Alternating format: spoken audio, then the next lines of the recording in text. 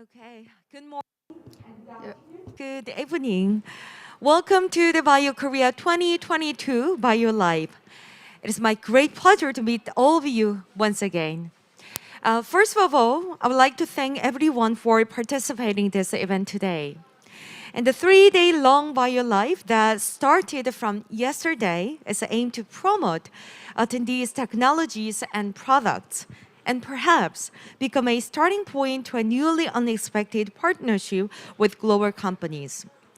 Embassies and investment in the institutions from 5 different countries, along with pharmaceutical companies, clusters, local governments, both local and foreign buyers have attended to pursue new adventures. Today's Bio Live will be held at the Bio Live Zone as well, where both offline and online presentation will be given. For those who are unfortunately unable to make it here, they have also recorded videos of their presentation that will be shown here. In general, the morning session today will follow in this order. 20 minutes of a presentation, 10 minutes of a Q&A session, in which each company will have almost 30 minutes in total. Then now, let's officially start the second day of Bio Live. First, the first presentation of the day will be a live stream from Lonza. Miss Ruth No will be presenting today. So I would like to say hello. Hello. Hello, everybody. Good morning and good afternoon, good evening. Thank you very much for coming. Please start your presentation. Certainly. Thank you very much for allowing me to speak at this great event. Today I'm going to talk about some strategies for automation of the bacterial endotoxin test and talk a little bit about the Pyrotech Pro automation solution from Lonza. I will talk first about how laboratories are currently conducting bacterial endotoxin testing, and then why we might want to automate that particular test. We will discuss a little about the history of automation of the bacterial endotoxin test with Lonza, and then introduce the Pyrotech Pro system. So the bacterial endotoxins test is required for raw materials in process, waters, and final release of all injectable drugs and implantable medical devices. This test is traditionally done in a manual manner. It has multiple laborious and repetitive pipetting steps. Even for a very simple test testing water samples, you can have up to 160 manipulations per 96 well plate. Each one of those steps is inherently error prone and can mean up to 5 to 15% assay or sample fail rates. In order to avoid assay variability, it's really important to train all of your staff in your laboratory to a high level and to a reproducible level. This is a very high training load in the QC microbiology laboratory, which typically has a high throughput and high turnover of staff. All of these multiple steps that are manual, of course, increases the risk of repetitive strain. And some companies are looking at automation really to mitigate these particular risks. One of the most important things about considering automation of such tests is the data integrity challenge that the manual process presents. For all of those manual steps you're conducting, there's no metadata associated, which means that for any investigation for anomalous results, it is very difficult to come to the root cause and the corrective and preventative actions. And in the most part, all of the data that is found from the bacterial endotoxin test is typically manually transcribed into the laboratory management system.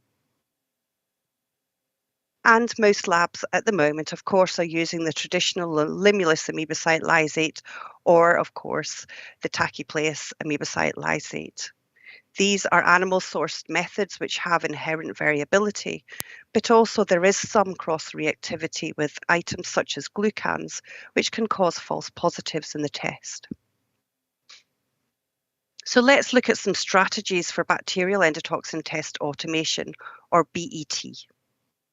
The first thing to look at is how the test has evolved over the years. The first test that was released for bacterial endotoxin testing was a gel clot test, a very simple qualitative or at best semi-quantitative test.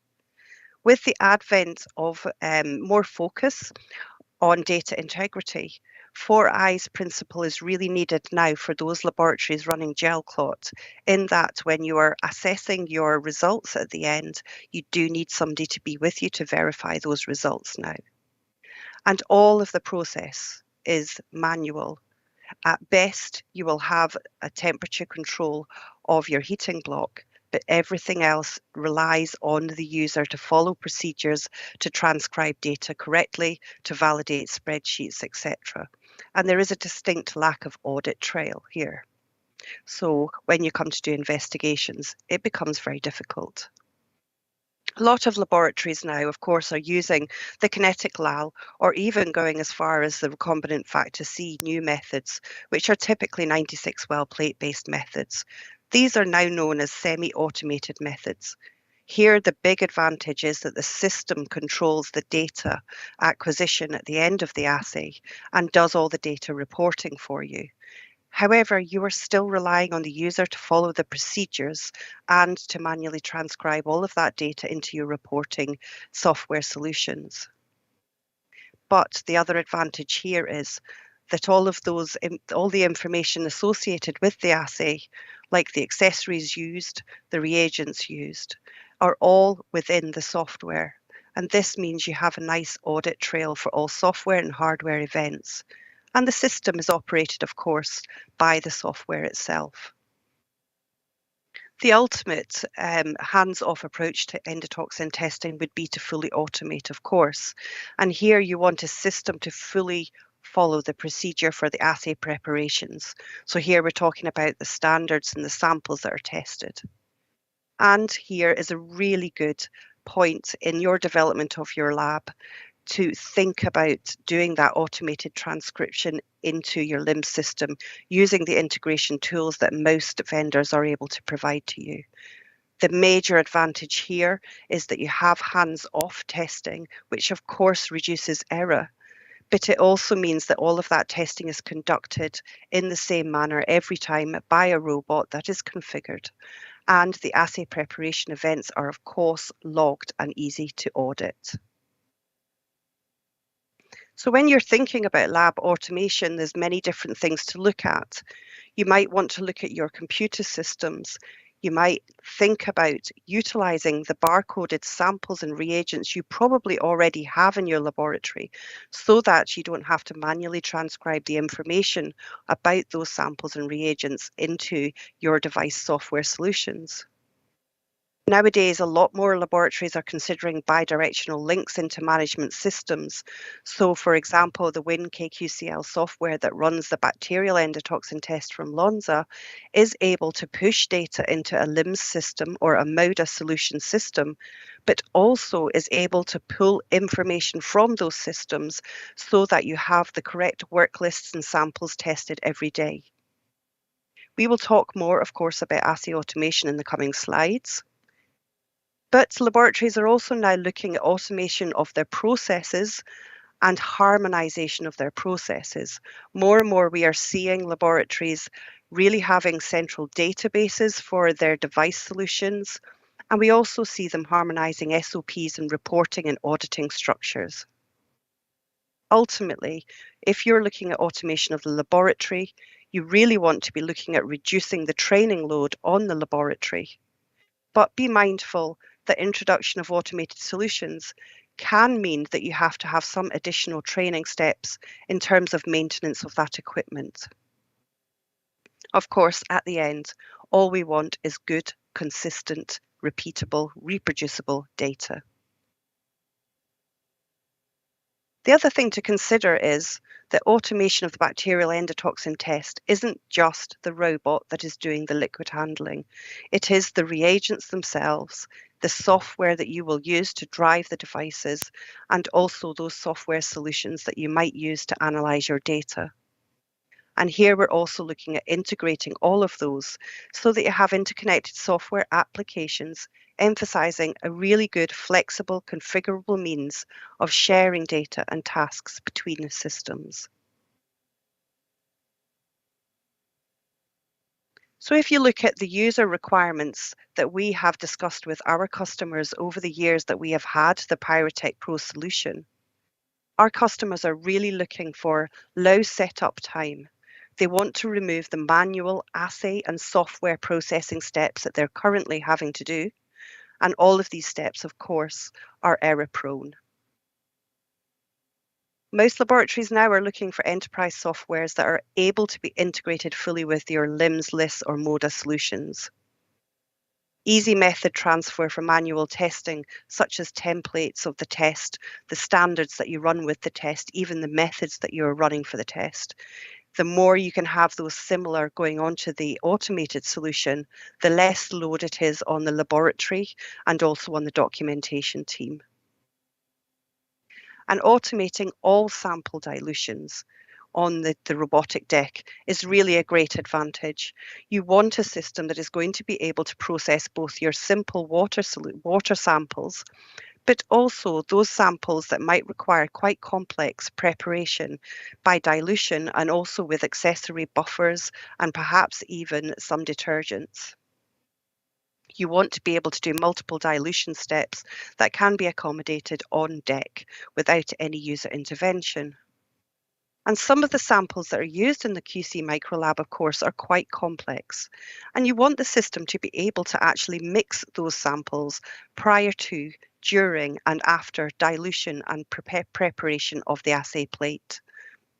The ability to test both simple and complex sample matrices side by side on the same plate run would also be a great advantage in that you don't have to batch up samples of a particular type and you can release your results as soon as you have them. Being able to manage the testing of viscous sample types with configurable liquid classes is something that's important, particularly for biologics laboratories. Again, ultimately what we are looking for is high accuracy and precision and low coefficient of variation.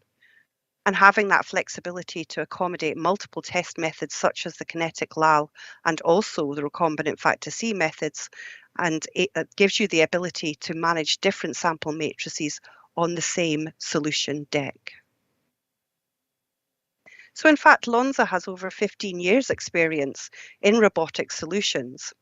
Our first robotic solution was, however, not fully integrated with our software solution, and this was the Lonza Pyrotech platform.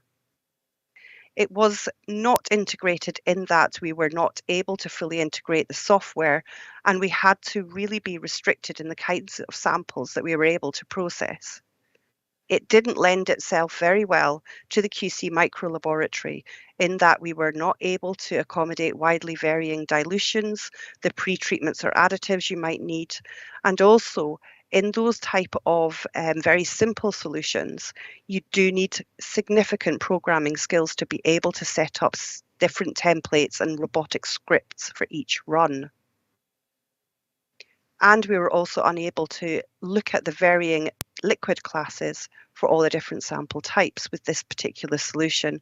So although we were not able to accommodate the QC micro lab samples as a whole, we did learn an awful lot about the use of particular platforms for automation of the test.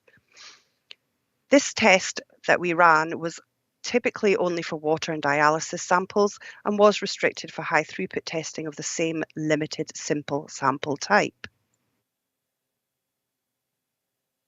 The true and best solution, the ideal design, would be to be able to select a very simple template from your software, such as those that you already use for your 96 well plate kinetic LAL assay, to be able to click a button for the robot and the software system to tell you exactly what you need to put on the deck and where, and to click a button and walk away. In fact, the endotoxin testing software systems such as the Lonza WinKQCL already have all of the information that is needed to tell the robot to do what it is. What was missing was the generation of the maps for the robotic layout to tell the end user to add all of the things onto the deck that are needed. And the other thing missing was a dynamic creation of the robotic control so that the system could perform the assay as per the selected templates. So Lonza's development team in software in Lonza Walkersville in the US actually came up with a patented dynamic scripting ideal. What this means is that you can use any template you like, any standard curve, any sample controls on any plate, and the software will recognize the triggers on the template and will automatically generate the robotic scripts and tell the end user which things need to go onto the deck and where. So to introduce the Lonza Pyrotech Pro, this is here on the left-hand side. You can see, those of you who are familiar with the Tecan Evo platform, this is an OEM done with Tecan Evo, and we are very proud to have it badged up as Lonza Pyrotech Pro. There is the option of having 1 or 2 plate readers on the deck. And if you do want to use the recombinant factor C fluorescent assay, there is the capability of mounting a fluorescent reader on the side. We use an 8-channel pipette using air displacement technology, and we have a robotic arm for moving the plates in and out of the readers. It is a 3-step operating procedure, as we just talked about. So you literally just have to click on the template, populate the deck with the right tubes and solutions that you need, and then click on Run and walk away. It can deal with both simple and complex assay templates. We are able to accommodate kinetic, chromogenic, turbidimetric, and recombinant factor C. That Tecan Freedom Evo platform is well-established technology. It is supported, however, by Lonza Scientific Support, because of course this is an OEM application specifically for bacterial endotoxin testing. And we will have the loading ID 1D barcode scanner for sample position verification coming at the end of quarter two this year. When you look at the system components, just very quickly, we chose air displacement really to think about removing or limiting the contamination risk that is most commonly seen in older fashioned liquid displacement, liquid handling systems. We also have disposable tips which have a filter. These tips are also conductive tips, as you can see from the colour in the picture. They are black. They have carbon fibre in them. This enables us to have really precise and accurate pipetting. We have a lower tip ejector, which removes or at least limits the possibility of airborne contamination when the tips are ejected. And also we have an inline filter in each channel to prevent contamination of both the channel and the samples in the tips. The readers on deck are Tecan Sunrise TCF readers. These were developed alongside with Tecan, built on the existing Tecan Sunrise reader, of course, but these have additional temperature management and tracking and a specific firmware built especially for Lonza. You must have the WinKQCL detection analysis software version 6, and within that software is the Pyrotech Pro module. So you are able to manage the assay templates, data collection, all the reader driving, the heat plates and the robotic system, all the reporting, auditing, and any kind of logging of the system events is all within the WinKQCL. No need to export anything or import anything. And of course, the system is 21 CFR 11 compliant. And the robotic manipulator arm is used to move the plates from the stage where they are created by the robot and taken and put into the plate reader to start the assay. So the robotic control code is dynamically created by Lonza's Pyrotech Pro dynamic scripting module. The deck layouts and associated labware locations are configurable. The liquid sample handling and volumes are calculated to accommodate the selected template automatically and reported to the user. So nothing is to be done by the user in order to create the template. Samples and sample dilutions and diluents are all configured and supported. And there is that flexibility of being able to use the different assay methods and the different templates as selected by the user. And the plate layout, of course, will vary according to the selected template. So here you can see a very simplistic diagram of the first step. So on the left-hand side, you will see a list of all the templates that you have within the software. And on the right-hand side are those that have been selected for this assay.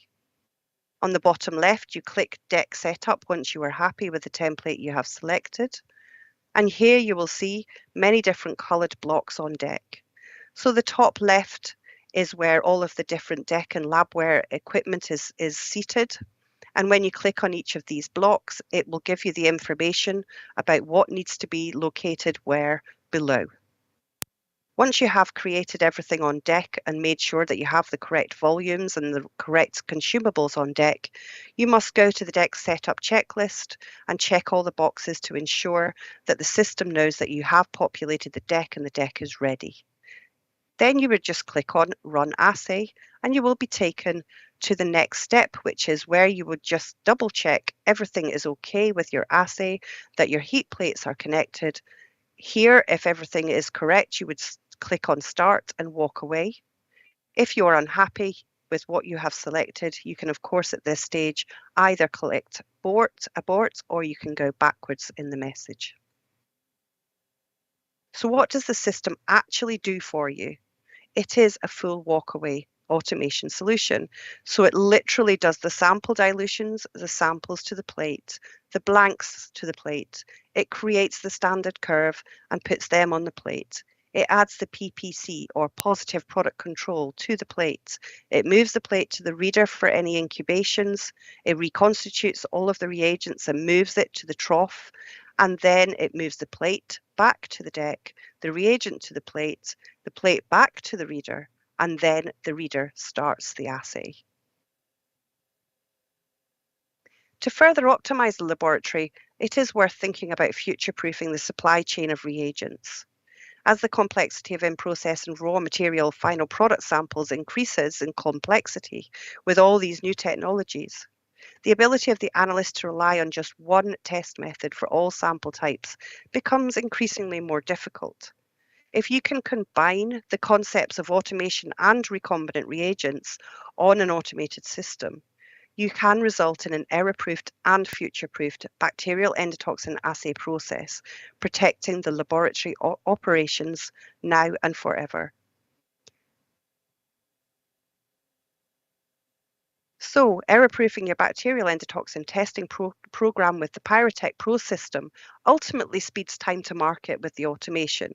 Here you're looking at great efficiencies by reducing human error, reducing those repetitive motion injuries, reducing the hands-on time, which can be as much as 85% depending on the kinds of samples that you are testing. And of course, reducing those manual repetitive pipetting steps. And the great impact in your laboratory is fewer retests. We have seen typically less than 1% fail rates. And if you remember, we talked about 5 to 15% earlier in the presentation. You can then look at increased outputs per personnel because they are not doing 85% of the work they had been having to do with manual testing. They can now do more higher value tasks. And of course, ultimately, you want the automated system to improve your testing accuracy. And this is the end of my presentation. Thank you very much for listening. I'm happy to take any questions. Thank you very much for that excellent presentation. Despite being an online presentation, I believe it was sufficient enough to share great information. Once again, thank you very much. And for those of you who have any question about her presentation, please go to the BioKorea 2022 website and ask your question there. You can also look at the screen on stage. Thank you very much. And the next presentation will be starting in 5 minutes, so please stay with us. Thank you.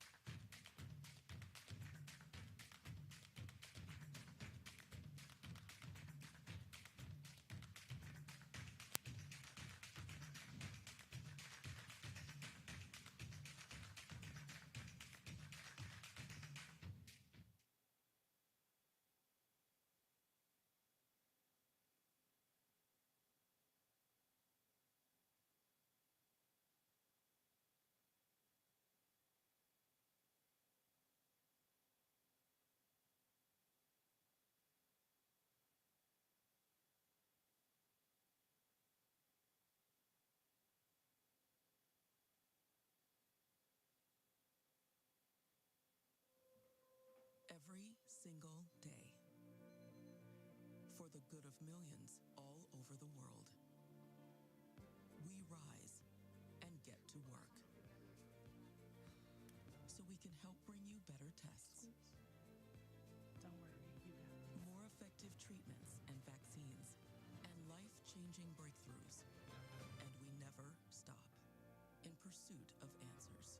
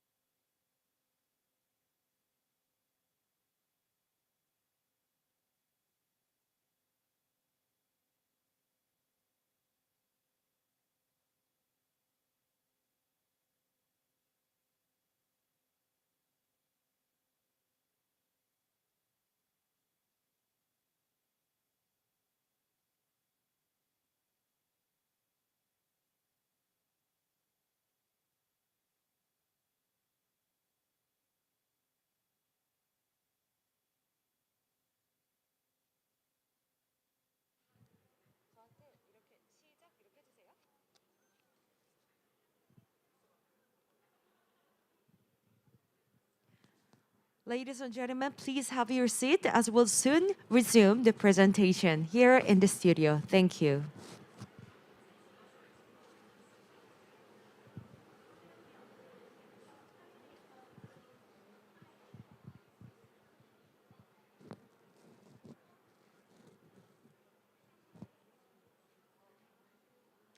Welcome back, everyone. I am very pleased to introduce the next presentation.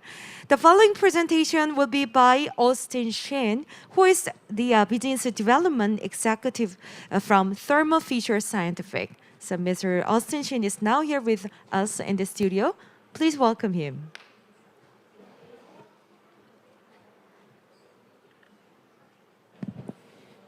예, 안녕. Hello, ladies and gentlemen.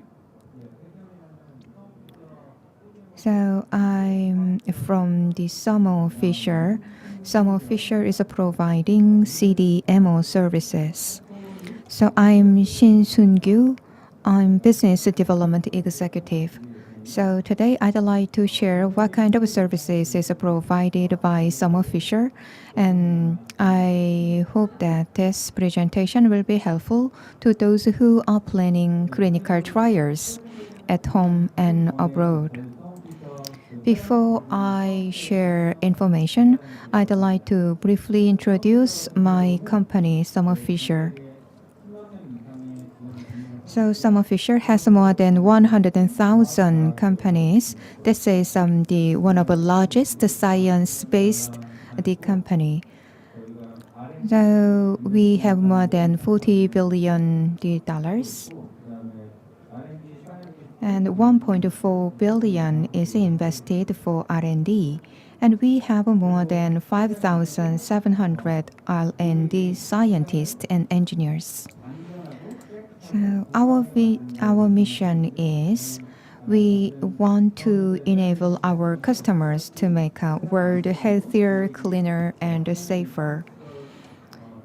And we provide the safety ensuring services and other relevant support so that our clients can produce drugs in safe manner.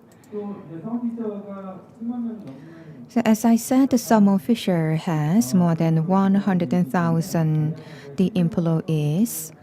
So we provide the CDMO services, but before that, I'd like to introduce workflow solutions and other brands. As you see here, under the umbrella of Thermo Fisher, there are 7 the independent brands.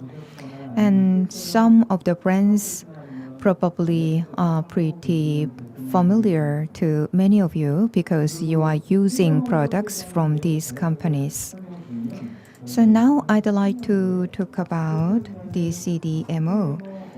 In the year 2017, we acquired the Patheron, which offers CDMO services. So starting from 2018, under the name of Thermo Fisher, we initiated CDMO services.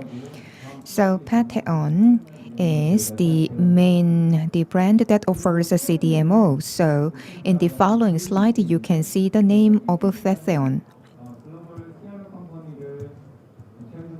And also we acquired Glover CDMO companies again recently. So you can see one additional brand here.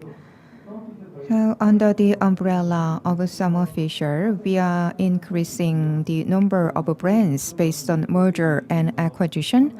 Based on this, the business, the practice, we want to provide better the experiences based on our services.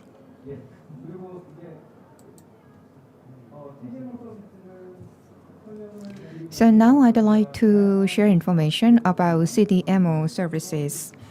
So CDMO is a contract development and manufacturing organization. So we actually offer services from the concept to delivery. So we provide the entire services from A to Z. So what kind of businesses Patheon is engaged in and what is the major location of Patheon? So those are explained on this slide. So in order to develop drugs, we have 65 sites in more than 25 countries. And as you see here, across the various continents, our sites are located. API and biologics and cell therapy and biovectors, and those the businesses are differently color coded on this slide. We offer the manufacturing services and also clinical services. So the logistics and other clinical trial related packages and other the cold chains and the specific logistic services, those are offered from the Thermo Fisher. So from end to end, from A to Z, we provide the entire service. That is a great merit of Thermo Fisher. And the number of the employees for CDMO service is more than 20,000, and there are more than 3,000 engineers and scientists. And we have pretty high quality, the talented pools. Based on these statistics, I can surely say the Thermo Fisher is a global number 1. API and biologics and the cell therapies and all these services provided by Thermo Fisher's. Large molecular services and the gene therapy services, and all these services actually offered based on extensive investment. For the last 3 years, we enhanced the investment under the Patheon brands after the acquisitions, and we are increasing the great investment. So parent company Thermo Fisher is increasing investment on Patheon, which offers the CDMO services.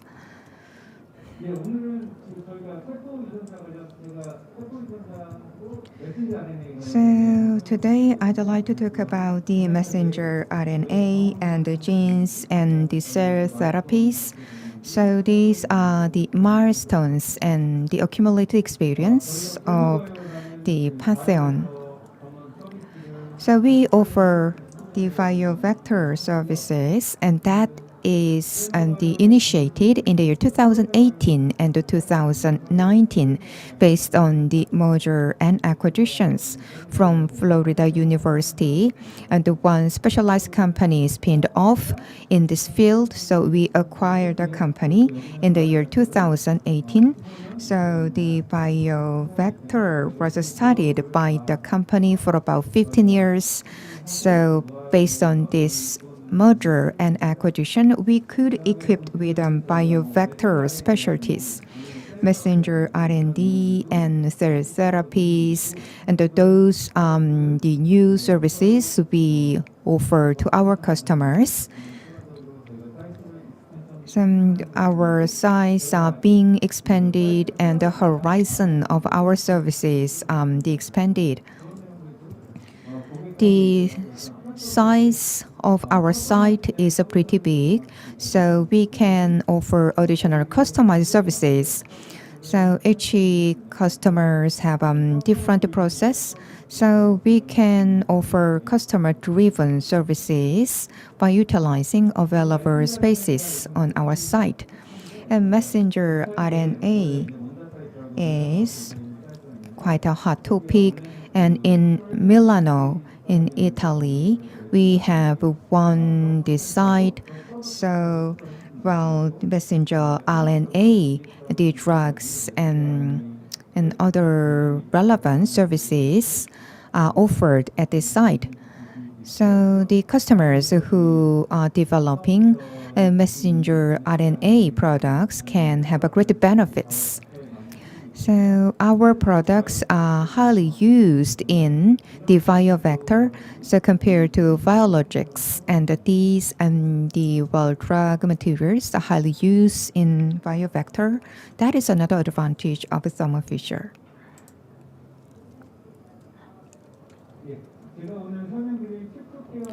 So today I'd like to introduce a Quick to Care program offered by Thermo Fishers.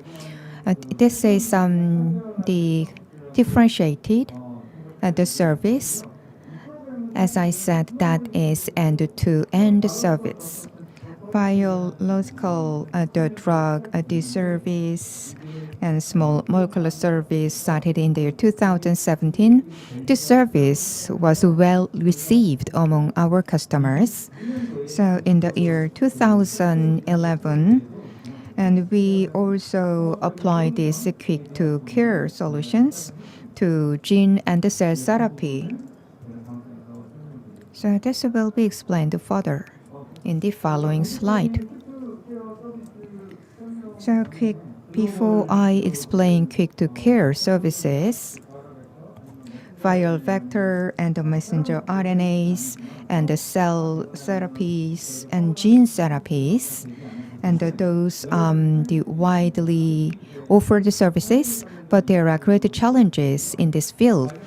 And regarding pandemic, there have been great the difficulties actually. So messenger RNA have been widely adopted in COVID pandemic situation, and also the emergency approval were received in a few countries. But when it comes to the capacities, the capacity constraints are witnessed in many countries. And I believe that the demand will increase as time goes, but there is no big increase regarding supply. But I believe that CDMO companies are expanding capacity, but still the demand is higher than supply. So in order to meet increasing demand, the Thermo Fisher making additional the effort, so messenger RNA and viral vectors, and those decided. Plus the media is the characteristics of the viral vector. So we are going to study that one as well. So even though the companies want to start their the clinical trials, but they have a great difficulties regarding supply chain issues. Raw materials cannot be secured on time because of disruption in supply chain. So that lead to delay of customers the project. So in order to provide the better services and on-time services, we provide click-to-care solutions. Messenger RNA should be stored in minus 70 degrees Celsius. And then now the safety data has been secured. So now the messenger RNA can be stored in the room at the temperatures. But in the past, and the cold chain was required in order to store messenger RNA. So we offer the cold chain and the services as well. And about cell therapy and gene therapy. And as you see here, the pipelines for the cell and gene therapy is is increasing in exponential manner. So you can see a few examples on the pipeline. So orphan drugs is increasing, and also there are high unmet medical demands in the rare disease, in intractable disease. So there are much chance to have the emergency approvals. So it is important to have the fast market launch. So the timeline of these products can be different from other bio products. So the POC studies and bio bridgings, and these processes should be followed in other bio products. But regarding the viral vector, so emergency approval can be made in many countries. So in very aggressive manner, and the companies like Roche and Gilead engaged in the research works. So Novartis is another example. So they are making the continuous effort in order to launch a product to the market as soon as possible. So there are secured talent pools and also the accumulated the experiences, know-hows. So these big the pharma companies have no big difficulties to receive the approvals. There can be some the areas which requires close consultation with the regulatory bodies, but the technology itself and the facility capacity regarding that, the biopharmers have a great capacities, but other farmers can hire CDMO because CDMO can provide consulting services, and also new and appropriate technologies can be offered on timely manner. And also CDMO has a close relations with our regulatory bodies. That will be another merit of using CDMO services. So ABECMA CAR-T program is offered in the U.S. side. So, well, this is the only information which can be publicly open, but there are many other cases as well. So the messenger and the RNA products developers and other relevant service providers are our clients. And these products are mainly based in the US side. And also the products on the commercial stage, supported by the FETAN, there are about 3 the products which is in commercialized stage. So these the target the therapy areas, so oncologies and orphan drugs and immune the drugs and the other hematology drugs and those are the target therapies.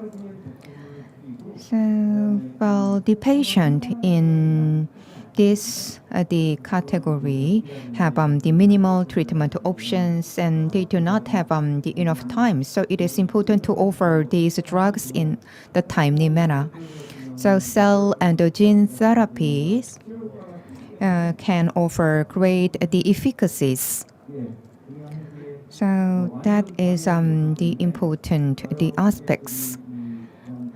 So the clients want to enter the market to develop viral vectors and messenger RNA, but there are a few the challenges. The genes and cells should be operated, and when it comes to the gel therapies, and there are no stable the platforms, in particular viral vectors and messenger RNAs, and those can have side effects. So, well, based on our vaccination experience of COVID-19 vaccines, we could say that there can be some side effects and the adverse effect, like musculos, the well problems. So, well, I believe our study can provide support to handle these problems. When it comes to cell and gene therapy, as you can see here, so one single CDMO can offer certain service, and also there are the services which cannot be offered by CDMO, but the Thermo Fishers can provide end-to-end services. We can offer integrated solutions for better the clinical trials. And if a multi-vendor is hired, and the well quality standard and criteria differ, and also multi-vendor programs can have issues regarding compliances and analytical methodologies, and those can be different vendor by vendor. So, well, in the stage of reporting, well, multi-vendor program can cause problems, and they can lead to delay of client programs. There can be unexpected the problems, and also when it comes to the multi-vendor programs, the responsibility is not clear. So accountability and the responsibility is not clear regarding multi-vendor programs. So, well, root cause analysis and troubleshooting the issues, and those things are not quite clear. There is no clear-cut line between the various CDMO. So unlike multi-vendor programs, the Pantheon provide one single CDMO services. That is a great merit the clients can enjoy by using our services. As I said in previous slide, in order to develop the one single cell therapies and gene therapies, the multiple vendors capability is required. So, well, there are various CDMOs. One CDMO provide the vectors, and another CDMO they provide the drug product support. And after drug the productions, the cold chains and other logistic services should be hired.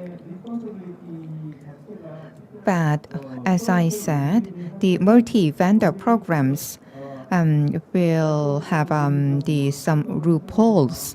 So there will be vague point where no vendor will take responsibilities. So acceptance tests and other additional tests cannot be well and smoothly conducted under multi-vendor programs. So that can cause the additional delay. So tech transfer can be major issues in multi-vendor programs that will increase the cost and also the time as well. There can be various challenges and issues in multi-vendor programs. So I strongly recommend one single point accountability. There can be various the problems, then, unlike the initial expectations, additional cost will be required. So that will be great burden on the clinical trial the operators. So when you think about outsourcing, you should consider this the unexpected additional cost issues.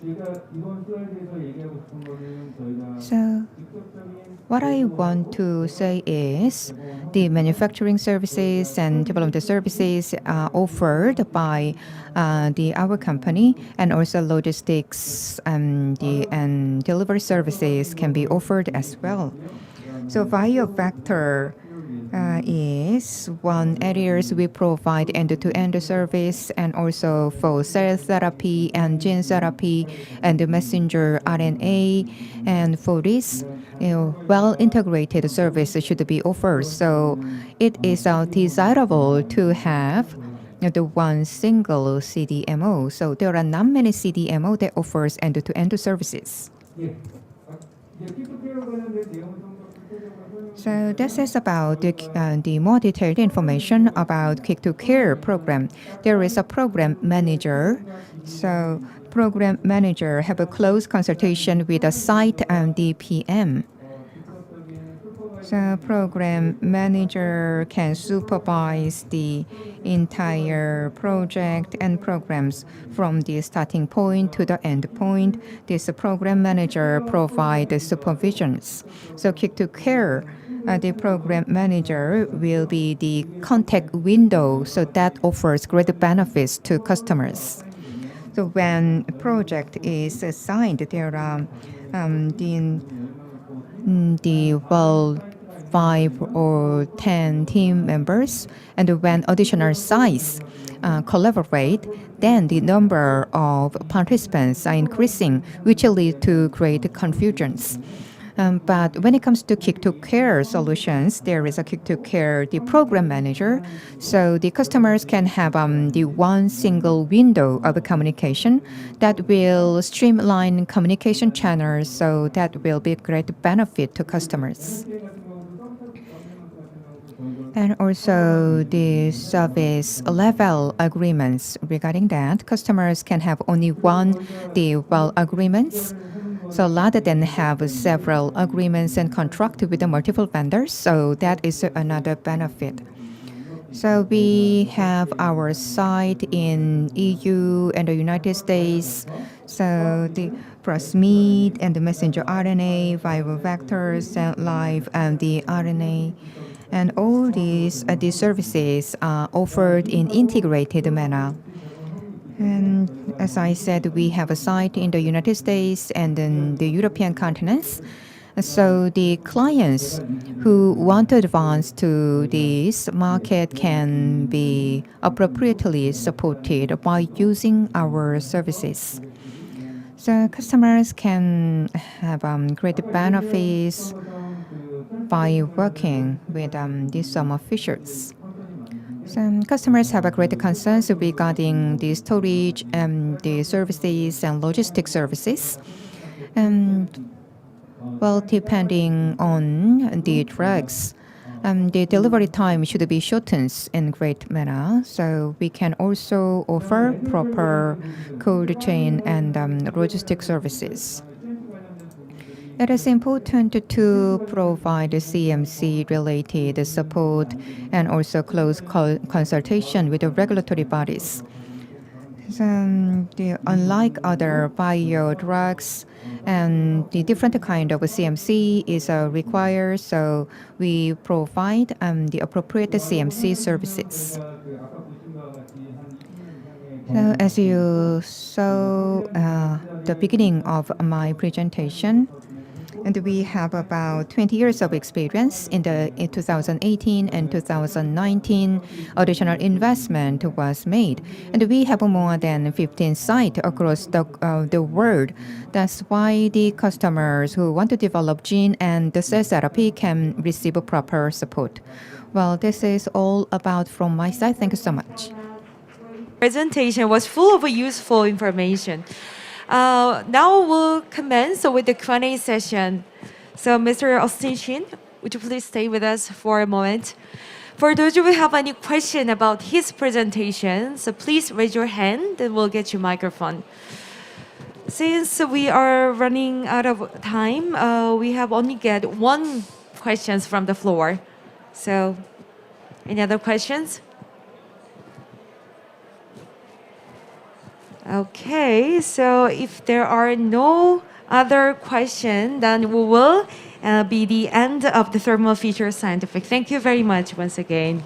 네, 감사합니다. 그리고 저희가 부스 Well, thank you so much. Our booth is K10. Please do visit K10. So we also provide a small souvenir as well. His booth. Thank you very much. Well, ladies and gentlemen, next will be the presentation from Synafix VV. Anthony DeBoer, the Vice President of Synafix, will proceed with his presentation. So now he's getting ready for his presentation. So please stay with us.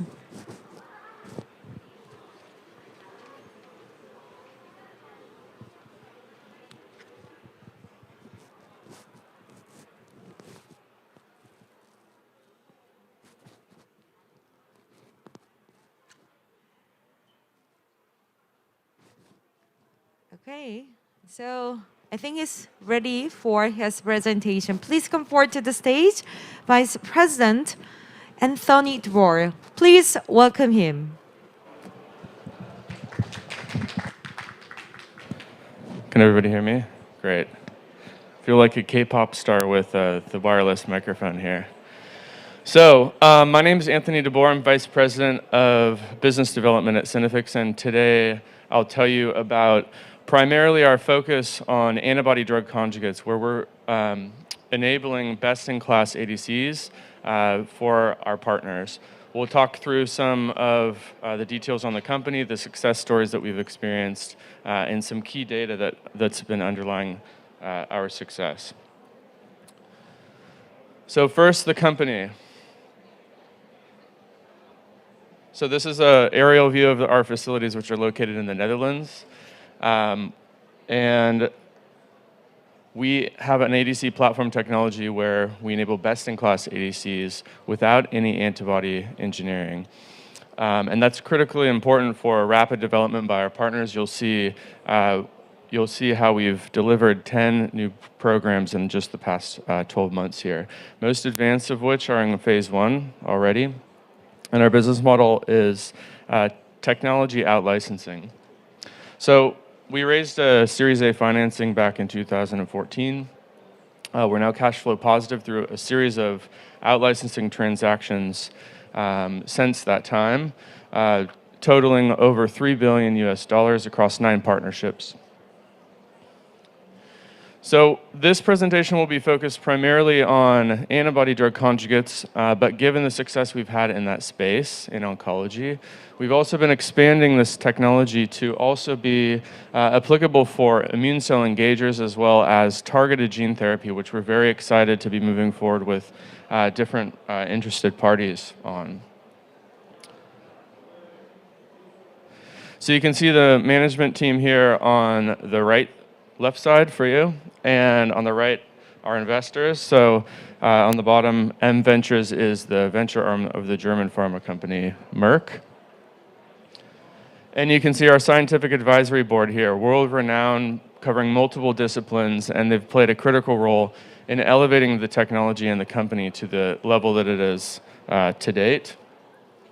And next is our vision. So we aim to be the preferred technology provider for the development of ADCs, to enable best-in-class targeted cancer therapeutics, and to become the most prevalent technology across new clinical stage ADCs by 2023. And we'll show in a few minutes here why we see that building momentum and that we're well on track to achieving this.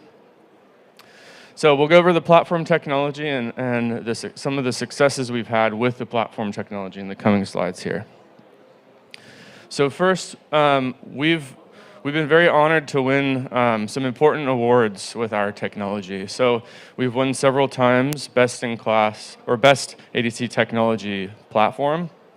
This was voted by industry peers and then finally decided by a panel of independent industry experts. We'll talk in a moment about our platform technology offering, but on the left side here, we won most recently Best Scientific Poster Award, and this was for a technology that we've been developing that's a topo-1 inhibitor. And we've shown in this data that was in this poster that we enable superior therapeutic index compared to deruxtecan. So if you're familiar with the approval of Enhertu, which is from Daiichi Sankyo, it's a similar, same mechanism of action, but we have excellent results, which we've published in this poster, that demonstrate superiority with the Synaffix topo-1 inhibitor. So you can see the 9 partnerships that we've accumulated over the years based on platform technology out-licensing. So each of these partners has taken a license to Synaffix technology, and they're now developing one or multiple products each under their collaboration, under their license agreement with Synaffix. So you can see exactly what's translated from these partnerships, which you can see on this slide. So there's 15 programs in total that are now being developed. There's 2 in clinical, there's 3 in clinical trials currently, and you can see there's a stack of programs behind that we will see even later this year more advancing into the clinic. So we're working very diligently to support our collaborators going forward, and we may see some new names added to the list and new programs as well in the coming months and quarters.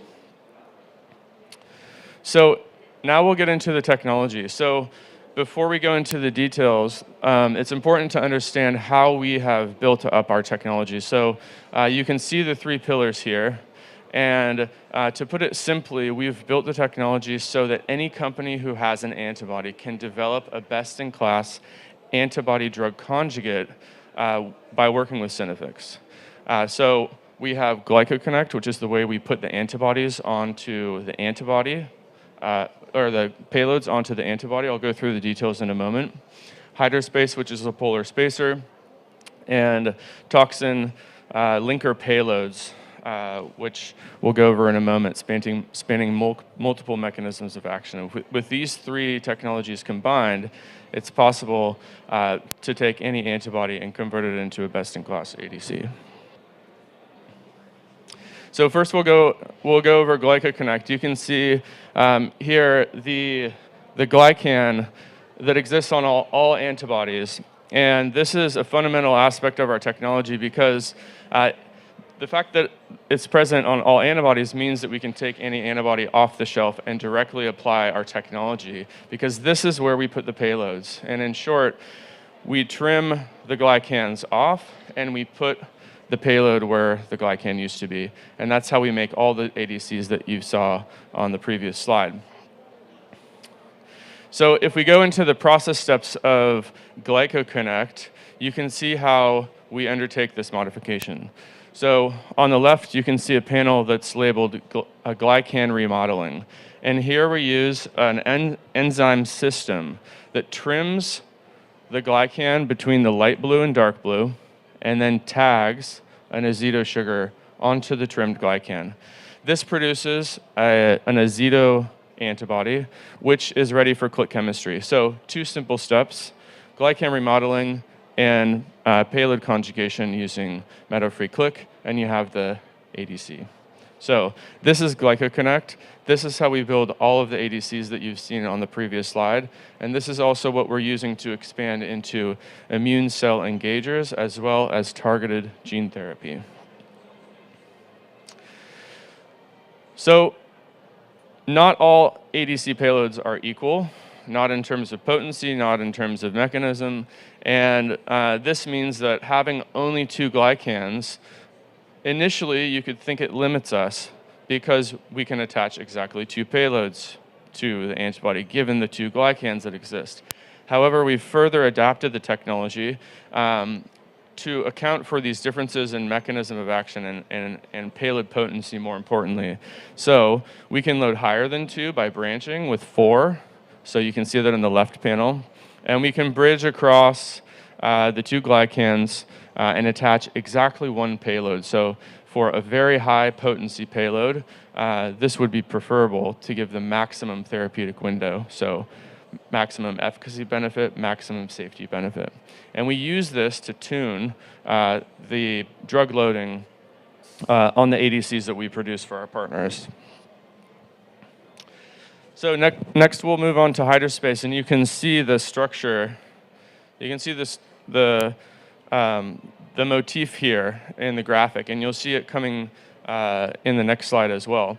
And what hyperspace is a polar spacer we put in between the antibody and the payload, and this is critically important to improve the biophysical properties of the ADC, given the negative charge that it brings in. And this ultimately translates to therapeutic properties, which are most important. The secret to hyperspace is shown on the bottom here. So this is a sulfamide structure. It's a well-known pharmacophore, and the most important piece to mention on hyperspace is that at physiological pH, it bears a negative charge. So this solubilizes the ADC, and the payload. ADC payloads are known for being highly hydrophobic, and this is extremely helpful in further differentiating the efficacy profile, the tolerability profile, and of course the PK as well. So now we move on to the toxin linker payload platform. So we covered GlycoConnect, which is how we attach the payloads, hyperspace, which is the polar spacer, and what I'll show here is the 6 payloads that we offer.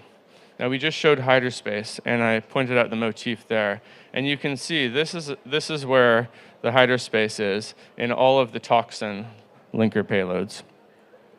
Now, most importantly here, we think of the toxin payload platform as the final step in optimizing the therapeutic window.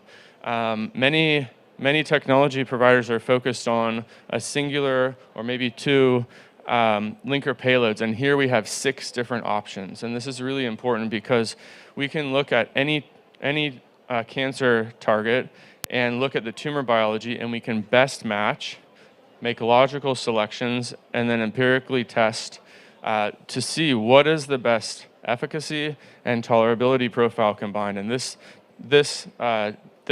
empirical approach is what has led to the 15 programs now that that are under development by our partners.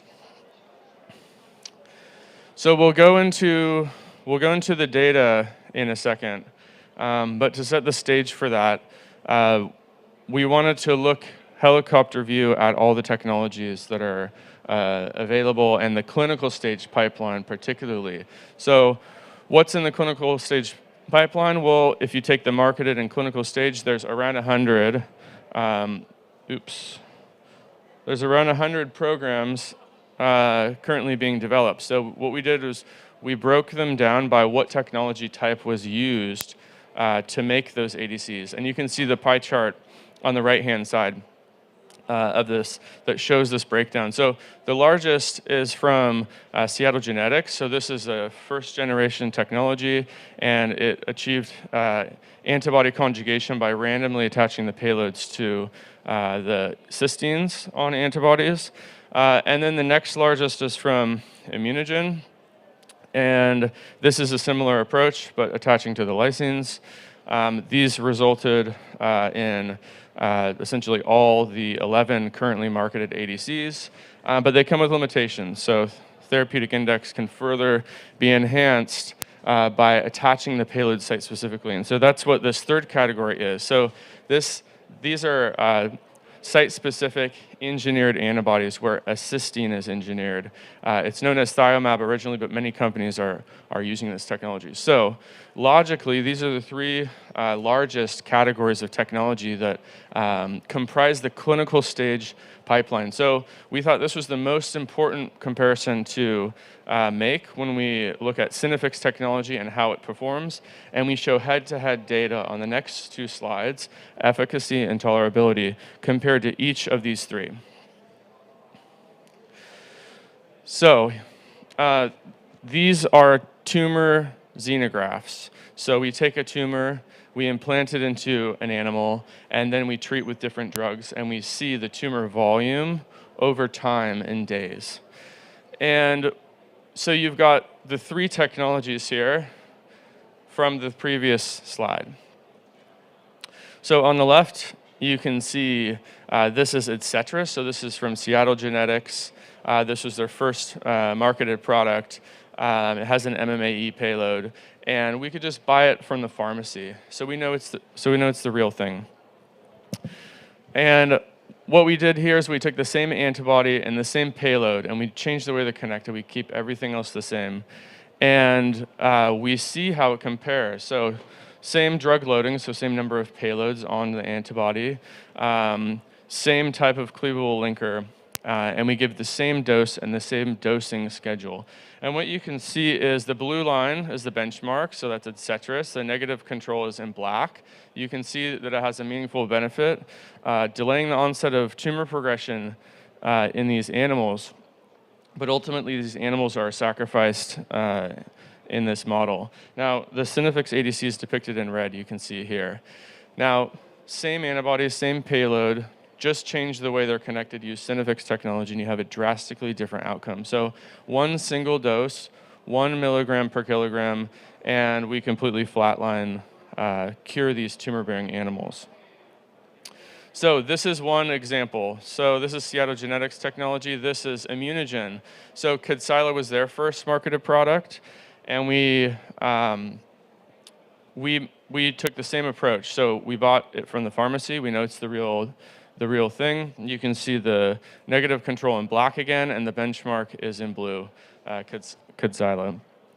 Again, you can see meaningful benefit in delaying the onset of tumor progression with Kadcyla, but it's not as powerful as the Synaffix version. So take the same antibody, same payload, change the way they're connected, and you have significantly more potent ADC. So in the third category here, you can see the site-specific ADC. And this raises the bar further for us. So if you look at this experiment, we actually did this with one of our now partners, ADC Therapeutics, and they sent us their antibody and their payload, and we made a Synaffix ADC. We sent it back to them, and they generated this data in their hands. So here are the negative controls in blue. Their previous development candidate is in red, and it has excellent delay in the onset of tumor progression. However, when we change the technology, the ADC becomes much more potent. And you can see in gray below here, the Synaffix ADCs. So the three major clinical stage technologies, you can see Synaffix is demonstrating superior efficacy. So you might wonder, well, efficacy and safety comprise the therapeutic window. So maybe they're also more toxic. So on the next slide, we show the tolerability data. And here in the same positions, you can see the tolerability profile of the same ADCs. So on the left, you can see Etcetera, and experimental design here is we're ramping up the dose until we hit the maximum tolerated dose, and then we see what the comparison is. So not only was the Synaffix version of Etcetera more potent, but when we test the tolerability profile, it's 4-fold higher in terms of the maximum tolerated dose, so significantly safer. In the middle, we have Kadcyla, and here, the maximum tolerated dose is almost doubled. And for the site-specific cysteine-engineered ADC, you can see that we have a 3-fold improvement in the tolerability profile. So this, together with the efficacy profile, this is really what's driving our rapid growth in the past years. We take a data-first approach where companies can evaluate our technology.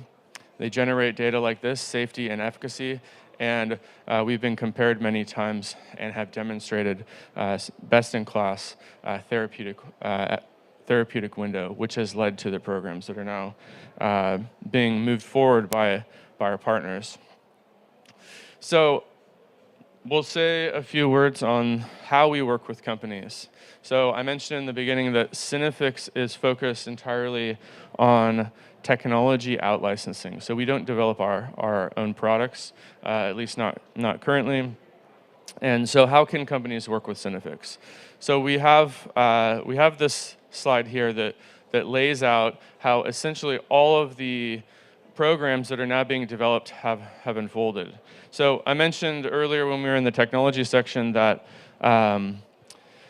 Synaffix has built the technology up so that any company with an antibody can use our technology and test it first, and then develop their own product. So only bringing the antibody to Synaffix. So you see this is the genesis on the left side here at the beginning. And then there's the technology evaluation. So typically ADCs are shipped to Synaffix in the Netherlands. In just a few weeks, we can make the ADCs. We have a discussion about which payloads might be most appropriate given the tumor biology that our partner is most interested in pursuing. And then after the few weeks of production at Synaffix, we ship the ADCs back to our partners, and the in vivo characterization is done by our partners.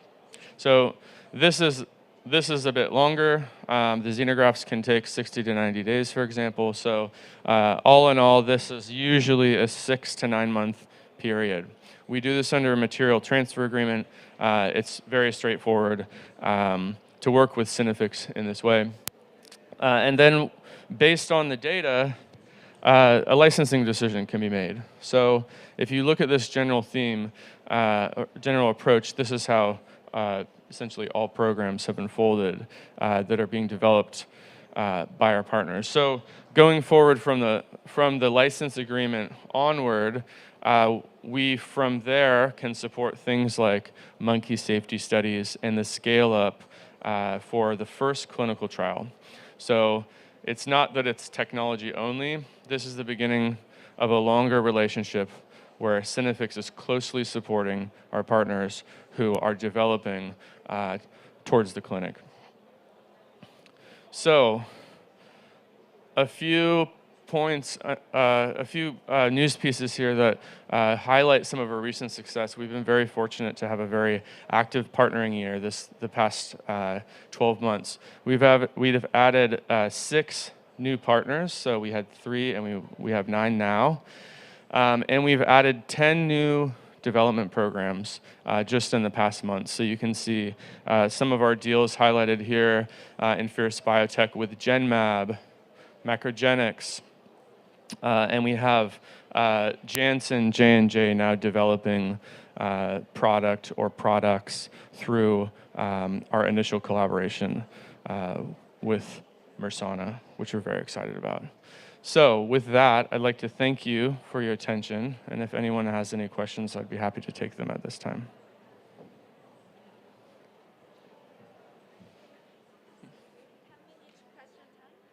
Okay, sounds good. Yes, as he mentioned, if you have any questions about his presentation, his company, please feel free to raise your hand and we'll get you a microphone. We have still 10 minutes available in his presentation. Any other questions? Or you can send a question to presenter online. Yeah, here we go, please. Nice, very nice presentation. Thank you very much. So one question. You are changing hydrophilic... Can you close to your microphone to your... Right. Yeah, you are changing hydrophilic glycan to hydrophobic payload. Don't you, change the physical property of antibody so that it's won't, it's get no aggregation issue or anything like that? Is this one on? Okay. So the question was, we are replacing the antibody glycan with a hydrophobic payload, and are there any issues with the stability? Stability or solubility? Or Stability and solubility. The short answer is no. There are not, and there's a couple reasons for that. One is the technology that we designed called hydrospace, which has the negative charge, and this plays a critical role in ensuring that there aren't any stability issues, and that we retain also the PK profile of the native antibody. So it's very good stability, not only in the vial, but also from a PK perspective. Thank you. Thank you very much. Any other questions from the floor? And also, you can send question to presenter online. Scan the QR code or access BioLive on the homepage and click the Ask a Question button below the stream video. So looking forward to your active participation. So with that, we'll finish this time. Thank you very much. There was Anthony Dwar for Cinefex BV. Thank you very much. Well, ladies and gentlemen, the next presentation will be starting in 8 minutes. So please stay with us, and the next presentation once again starting at 11:30. Thank you.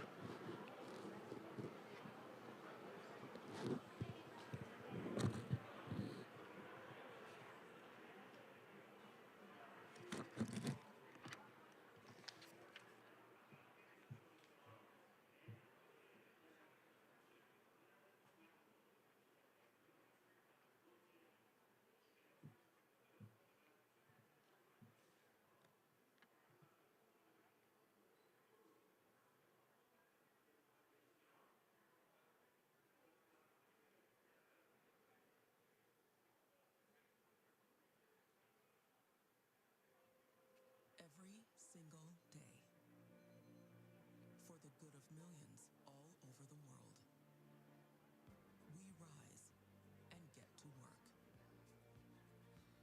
so we can help bring you better tests, Don't worry, you got this. more effective treatments and vaccines, and life-changing breakthroughs.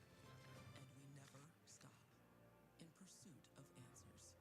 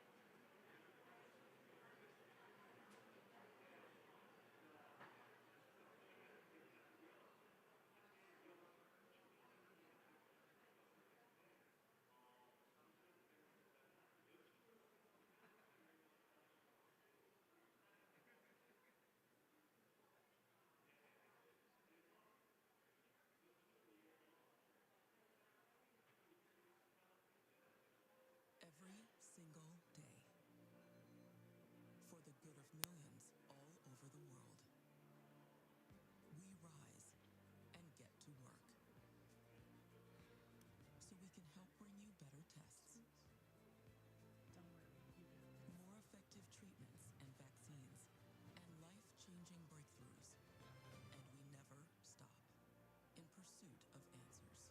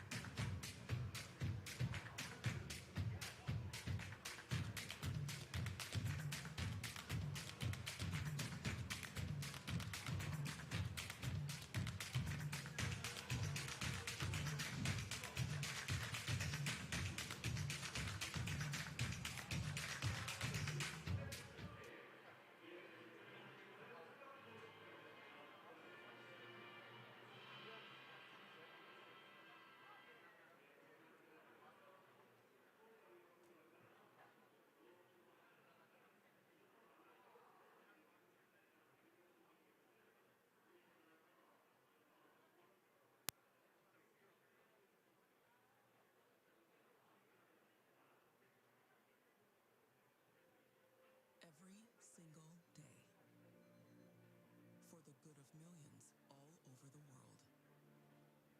We rise and get to work so we can help bring you better tests, more effective treatments and vaccines, and life-changing breakthroughs. And we never stop in pursuit of answers.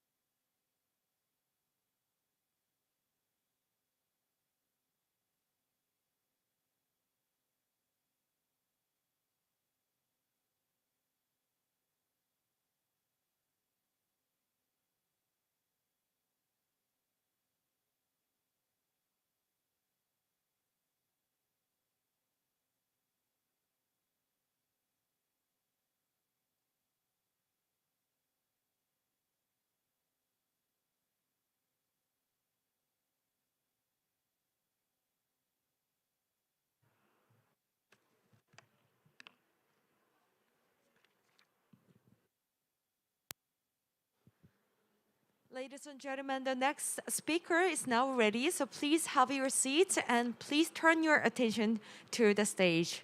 Thank you.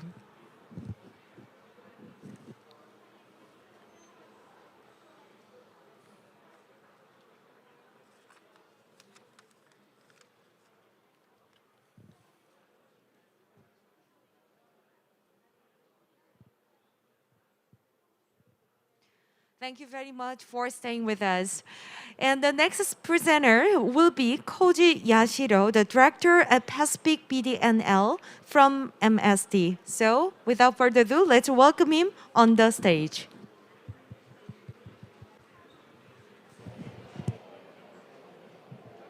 Okay.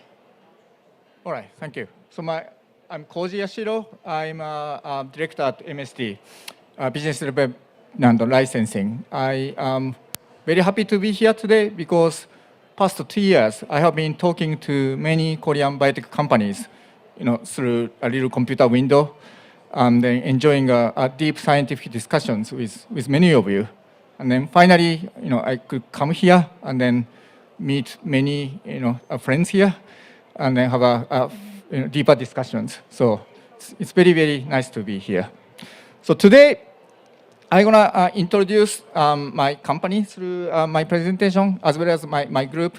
Then my goal is to make a further connection with you, so we can maybe develop drugs together in future. The next slide is our disclaimer, so I just skip this. Then starting from my company, MSD, which is called Merck in United States, we have about 50 billion revenue annually, and then we spend about a quarter of it for research and development. This is actually one of the largest spending among pharmaceutical company in the world. Then we are fairly focused on new therapy, new drug development. We don't do generics. We only focus on new drugs. Then we value collaboration a lot. while we are doing a lot of internal research and development, starting from scratch, we also do licensing quite actively. Then, as you see here, more than half of our revenue in recent years are coming from licensing products, such as Keytruda, Gardasil, Janumia, Limpasa, Varivax, Losatec, and then Lenvima.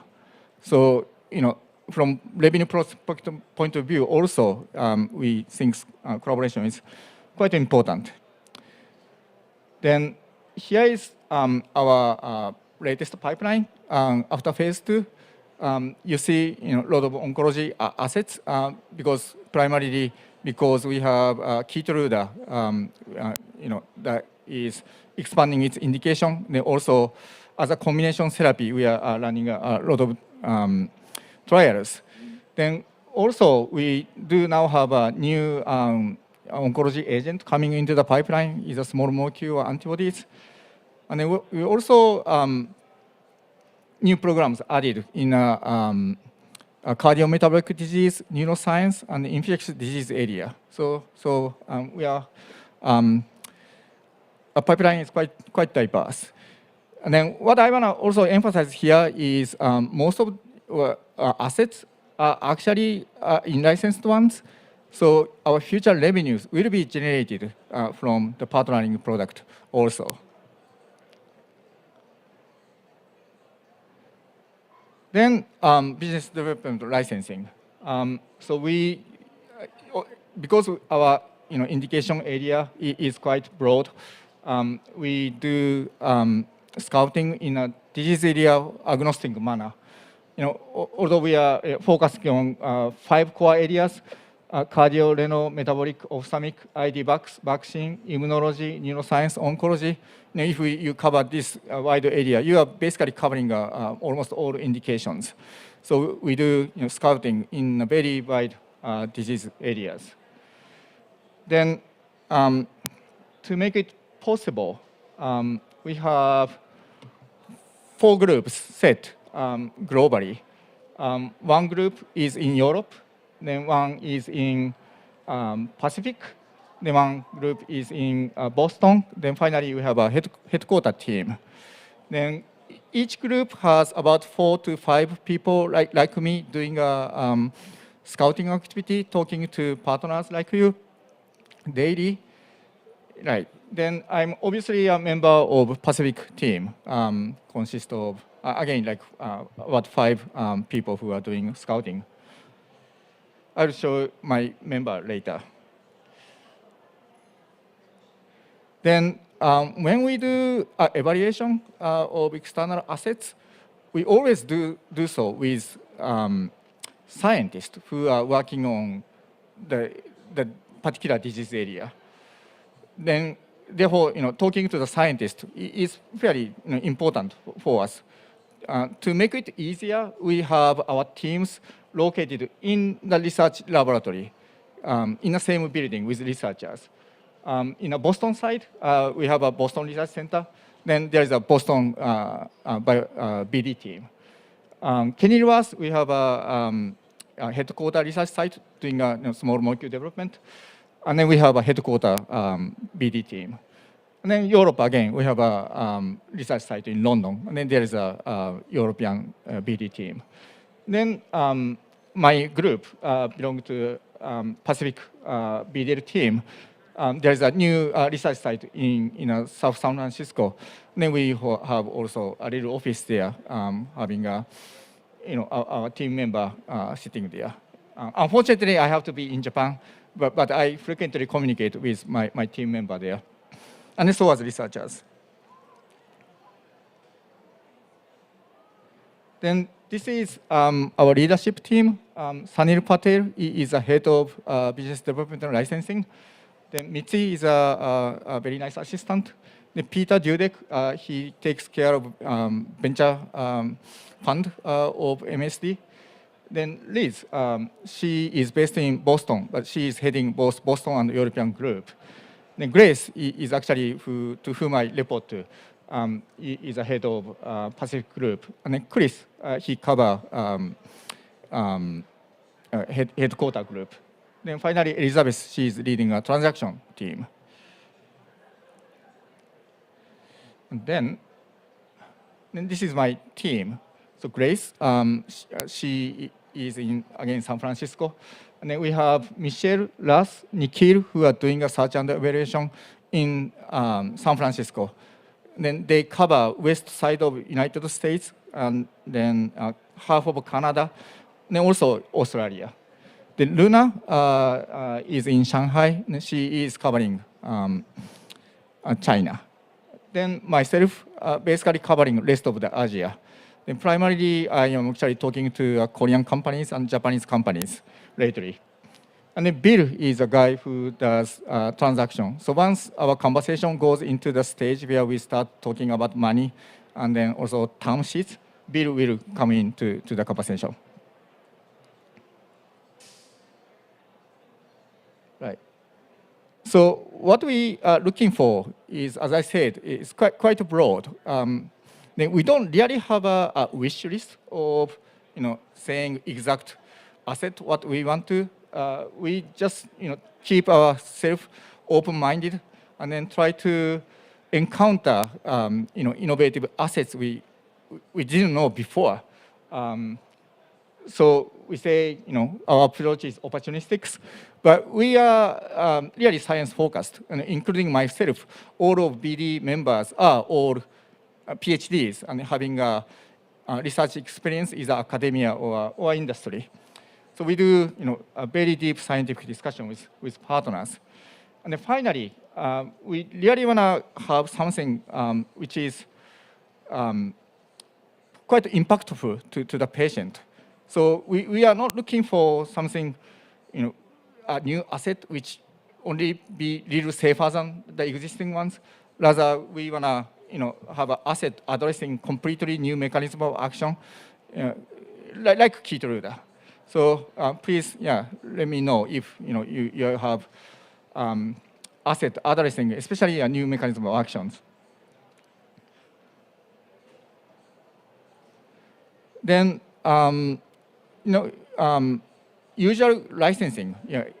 We, often do. After the negotiation, we do licensing agreement, and then we license. But in addition to that, in the field of oncology, we have we take a little different strategy because the Keytruda, our key product, anti-PD-1 antibody, is a good drug, but this drug can act better if it is combined with other agent. Then, therefore, we are actually running a lot of combination trials. Then those combination trials is becoming our way to encounter new oncology assets, which not only act as a combination therapy, but which can be good as a standalone therapy. Then, as a matter of fact, we run more than 1,000, 1,600 clinical studies with Keytruda, and then among them, 1,100 of them are combination studies. Yeah. So if you have an oncology asset which addressing new MOA, and also if you have preclinical data showing your asset, and then anti-PD-1 antibody can be either additive or synergistic, please let me know. We are very happy to discuss, running new, like one study in phase 1B or phase 2. That is actually one way for us to screen a new asset in oncology. Then here are the logos of the recent partners, past 2-3 years. I don't go into one by one, but I want to highlight some Asian partners, like Hanmi. We licensed their NASH program fairly recently. Then we have been working with a Japanese peptide company, Peptidream, for quite a while. And then we recently started a collaboration with a Typho Pharma in Japan. And then also, we have a partner called Onshi. This is a new startup in Japan. And then also, Artiva, although this is a US-based biotech company, their technology is coming from GC LabCell here in Korea. We are advancing their NK cell technology with them. Then finally, this will be the most important slide for this audience. So this is the list of the partner we have now. The one in the bottom, Cheongkundang, we partnered with them 6 years ago. Then we do co-promotion and distribution of our diabetic product. And then we have done similar arrangement with InnoN in the field of the vaccine. Now, as I said, we licensed peptide for NASH from Hanmi 2 years ago. Then other 6 collaborations with Genexin, Medopacto, GI Innovation, Pharmavicin, Kiliant, and Genmab company. These are the combination study with pembrolizumab and then other their agent. Then we are really looking forward to getting a good result from these trials, and then go into the discussion in the next level. Yeah, where either we have a different arrangement to do a deeper study together. Okay, here is my last slide. Thank you very much for the attention. If you are interested in working with us, please feel free to email me, or maybe just approach to me. I'll be around maybe after this talk, 5-10 minutes. Thank you. Thank you very much. Thank you very much. So we open the floor for the Q&A session. If you have any question, please raise your hand. Then we'll deliver the microphone to you. Please. Thank you. Hi. Hi. Thank you for your nice presentation. Thank you. As you mentioned in the slides, and there are more than 1,600 yeah. the combination study with Keytruda. Right. So as we have oncology program, and that's for the combination. Okay. So I'm just wondering, what's the process of approaching to you? Yeah. If we are interested in the collaboration, clinical collaboration with Keytruda, Right. and how we start to interaction with you. Right. Maybe you can right after this session we can talk. Yeah. Okay.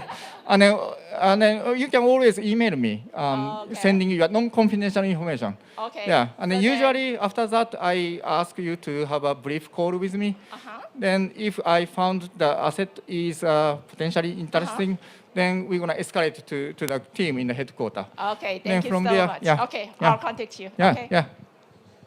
Wonderful. Okay, any other questions or comments about his presentation? Hey. Also, you can send a question to the presenter online. Okay, please. Thank you so much for the great presentation. Thank you. You did mention that you're agnostic on Yeah. your oncology approach. Yeah. But amongst the many different modalities, different formats in addressing cancer, is there Yeah. a particular component that Merck in general would be more interested in, such as ADCs or Yeah. biologics or small Yeah. molecule inhibitors and such? Good point. So MSD is traditionally a small molecule company, so we continue to invest in small molecules a lot. And then antibody, of course, because Keytruda is antibody, we are actively also seeking new antibody opportunities. And then plus, ADC is basically a combination of small molecule and antibody. So we have a high interest. And then we recently licensed many assets, and then we do have some internal activity in ADC too. And then cell therapy again, yeah, like Artiva collaboration. So we are pretty broad, yeah. Okay, thank you very much. So we still have about 10 minutes remaining in his presentation time. So if you have any questions, just feel free to let us know. Any other? Okay, so if there are no other questions, this will be the end of MSD. Thank you very much. Thank you. Thank you very much. Okay, ladies and gentlemen, we have one last presentation left in the morning session, and the next presentation will be starting in 10 minutes. I'll see you soon. Thank you.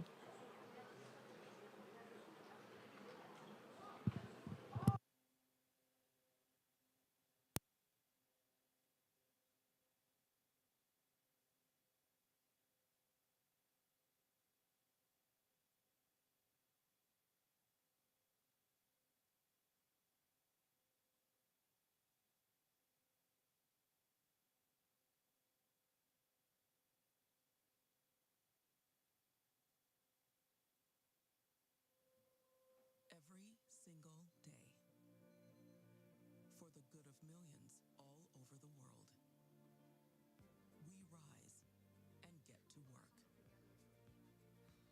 so we can help bring you better tests, Don't worry, you got it. more effective treatments and vaccines, and life-changing breakthroughs. And we never stop in pursuit of answers.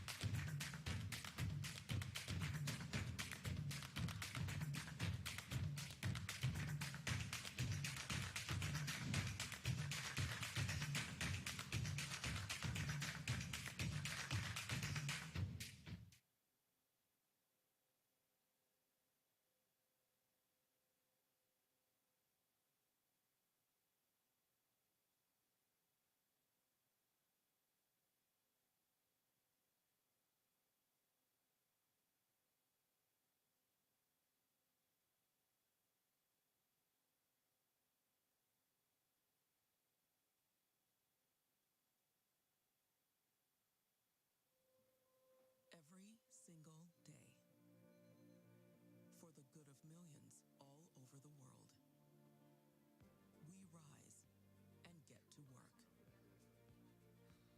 so we can help bring you better tests, Don't worry, you got it. more effective treatments and vaccines, and life-changing breakthroughs. And we never stop in pursuit of answers.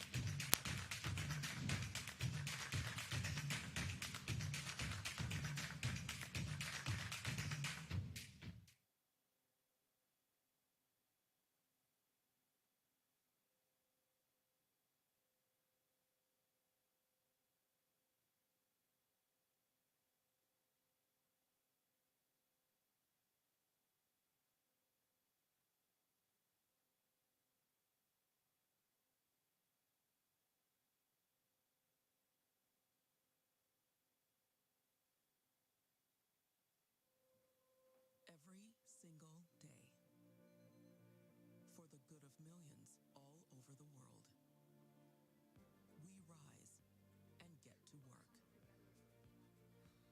so we can help bring you better tests, Don't worry, you got it. more effective treatments and vaccines, and life-changing breakthroughs. And we never stop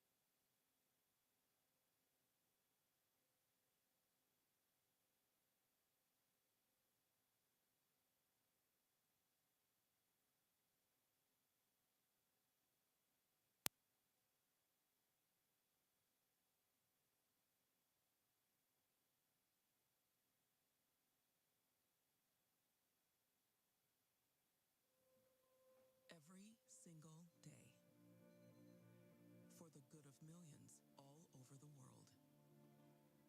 We rise and get to work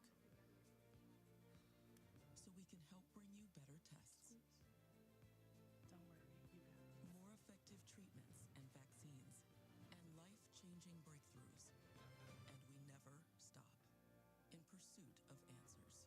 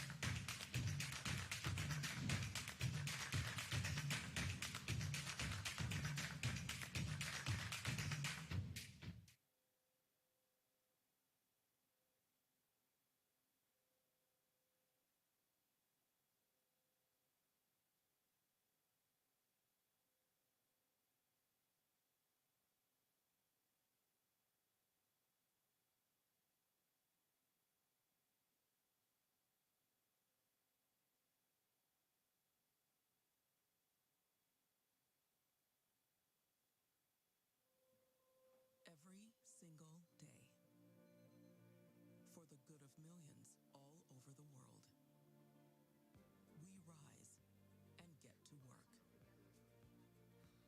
so we can help bring you better tests, Don't worry, you got this. more effective treatments and vaccines, and life-changing breakthroughs. And we never stop in pursuit of answers.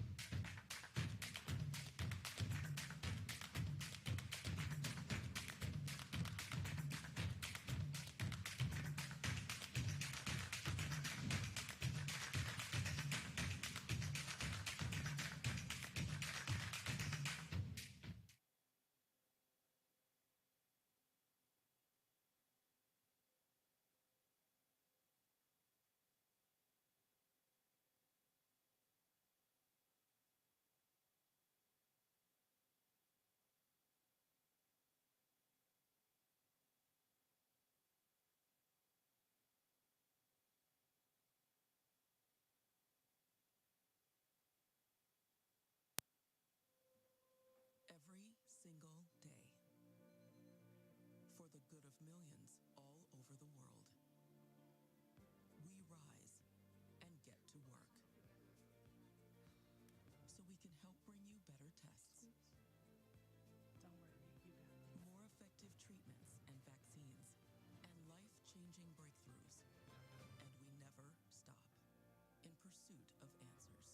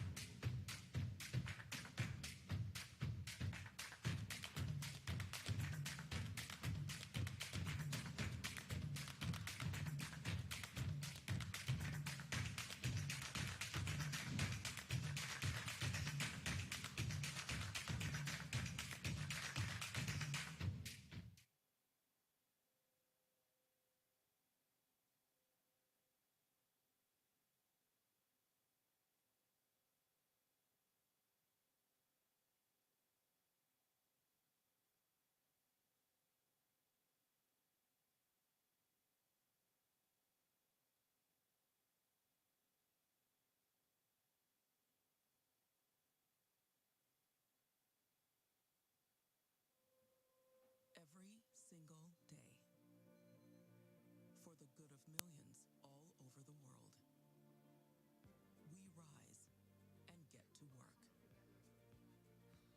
so we can help bring you better tests, Don't worry, you got this. more effective treatments and vaccines, and life-changing breakthroughs.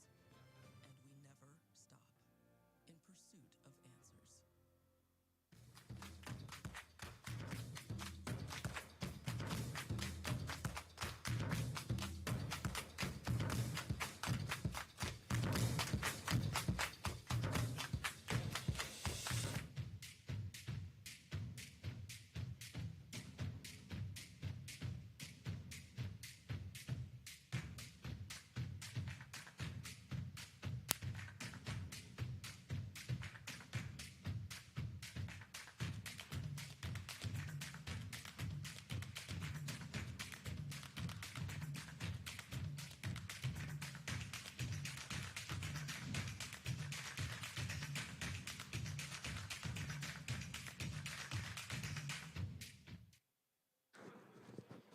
네, 여러분께 안내 말씀드리겠습니다.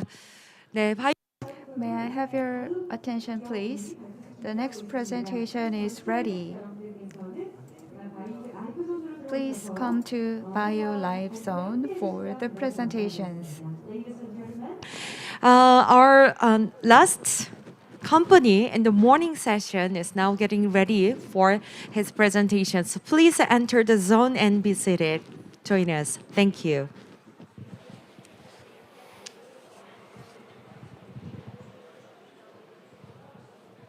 Okay, so welcome back from your short break. In BioKorea 2022 Bio Live, we have prepared presentations from experts from each company, and they provide insights on the current status and prospects of the global bio sector. So the next company will be the last presentation in the morning session. Mr. Rob Arnold, who is the Executive Vice President APAC of Eversana, is now ready. So ladies and gentlemen, please welcome him with a round of applause.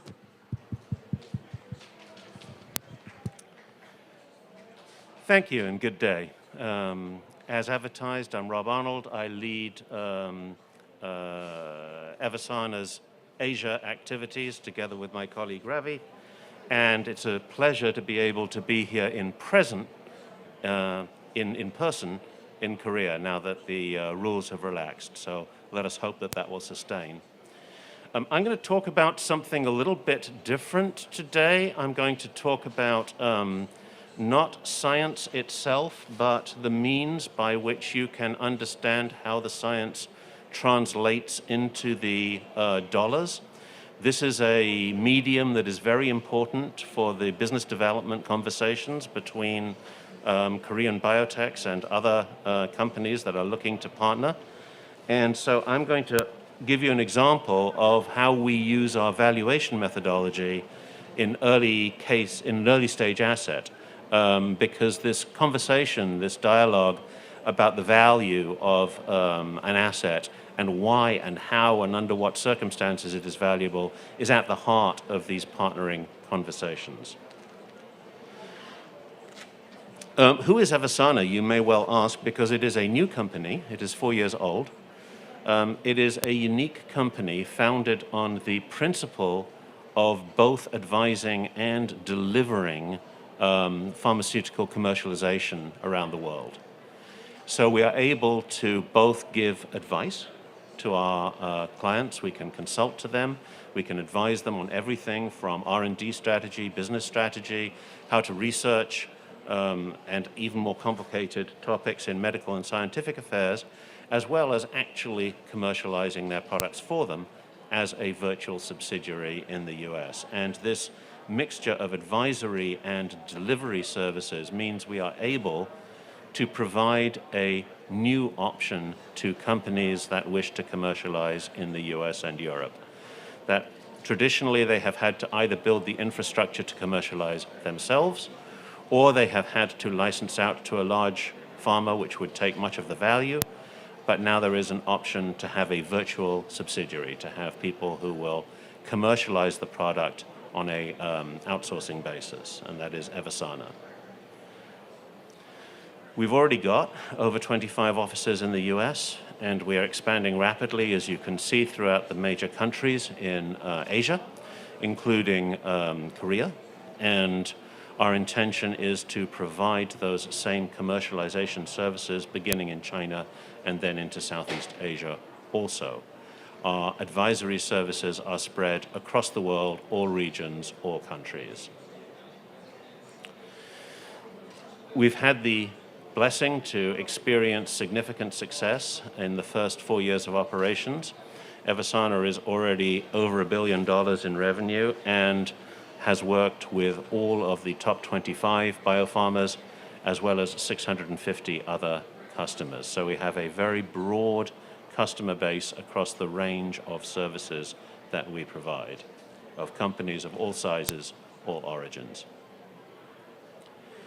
And I'm here today to talk about the advisory side of the business, the consulting side. This is the case that I will be offering you.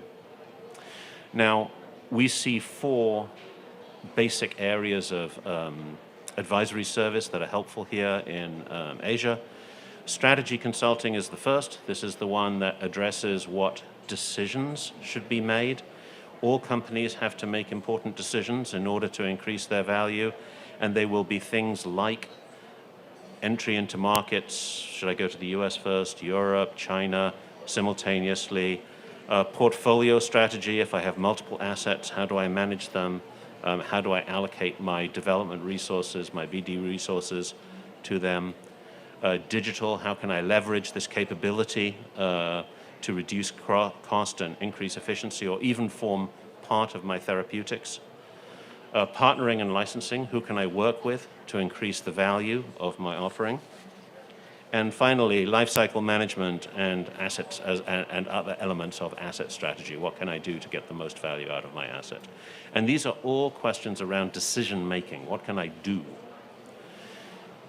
Then there is also a matter of information and understanding, value-added insights, which may not be directly focused at an immediate decision, but are very important from the perspective of building up understanding of a market and creating a context for decision making. And that would include knowing about market access and pricing and reimbursement, what's happening to the NRDL in China, or volume-based pricing, what's happening with the HTAs in Japan, how is that going?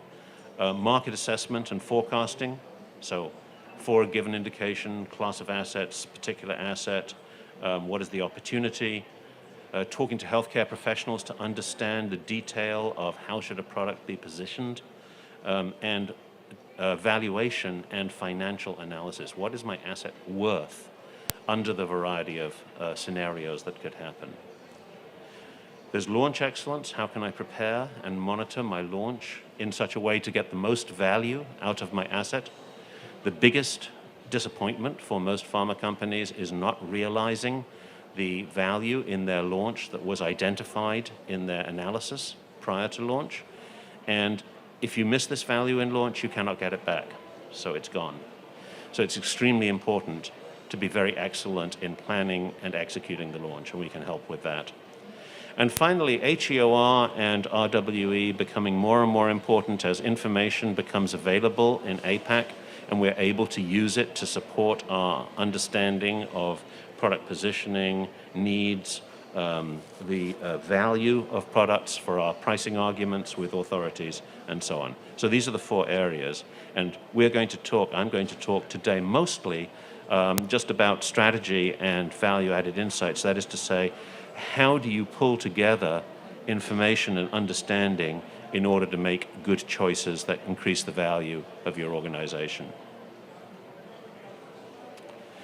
So let me go to that case that I mentioned. Now, this is based on a real case, but the names have been changed to protect the innocent. And we have called the company Hanguk Pharma, and we have called the product Solonib. But as I say, it's completely based on a real case.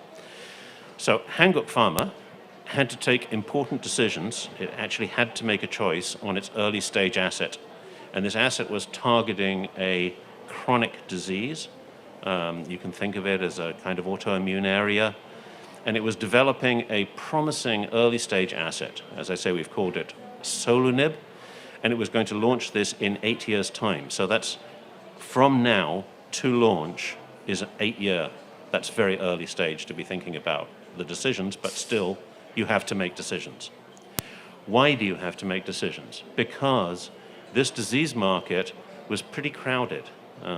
So there's a lot of competition going on, price and share. There are different classes of product competing, and this is especially true as biosimilars were coming into the market, and there are many, many products under development. So given this very competitive landscape, many things could happen, and it was important for Hanguk to understand their assets' value and risk so that they could take the clinical and commercial decisions of, number one, should we continue development? Perhaps the future is not good enough. Perhaps the opportunity is not big enough for us to continue here. Should we change our clinical strategy? Should we use a different comparator? Should we pursue a different set of trials or in a different place in order to get the most value relative to the competition? And given that our intention right now is to license out this asset, when should we do it? One of the most classic issues that we help our clients with is the trade-off between taking the product another step yourself, and of course you'll get big value if you're successful, but you also carry all the risk. So you'll be able to make a much better deal downstream if you're successful. You might get bad results, and then you'll make a much worse deal. So I'll explain how we think about that. And as usual, the decision makers didn't agree on the best strategy for their asset Solunib. Most people believed it should be licensed out, and that's the safe option. R&D tend to cling on to their babies. They don't so much want to license them out necessarily, whereas the commercial guys can see the opportunity if they can get the money in today. They were also concerned, remember, it's 8 years till launch, that the time frame is so long that by the time they launch the product, the opportunity will be gone, so you shouldn't be doing it anyway. And 8 years before launch is a long time, because more things can happen in a long time than can happen in a short time. So that increases the uncertainty, and the market already is crowded and complex. Now, between now and our launch, already many things are going to happen that are not to do with our product, right? That there will, the classes will interact, different classes will be successful, others will fail within those classes, different products will make progress, and perhaps new formulations, different kinds of formulations will emerge. And that has nothing to do with our drug. Those are just uncertainties that are present in the market. And for us, we will be getting some trial results, and that will be helping us understand more about the eventual profile of our drug. Following the launch, then there will be new entrants coming in the same classes that we are in. The disease may change in the sense that the need may be better met by then, by other classes coming in. The burden may be less, and the resultant margin to us may not be as attractive. And it'll take 12 years of being in market for us to really take all the margin from that. Now, the decisions we make, the valuation has to be done in a way that will help us make those choices. And decision making has quality, just like manufacturing has quality. And the elements of quality in making a decision have to do with solving the right problem, making sure you're looking at the right options, including the uncertainty in the prospects of the asset, knowing what values you have. What do you want to get more of? Is it share? Is it money now? Is it money later? Is it money at less risk? I mean, I know we all would like more money sooner at less risk, but normally that is not the option that is available. And then there is using the right logic to put all of that together and the right information so that the people who have to say yes, can align and can agree on the right strategy. And the quality of these decisions is only as strong as their weakest link. And you have to have a process, just as in manufacturing, you have a process that builds quality in. You also have a process that builds quality into decision-making in a group of individuals. Decision making is a strange and artificial activity that is engaged in by human beings a lot of the time automatically and not very consciously. And this has to be taken into account when trying to get a set of senior people to align on a single course of action. And we do it stepwise by building up the decision basis over time and getting agreement at each step. We started with scenarios in this case. So what is the world going to be like at the time that the product launches? And the big drivers of this were what will be the cost of biologic treatments at that time, and how much will oral therapies have penetrated. And in each of these, there's a lower and higher case, and that creates 4 different scenarios which could be existing at the time, although one of them, we believed there was no chance the status quo could sustain over the next 8 years, so we dropped that. And we used a set of material that already existed from the clients to understand the preclinical studies and how they had done those. They had a particular comparator that they had used, but it turned out that healthcare professionals preferred a different one. And so we had to use that instead. And we developed 3 product profiles. We don't know what the performance of the product will be once it comes out of development, but we can create a range of 3 profiles that should cover any successful profile, and then we should test those. So before moving on, we had to agree on this frame. Number 1, do we agree on these scenarios at the time of launch? Number 2, are we clear that we're going to use biologic B instead of biologic A as a comparator in the analysis that we do, so that we don't use the ones that we used in the preclinical studies, but we use the ones that the healthcare professionals actually would compare this against? And then finally, are we aligned that these target product profiles are indeed the ones that could emerge from this development process? Once you get agreement on that, we can say, well, the alternatives are clear, but what are we sure about what we want to get in terms of value out of this? We know in the alternatives, the question is continue development, yes or no? If yes, then should we change the clinical strategy that we have? And when should we license out this asset? And after discussion with the decision makers, it turned out that the important value measures they had were the commercial value, and this is assuming that we're successful, because if we're not, we don't have commercial value, and full range of that, so not 1 point, but what's the full range that we could get. We need to understand the risk-adjusted NPV at each stage of the development, because that will help us understand when to license out. And we need to understand the cost of failure at each stage of development for the same reason. So the first thing we did was to create a logical framework. I will not go through this in detail, but suffice it to say, all of these things are the uncertainties that exist between the actions we take today and the net present value of our drug sometime in the future, 20 years out. And each of these uncertainties requires an assessment. So the future is a matter of opinion. Whose opinion would we like? And then we go and we interview those individuals in order to get the best possible quality of information. Who is the person who we should interview? The person who the decision makers will believe. If they don't believe it, then the decision will not be made. So we have to identify the expert whose opinion is the most valid in the eyes of the people making the decision. Then, when we make this assessment, we do not want a single figure, precise estimate. The way people's minds work, they're subject to enormous bias. They have all kinds of reasons driving them that will cause them to give you a single estimate that is in fact not close to what may happen. And so the best thing is to understand the full range of possibility that they see and weight that probabilistically. People, in fact, carry around in their head distributions, not single points. And it is better to ask them about that distribution. And so we normally ask For a 10th and a 90th percentile, there are well-established ways we have developed of getting these, and then also the midpoint that we can use at the base. And that gives us, if we do a good job on that, an 80% probability of being in the range, as opposed to a 100% probability of being exactly wrong if we get only one point estimate.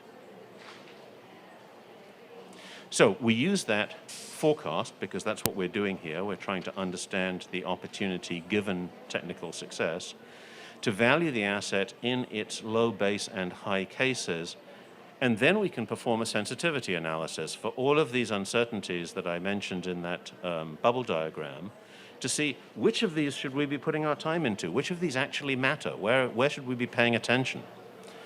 And so we have a base case projection, and that's all most companies ever get, right?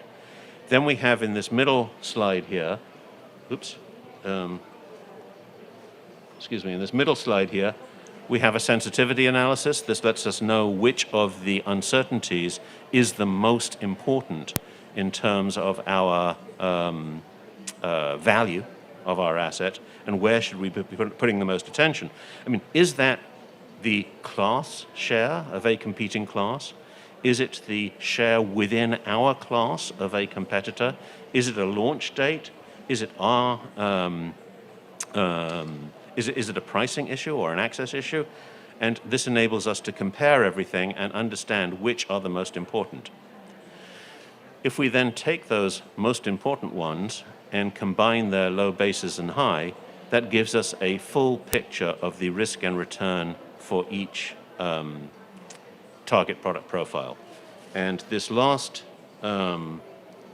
slide here, this is the slide that I would want to have if I was in negotiation, either as a big pharma or as a biotech, in order to get down to cases in terms of money. Because the truth is, we could have any of these three target product profiles, and even if we knew which profile we have, then we still would be uncertain about the commercial prospects. So this provides the full picture under the three different TPPs. And in this case, we could show, using a decision tree, you can see that Solanib is right on the far left here, but as it steps through the development process, its value gradually increases to 135 million, to 706, to 1427, to 1966. And then, depending on which profile we get, it could be very high, 6 billion, or it could be lower, 1 billion. At what point should we say, okay, we're going to license it out at this point now? But the risk is getting too big, even though the money is attractive, we're going to license it out now. So we can see that if we get to the high target product profile, that's worth way more than the base case. That's very attractive. But the chance of getting there is still limited. So can our company afford to take the risk and go for it? What did the client get out of such an analysis? What benefits come from it? Well, the difference between the perceived clinical performance of the target product profile for Solanib and the standard of care and other comparators that we got from the healthcare professionals, understanding the effect of each and all uncertainties on revenues and value, which are the ones that matter, which are the most important, and the upside and downside risks that drive sales and NPV value in each of the development stages. So which are the things that we may be able to do something about in the future? What mitigations could we put in place for these? Critical information to support go, no go. So why go? Because under all these circumstances that we've looked at, on balance, looking at the whole distribution, it makes sense. That provides management with confidence to change their clinical strategy and redirect it, because they can understand why the balance of probability and the balance of opportunity will provide a better future by doing that. And rigorous analysis and evidence to describe the value of the asset to the potential partners. And that is hugely important, being able to admit that there is a range of possible outcomes for my asset and show that I've considered all of that and I understand what the value is. In a different case, we had the same kind of question. You can see that Busanumab here, that we've called it, so not Seoul, but Busan, was sitting at a node where the next decision it came to, if successful, it would be worth $1.5 billion. If it kept going, it would be worth $2.5 billion if successful, and it could partner for 1 to 3.5. So the midpoint about the same between going it alone and partnering, depending on the result of the partnering discussion. In the event of failure, if they modified it, they had an average case of 400. So which to do here? There was a lot of discussion about it, but given that the value if they went alone was not strikingly better than partnering, they chose to partner. That's the case study. We, as Evasana, we help our clients take strategic decisions in every step of the clinical pipeline journey. These early stage ones are very difficult. There's a lot of uncertainty. They're very complex. And many clients do not have the methodology, do not have the means, the tools to think through carefully what is the complete range of opportunity for their asset and how to discuss and present that in a way that can help them make good choices, including partnering. We can provide that. Originally, these methods intellectually come from decision theory out of the Stanford Economic Engineering Systems faculty, and we've worked on these for over 30 years. This focus on decisions means we don't waste a lot of time on things that don't matter, and we can stand with management in helping them understand what does drive the difference between courses of action and what is the important focus for them now and post-decision. What that requires is strategic decision-making competence, a good understanding of the market and the state of the competitive world that you're going to launch your asset into, and a team that is both able to understand the business side, the dollar side, as well as the science and clinical side of the asset performance. We have the ability in all of these three areas, understanding value and risk, having the therapy area, understanding, and of course, as I mentioned at the beginning, we commercialize products ourselves and use that knowledge in our consulting. Finally, let me say that for Asian clients who are interested in commercializing in the US, EU, and APAC, we are a potential partner ourselves, as well as being providing advisory capabilities, and we'd be delighted to talk with anybody who has those interests at heart, especially today in the US, where we are the only non-pharma company who can do this. Thank you for your time and attention.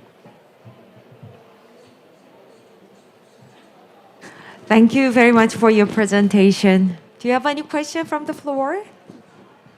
Okay, so with that, we'll finish that presentation. Eversana, thank you very much. So once again, you can send a question to the presenter online. You can actually scan the QR code, or you can visit our homepage so you can leave that question. Thank you very much. So ladies and gentlemen, this concludes the BioKorea 2022 morning presentation session.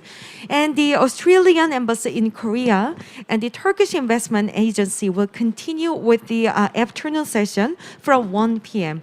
So enjoy your break. I'll see you soon. Thank you.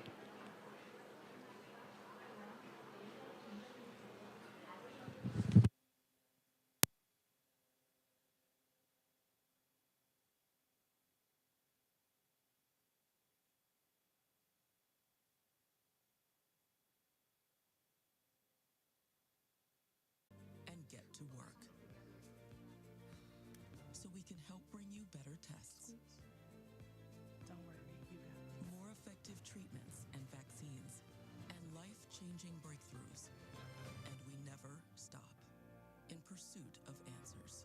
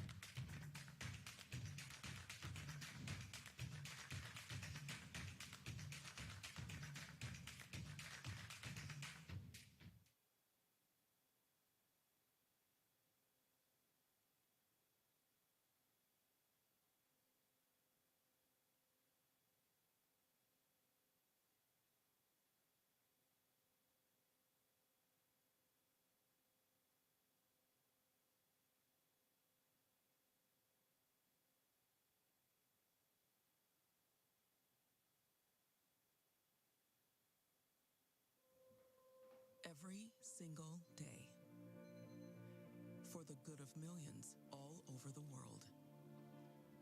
We rise and get to work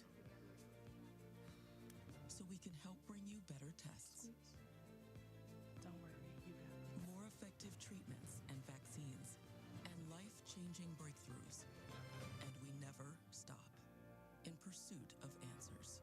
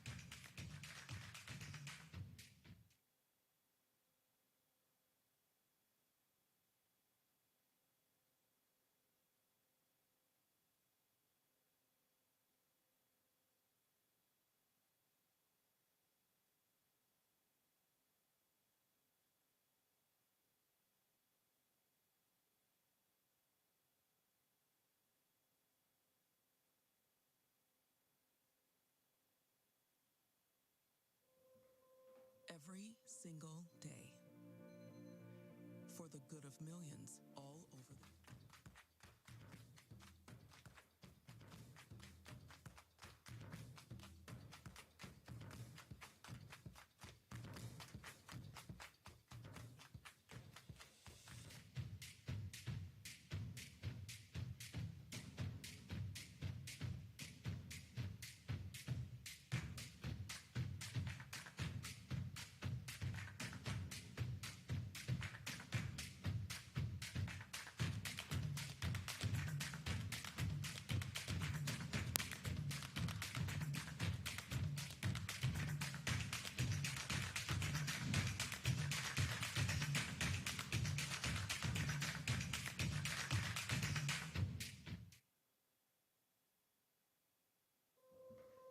every single day for the good of millions all over the world. We rise and get to work so we can help bring you better tests, Don't worry, you got this. more effective treatments and vaccines, and life-changing breakthroughs. And we never stop in pursuit of answers.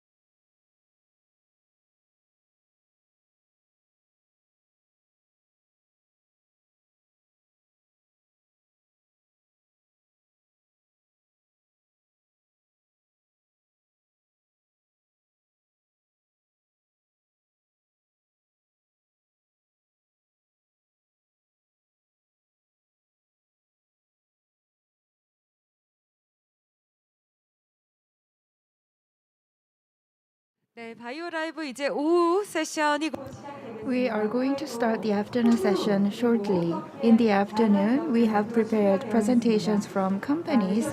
The sessions are organized by the Australian Embassy in Korea and the Turkish Embassy in Korea. Session of Bio Live 2022 will begin very shortly. So please enter the hall and have your seats.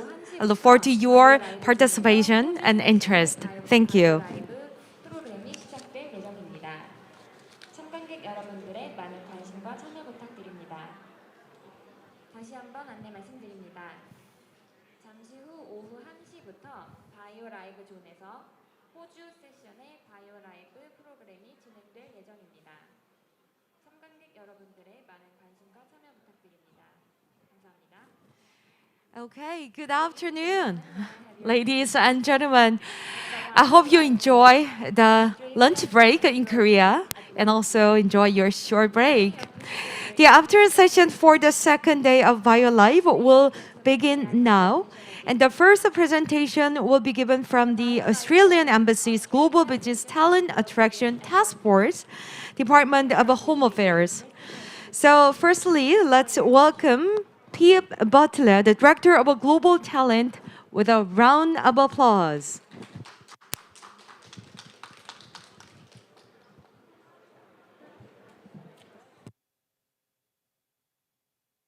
Good afternoon, everyone. My name is Pip Butler, and I am the Australian Government's Global Talent Officer for Korea. I'm here today to outline the purpose and the requirements of the Global Talent Visa Program and how you can utilise this visa to advance your career, business, and personal interests in Australia. The Global Talent Visa Program offers a streamlined and efficient pathway to Australia. We are offering residency certainty to eligible individuals and for those looking to expand their business interests in Australia by offering residency certainty.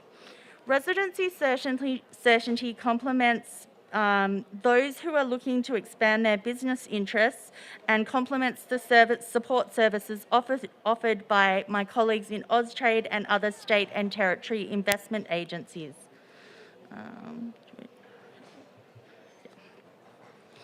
Australia acknowledges that internationally there is an intense competition for global talent, and in response to this, the Global Talent Visa Program offers an efficient pathway to Australian permanent residency.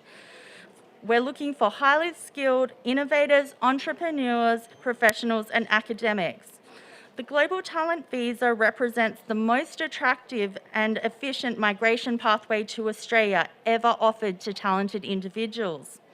We welcome skilled migrants to enhance their skills and experience in Australia, whilst contributing to the delivery of our nation's blueprint for growth and prosperity, powered by cutting-edge technology and an unmatched lifestyle.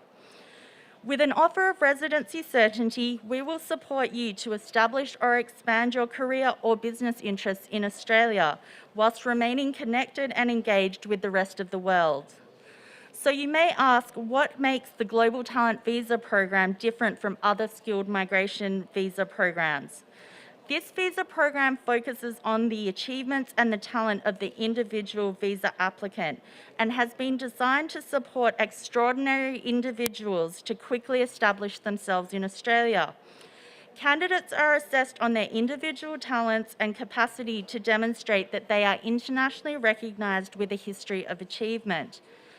Unlike other skilled visa and business investment visa programs, the Global Talent Program does not require applicants to be of a certain age, to provide investment capital, undertake a skills assessment, meet a points test, or reside in a nominated state or territory of Australia. Further, as an independent visa program, applicants do not need to be sponsored or have an active offer of employment in Australia. The program does require applicants over the age of 18 to demonstrate that they have English language skills. This level is what we refer to as functional English. However, it is the lowest level of English language proficiency required by Australia, and for those individuals who may not be confident in their English language skills, they are able to pay an additional fee to satisfy this criteria. The program also allows individuals who meet the program requirements to include immediate family members in their visa application. So this means that you can bring a partner and any children under the age of 23 with you to Australia. If successful, all applicants will be granted Australian permanent residency. This means that you and your family members are able to work or study in Australia without limitation for an initial period of 5 years. The program is focused on individuals engaged in the following 10 priority sectors. So we have resources, agri-food and agri-tech, energy, health industries, defence, advanced manufacturing and space, circular economy, digitech, infrastructure and tourism, financial services and fintech, and education. Unlike other skilled migration programs to Australia, there is no specific occupation list. Rather, the Global Talent Visa program seeks any and all talented individuals who are excelling in these future-focused sectors. We have sought to streamline the application process for this visa program, but it is a two-stage process. The first stage of the process is to submit an expression of interest, and this process is free of charge. Candidates will submit an expression of interest via the Department of Home Affairs website, and those who are assessed as meeting the EOI parameters will be invited to apply for the Global Talent Visa. Processing times do vary in terms of the expression of interest. However, contacting a Global Talent Officer like myself will ensure that your EOI meets if your EOI meets prioritisation requirements, that it is considered as soon as possible. If you're invited to apply for the program, you will then submit a visa application. This is where visa application charges are payable. Successful candidates will lodge their application via, again, an online system. Global Talent Visa applications are prioritised as compared to other skilled migration and business innovation investor programs. This means that on average, 90% of all applications submitted are finalised within 4 months. This is incredibly fast for an Australian permanent residency visa. Now, to be eligible for the program, individuals must first, as I've said, submit an expression of interest. In doing this, they will need to demonstrate that they are exceptionally talented and internationally recognised with evidence of outstanding achievement. They will also need to provide information that outlines their prominence in their field of expertise and that they will be of asset to Australia in that field. And finally, they will also need to demonstrate that they will have no difficulty in establishing themselves in Australia. Candidates must meet a high standard and show an exceptional track record of professional achievements. Achievements may include, but aren't limited to, holding senior roles in internationally recognised companies, ownership of patents, receipt of professional awards, being published in international publications, being referenced in media articles, and holding international memberships. Candidates must also be able to demonstrate that they either currently earn or have the capacity to earn in Australia a salary which is commensurate to the Fair Work High Income threshold, which is currently 158,500 Australian dollars. The last requirement of the program is that individuals are nominated. For those that are interested in the program, we can have a further discussion about what the nomination requirements are, but in terms of ongoing obligations to you, your nominator does not have any of those, which is very different to other programs that Australia has to offer. So if you are invited to apply for the program, you will submit a visa application. At this stage, this is where you will be required to pay a visa application charge.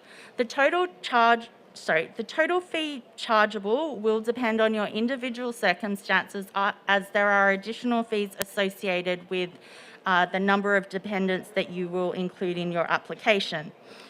In addition to this, you will also need to satisfy general visa requirements which are associated with all visas to Australia. This includes undergoing a health assessment and police clearance checks. And this will be the stage where you will also need to demonstrate your English language proficiency. So most importantly, you would be interested in what exactly this visa gives you. So if you're successful, you will be granted Australian permanent residency for an initial period of 5 years. Unlike other countries, Australia does not require you to spend a specific amount of time in Australia as a permanent resident to continue your permanent residency for the following year. If you and your dependent family members are granted a global talent visa, you will have that status for 5 years, and then depending on your circumstances, you may be eligible for a further grant of permanent residency after that period. Also, in addition, as an Australian permanent resident, you will have access to Australia's universal public health care system, Medicare, and also receive a range of benefits as compared to a temporary visa holder. This can include lower government costs associated with the purchase of your first residential property, and if you have children who are going to school in Australia, they will not be subject to international student fees. If you would like to learn more about the Global Talent Visa Program, please visit our website, which is globalaustralia.gov.au, or please also send myself and my team an email at the address listed on the screen. Thank you so much for your time. Thank you very much for sharing that very useful information. So, ladies and gentlemen, next will be the presentations from 5 Australian states. 5 companies from the states of Victoria will start the presentation first.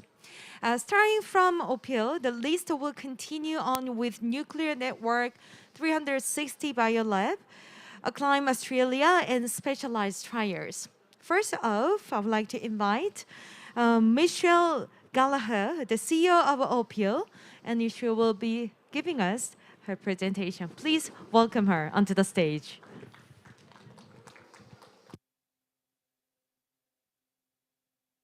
Welcome to Australia. In Korea, my name is Michelle Gallagher. I'm Chief Executive of OPIL.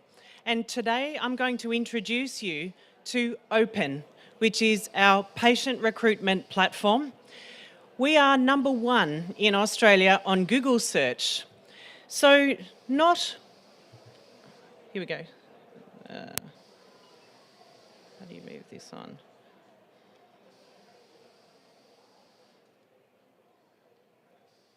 Could someone help me? That one. Thank you. Technology. Over 80% of clinical trials fail to recruit patients on time and on budget. What we have is a global database of patients. Patients find us through social media, and we recruit efficiently ahead of plan and on budget. We save you time and money.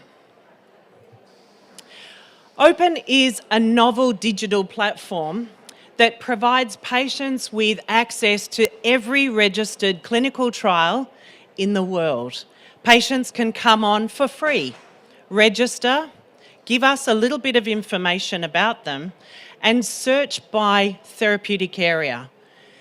We get about 1,200 new patients every week, and that's growing. It's getting much bigger.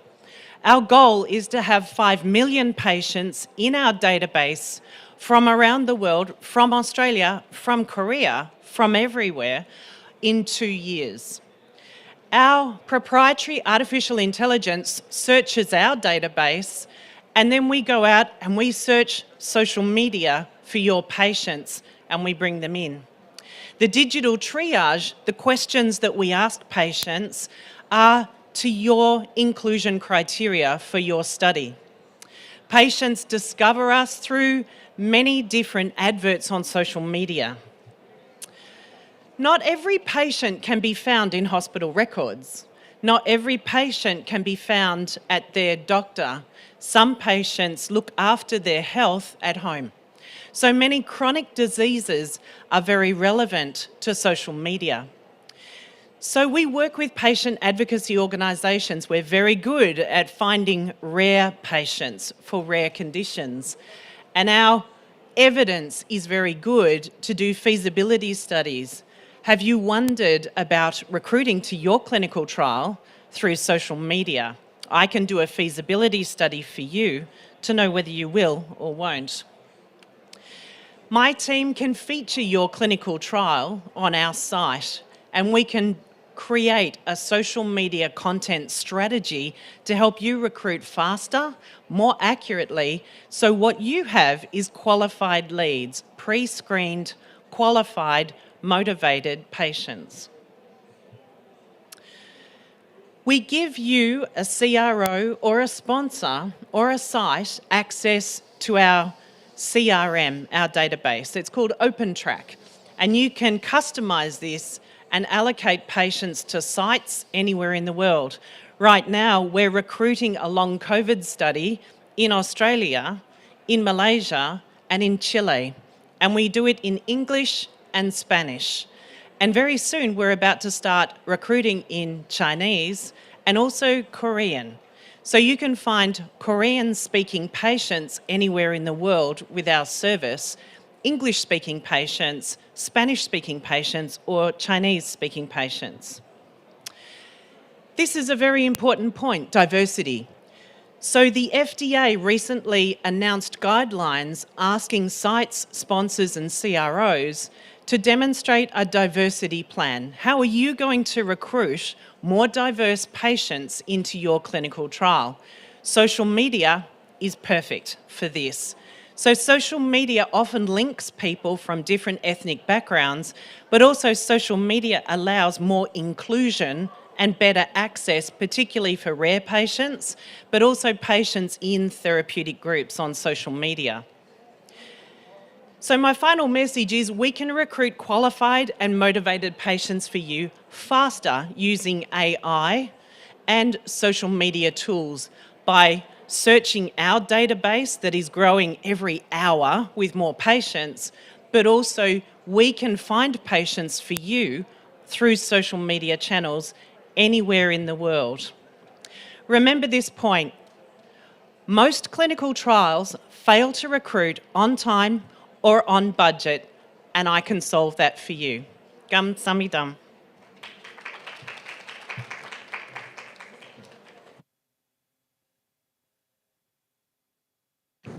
Thank you very much. That's very interesting. So thank you, that wonderful presentation. And next will be streaming a pre-recorded video of Jeffrey Wong, the Director of Business Development from Nuclear Network. So please watch the video.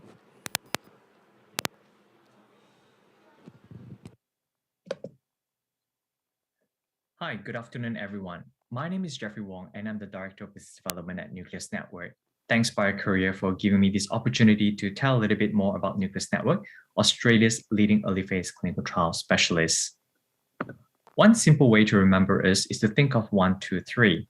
Nucleus Network specializes in early phase 1 clinical program, though not exclusive. We do operate across 2 countries, both Australia as well as in the US, and we operate 3 early phase clinical trial facilities across both the 2 countries. We have been in operation for more than 20 years, and during this period of time, we have conducted in excess of 1,000 clinical trials. On an annual basis, across our 3 sites, we conduct approximately 100 clinical trials. Half of those are your true first-in-man studies. In terms of capacity, we have in excess of more than 200 dedicated phase 1 beds. In Australia alone, we run in excess of 60% of all dedicated phase 1 beds in Australia.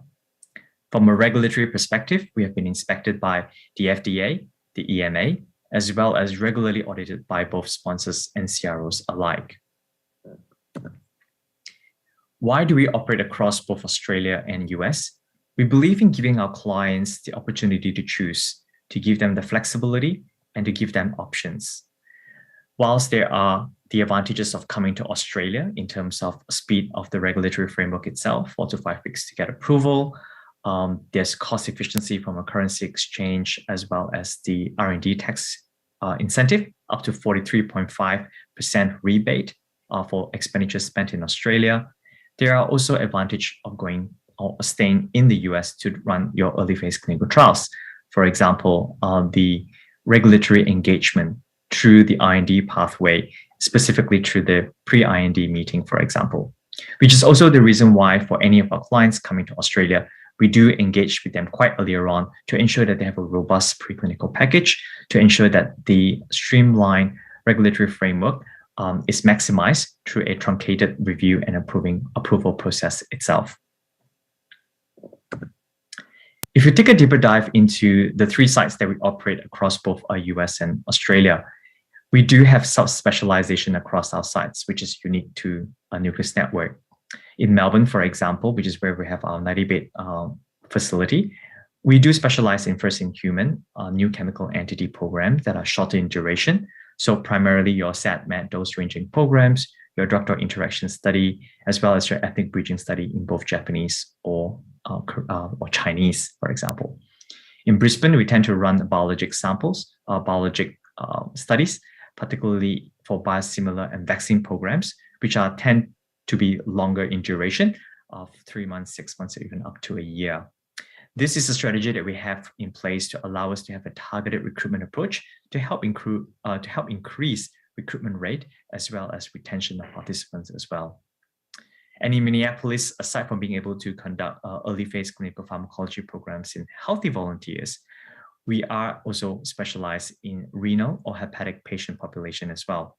We're able to recruit and enroll patients across the severity categories of mild, moderate, and severe. And we're also able to conduct hemodialysis on site if needed. Across our 3 sites, we have on-site pharmacy as well as our own processing laboratory as well. If you look at therapeutic areas itself, we are broad spectrum. As you can see from this slide, it goes to give you a good sample size of the different therapeutic areas that we have experience in. And this experience comes from the fact that we do collaborate very closely with our key opinion leaders that are located very close proximity to our site. And that is due to the fact that we are located within tertiary teaching hospital compound and also research precinct, allowing us to have both the expertise as well as the technical accessibility to conduct clinical assessments, which are otherwise not possible if we're located elsewhere. We're able to perform very specialized assessments like EEG, for example, other imaging requirements like PET scan on a need-be basis because of our geographical location in close proximity to these vendors itself. And lastly, I just want to highlight our collaboration with the Korean bio industry, which goes way back. We have seen a spike of interest, particularly in APAC, and we are proud to say that South Korea is probably the second largest market exploring to conduct clinical trials in Australia behind China. Our partnership with the bio industry in Korea goes beyond just the small startup biotech companies, but it extends to a big multinational pharmaceutical companies like Daewon itself. We foresee this trend to continue to grow with the maturing of the market across both countries. And we definitely look forward to working in partnership with more Korean companies itself. We have also seen a change in some of the programs that are coming through from the typical biosimilar in the past to now more moving into the first-in-human new chemical entity arena itself. We're excited with this change because that's our area of expertise, and we look forward to receiving more inquiries from the South Korean market itself. And we definitely look forward to opportunities to collaborate and to work in partnership in advancing medicine and improving lives together. So I wish you all the best with the rest of the conference, and feel free to reach out anytime. Thank you for your attention.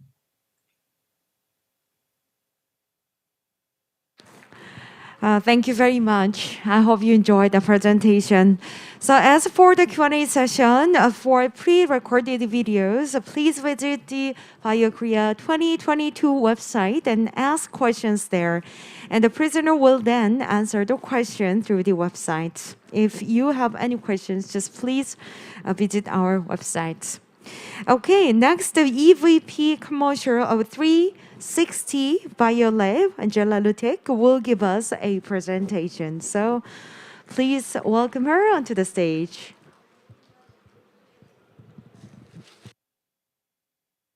Hello, and thank you for joining us today.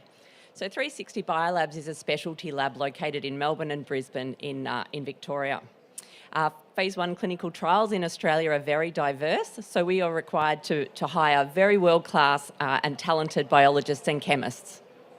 We support phase 1 to phase 4 clinical trials, mostly phase 1, as you would know, for the advantages of Australia.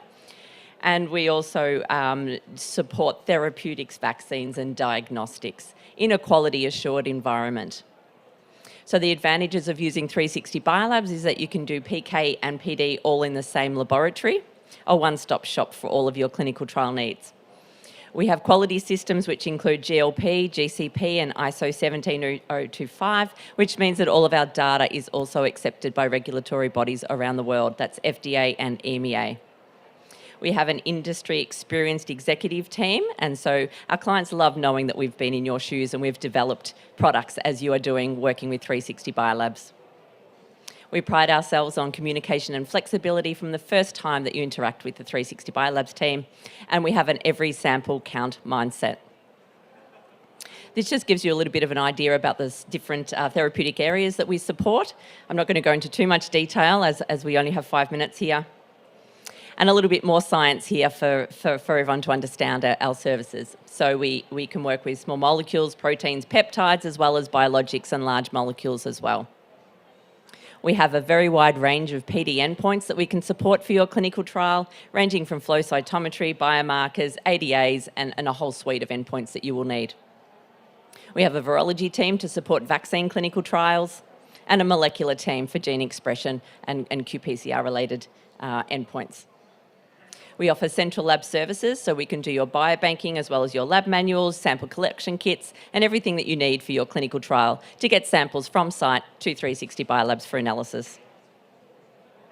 Just a quick little background on our clientele. About 85% is biotech and 15% is pharma, and 40% APAC and about 60% US. So as I said when I started the presentation, we are located in Melbourne. We're also located in Brisbane as well, and both of our locations are within medical research institutes. We've also joined the Bioagiletics Global team as of last October, and so now we have sites globally, so we can conduct your clinical phase 1 study in Australia and transition through to one of our US labs for your phase 2. So you can continue working with the same team as you transition from phase 1 through your clinical program. We work a lot with Korean clients. Here's a couple of case studies here of 3 different groups that we've worked with. One an oncology global study, the second one in the middle there was a small molecule metabolite ID program, and the last one there, a vaccine study for COVID. And we've supported about 25 COVID vaccine studies over the last 2 years.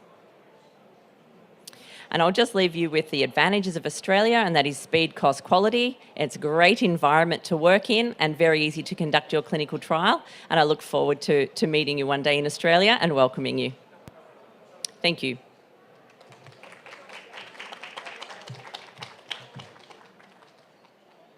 Thank you very much for sharing that information. Interesting to know about your companies. Okay, so the next presentation will be from Blair Lucas, our partners from Climb Australia. So please welcome her through the video. Good afternoon. My name is Blair Lucas, and I'm the partner and CEO of Climb Australia. And I'm here today to talk to you about Australia's R&D tax incentive.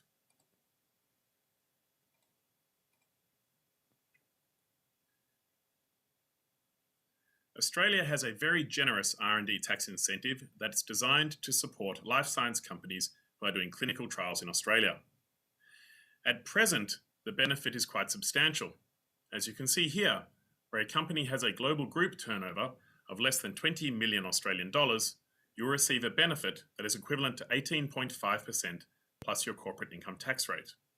In practice, this amounts to 43.5% cash rebate on your eligible R&D spend in Australia. For companies that have a global group turnover of more than 20 million Australian dollars, the benefit can be up to 46.5%. However, this is only a tax offset. That is a credit that can only be applied against profit that is earned in Australia. Therefore, for early stage life science companies, it is the cash rebate of 43.5% that is most attractive. As you can see here, in simple terms, as I've said, where you have a global group turnover of less than 20 million Australian dollars, you will receive up to 43.5% cash refund on your eligible R&D spend in Australia. Where your global group turnover is more than 20 million Australian dollars, you will receive up to 46.5% as a tax offset. In order to understand which benefit you receive, you need to understand how the calculation of global group turnover is calculated. As you can see here, you need to include every company within your corporate group. Your Australian subsidiary that you will need to establish in order to access this benefit will have no revenue or minimal revenue.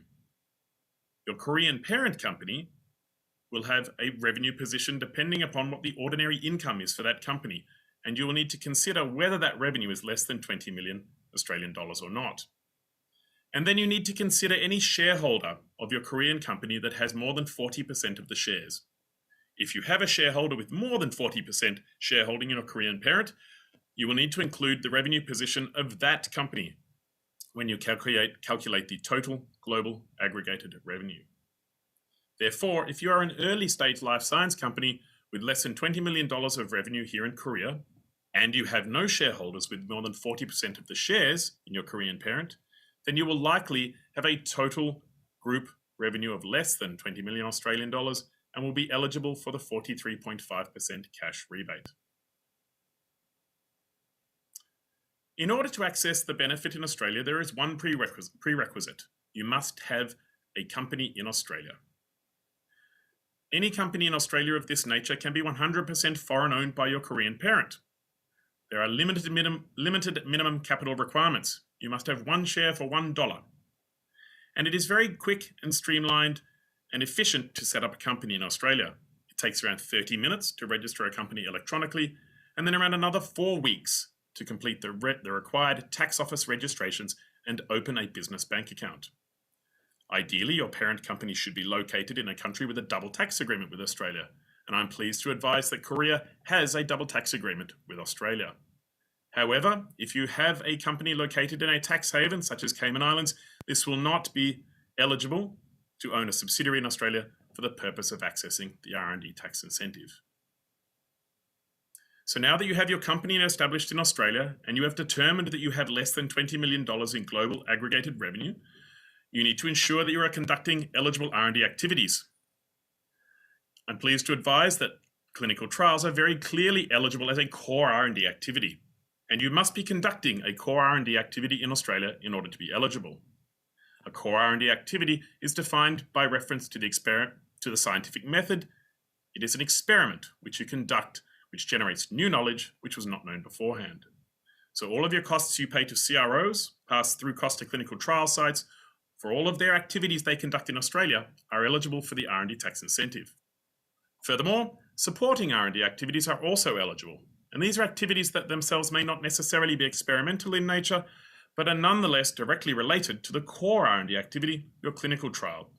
These would include patient recruitment costs, or laboratory analytical work that you conduct in Australia, drug manufacturing done in Australia, etc. The R&D tax incentive process is very streamlined and efficient. There is an application made with the Department of Industry at the end of your financial year to explain the nature of your clinical trial activities. And then when we file your income tax return with the Australian Taxation Office, there is an appendix, a schedule, which details the amount of money you spent on eligible R&D activities and the benefit that you are therefore eligible to receive. The rebate is usually paid within 4 to 8 weeks after filing the income tax return, and those funds can then be used for whatever purpose you wish, to conduct further R&D activities in Australia, new R&D activities on new drug assets, or they can be repatriated to your parent company. Thank you for your time today. If you have any questions, I'd be very happy to speak to you about how we can support you to establish a subsidiary company in Australia for the purpose of conducting clinical trials and accessing the R&D tax incentive. Thank you very much. I hope you enjoyed the presentation. Again, as for the Q&A session for pre-recorded videos, please visit the Bio Korea 2022 website and ask questions there. And the presenter will then answer the questions through the website. Okay, so next, moving on to the next company, which will be the last one from the States of Victoria, Australia. Well, Dr. Kathy Lewis, the commercial leader, will be presenting. So I would like to invite her onto the stage. Please welcome her.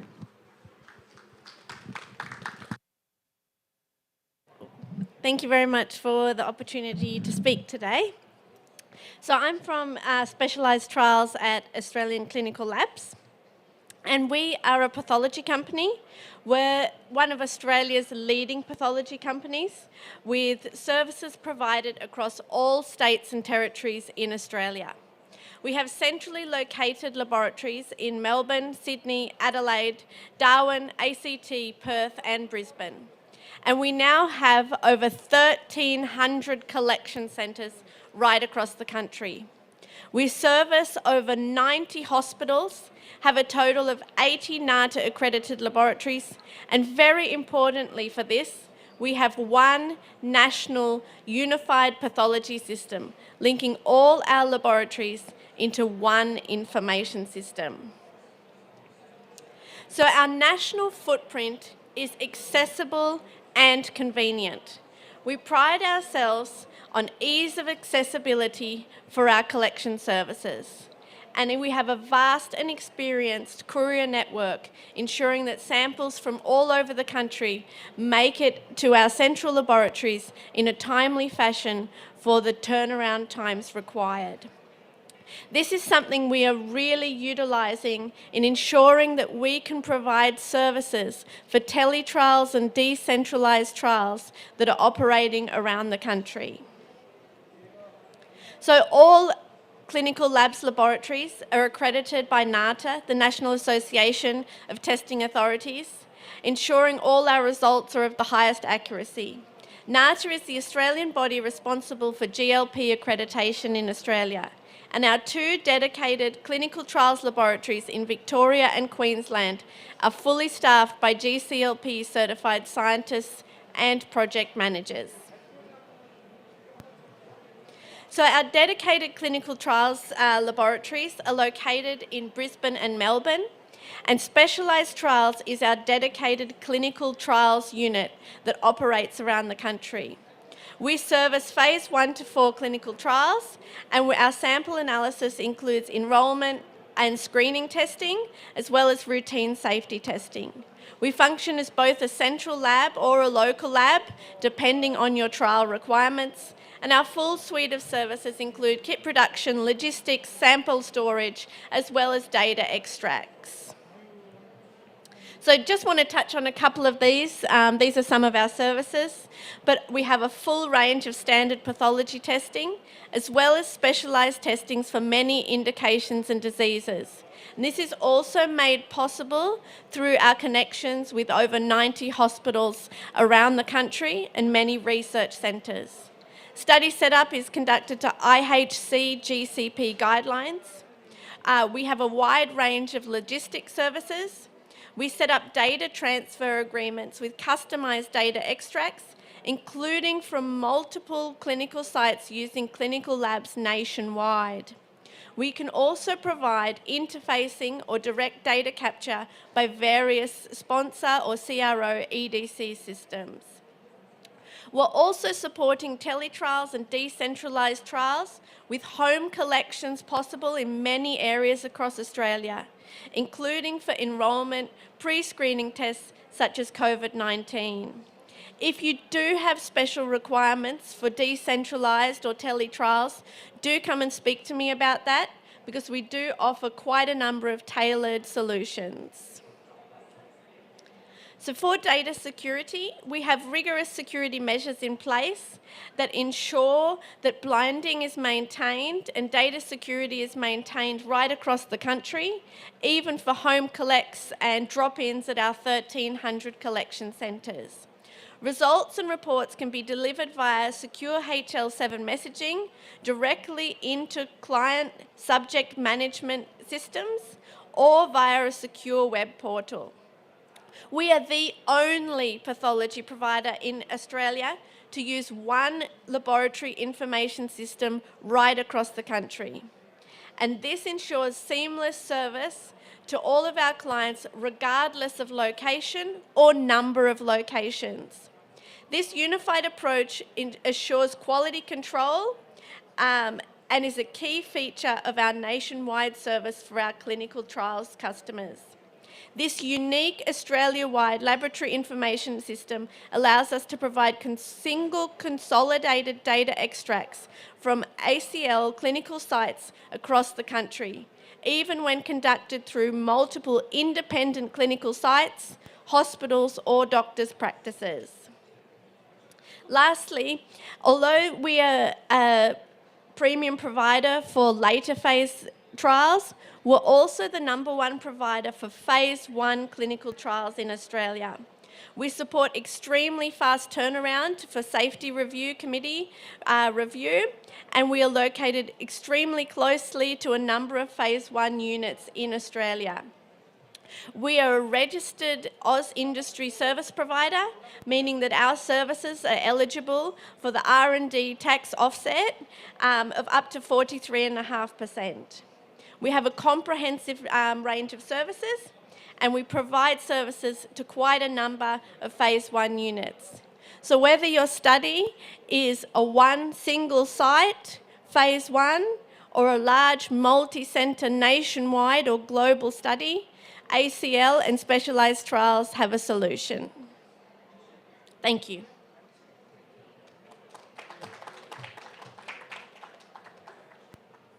Thank you very much, all the 5 companies from the state of Victoria, Australia. Thank you very much once again.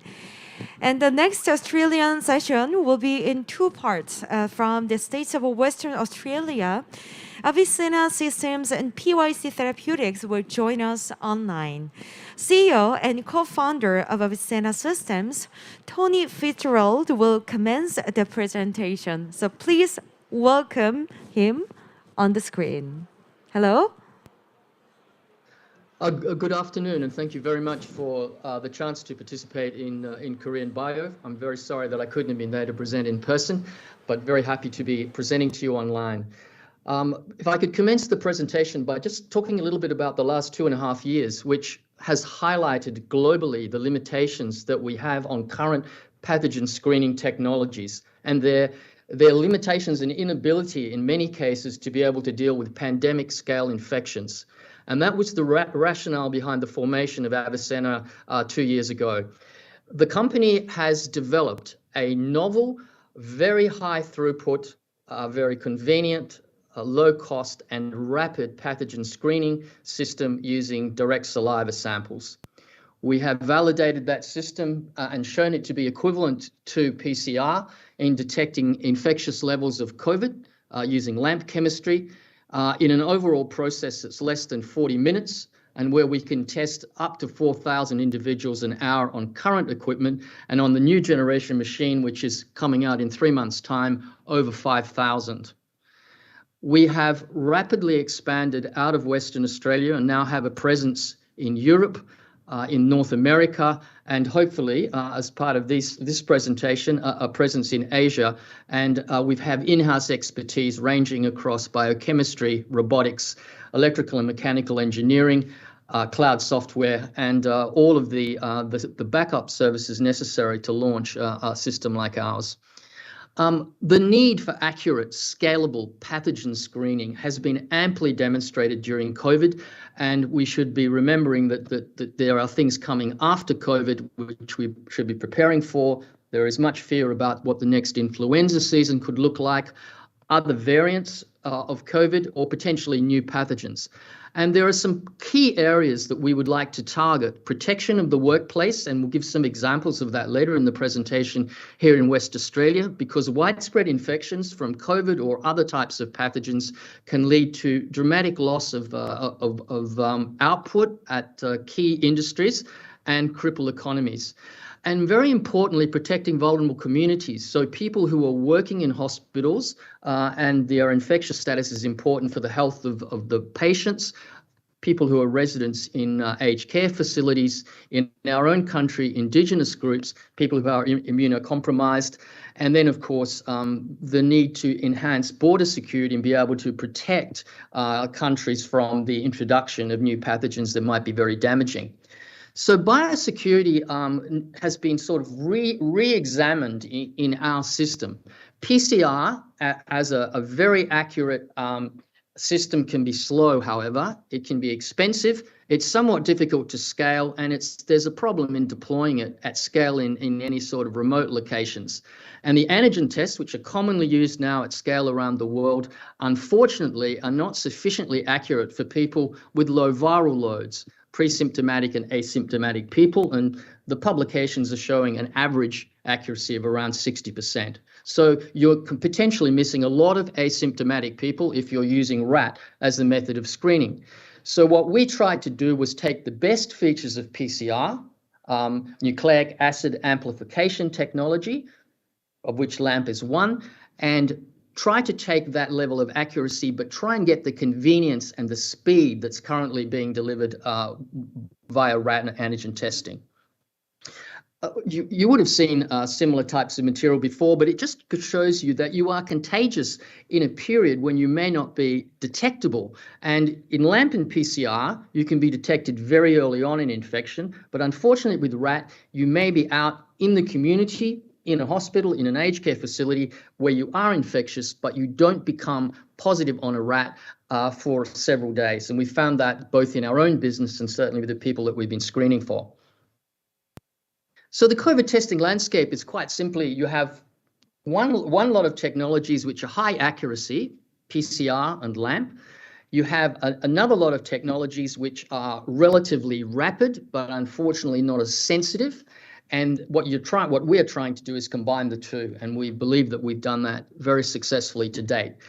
Part of the process, which is very important to focus on, is of course a sample collection. And so we have an end-to-end system. We have a custom designed saliva swab that doubles as a cap for our collection tube. It takes 30 seconds to take a sample. It's very convenient. It's able to be used with the elderly. We've had no problems at all in testing in aged care facilities using this technique, and we've been testing our own staff now for nearly 4 months. So we have the ability to collect exactly the right amount of saliva and be able to process rapidly. We have two instruments which those samples, saliva samples, are loaded into. One is a mini version of our instrument, which can screen 384 samples an hour.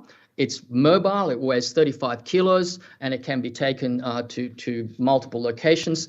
The second is a much larger instrument, which you can see here. It occupies approximately 2.5 square meters of ground, and it can process up to 100,000 samples a day, all automated. So it's entirely robotic from the time the samples are loaded onto the front of the machine to the time that they're reported on. The accuracy that we've been able to validate has been equivalent to PCR for detecting all individuals who have infectious viral loads of COVID. It's cloud linked. The samples are barcoded for reliability. They're anonymized, and the results are uploaded to the cloud and then transmitted depending on the methodology required by the stakeholder. The turnaround time from collection to result is 40 minutes. This is for COVID, and it's about 20 to 25 minutes actually on the machine. This is an entirely novel approach to loading of samples. So we're not using batch-based loading. We're using continuous random access loading. We have applied for patents for that technology, and that enables us to get to a much, much larger throughput. We've also acquired our own chemistry, so we have our own high-performing COVID LAMP chemistry. This is what our new machine looks like. It's coming out in 3 months' time. It is a third of the size of the large one that you see, but it can do more than 100,000 in the day. It's able to be loaded into a truck or mounted on a van, and it's about 1.4 meters high. So it's a very small but extremely powerful and rapid machine. The important focus, I think, when we're thinking about pathogen screening is what is coming after COVID-19. And our instrument is able to be adapted to test for other pathogens. You simply change the test chemistry on the front end of the machine, or you multiplex and run more than one test at the same time. There are emerging threats: resistant TB, Zika, malaria. There are tropical diseases that are becoming more prevalent because of global warming. You have antibiotic-resistant pathogens, and of course, you have influenza. And COVID has opened our eyes to these new threats. We need a much better system of detecting and responding rapidly to infectious disease outbreaks to stop them escalating into pandemics. There's plenty of data in here, but our time is a little limited today. But this slide is demonstrating the sensitivity across a range of CT values. Our cutoff is about 32, 33, which is the level at which the virus ceased to become infectious. And as you can see on this chart, rat is not doing much beyond about 25. The types of applications are multiple. You have vulnerable workplaces. You have certain industries which are very vulnerable to infection. You have the travel industry, major events. We are already doing work in the Middle East, preparing for possible use of the facility of the system at the Hajj, hospitals and aged care, schools, and border screening. The two use cases that we've highlighted in here have been residential aged care and workplace protection. But to give you some idea of the potential financial impact, Rio Tinto's downgrade of production in Western Australia was up to 20 million tonnes, so $3.3 billion of production. Perhaps I can finish on that by saying that we'd be very interested to talk to any parties that would be interested to partner with us to potentially launch this technology in Korea or North Asian markets, and I'd welcome any questions that anyone might have about it. Okay, thank you very much for being stay tuned, and thank you for taking your time to be with us over the internet. So once again, ladies and gentlemen, if you have any question for the online Q&A session, please go to the BioKorea 2022 website and ask your question there. Or you can scan the QR code or access BioLive on the homepage. I look forward to your active participation. So moving on to the next, also the next speaker will be from the state of Western Australia. So we'll try to contact the next speaker. So while waiting for the next presentation, I would like to introduce our program. So the 3-day long Bio Life that started from yesterday is aimed to promote attendees' technologies and products and perhaps become a starting point to a newly unexpected partnership with global companies. Not only companies, but we had embassies and investment institutions from 5 different companies, 5 different countries, along with pharmaceutical companies, clusters, local government. Both local and foreign buyers have attended to pursue new adventures. And today's BioLive will be heard at the BioLive Zone as well, where both offline and online presentation will be given. So I think they're all set. So I'm pleased to introduce the next speaker. Next presentation will be also from the state of Western Australia. CEO Dr. Rohan Hawkins of PYC Therapeutics is now ready. Hello. Hello, everyone. Thank you very much for joining us. Please begin your presentation. Thank you for the opportunity to give you a very brief introduction to PYC Therapeutics. My name's Rohan Hawkins. I'm the company CEO. PYC is a precision medicine company that is dedicated to changing the lives of patients with major unmet needs. And the way that we do that is by combining a class of drug called an antisense oligonucleotide or an RNA therapeutic with our proprietary platform delivery technology. And in doing so, we overcome the major challenge in the precision medicine field, which is getting enough drug to the target cell in order to have a therapeutic effect. And from this platform technology, we have generated 4 investigational drug candidates that we're currently progressing towards first-in-human evaluation, with a particular focus on a class or type of disease that is driven by a mutation in a single gene or monogenic indications. And the reason for that is the much higher prospects of success in clinical development associated with these monogenic indications. In terms of the 4 products that we have originating through the platform, the first 2 are directed towards blinding diseases of the eye.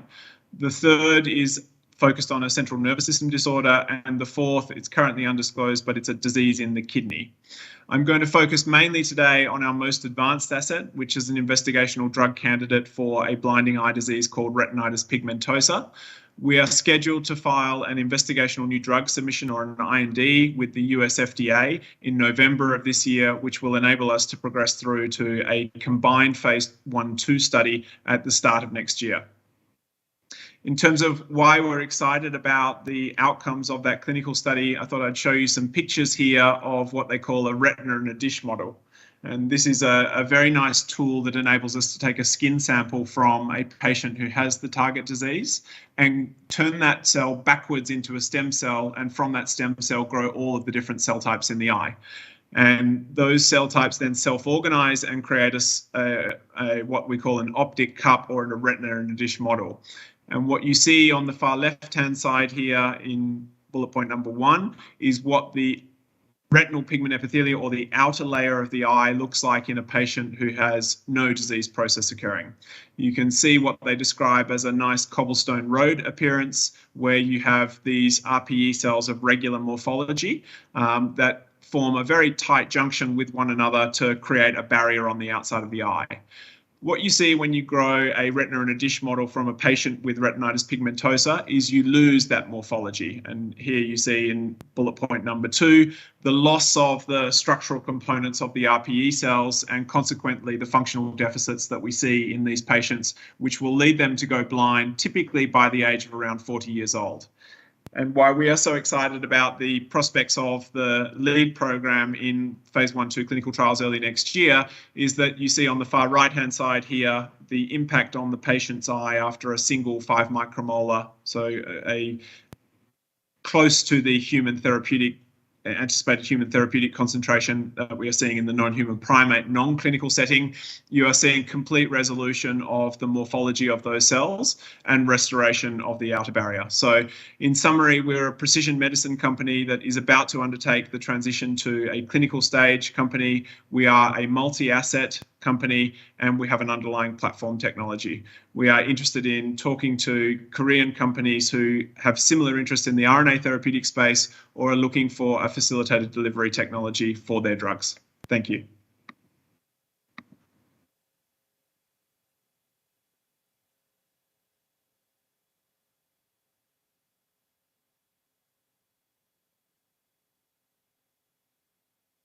Okay, so I hope you enjoyed the presentation.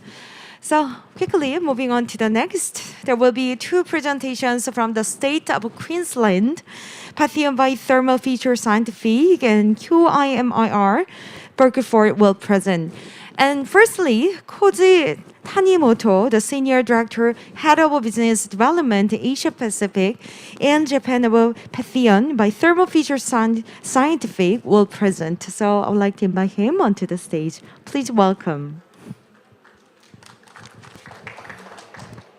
Good afternoon. Thank you very much for this opportunity to provide the presentation of Patheon, Thermo Fisher Scientific. My name is Koji Tanimoto, and I head up the business development team for Asia Pacific and Japan under Pharma Services Group, which is also known as the Patheon brand under Thermo Fisher Scientific. Okay, starting with the first slide.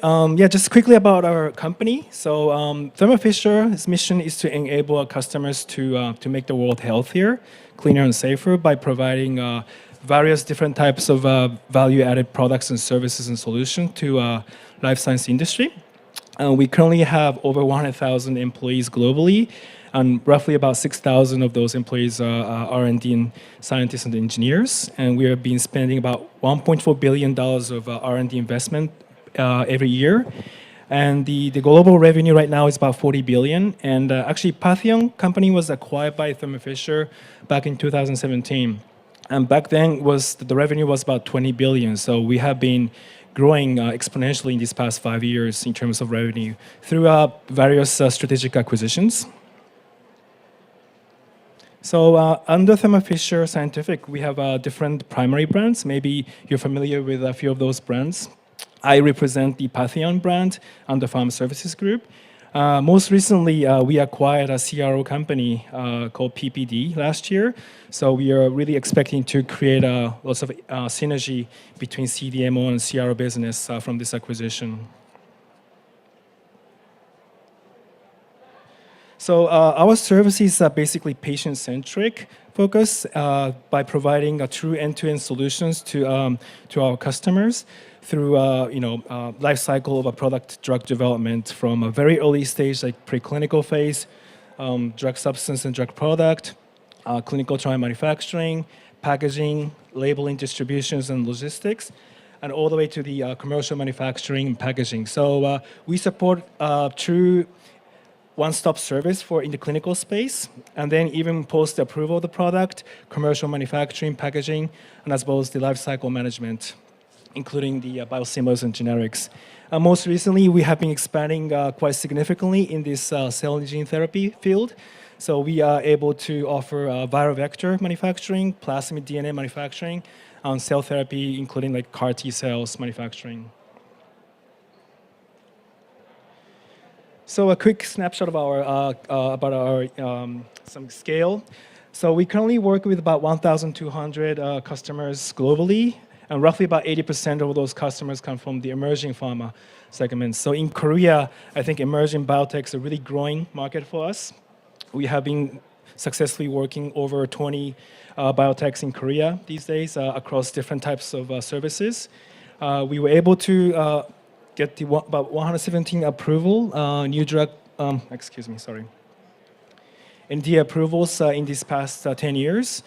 This represents more than double of the NDA approvals in the second-ranked CDMO. We have been supporting over 6,000 clinical trials with over 20 years of GMP manufacturing experience. So out of the 100,000 employees, almost nearly 20,000 colleagues are under this pharma services group, CDMO business. And out of almost 6,000 scientists, engineers, half of them are in this pharma services group business. So that just tells us how much we put our resources and scientist expertise in this CDMO business. As you can see here, it's a little bit busy slide, but we cover small molecule API, biologics, cell therapy, different types of drug products, clinical services. And today I'd like to just briefly talk about the biologics business, as we have a state-of-the-art drug substance manufacturing site in Brisbane, in Australia. So this is just shows how much investment we have been making in this biologics business.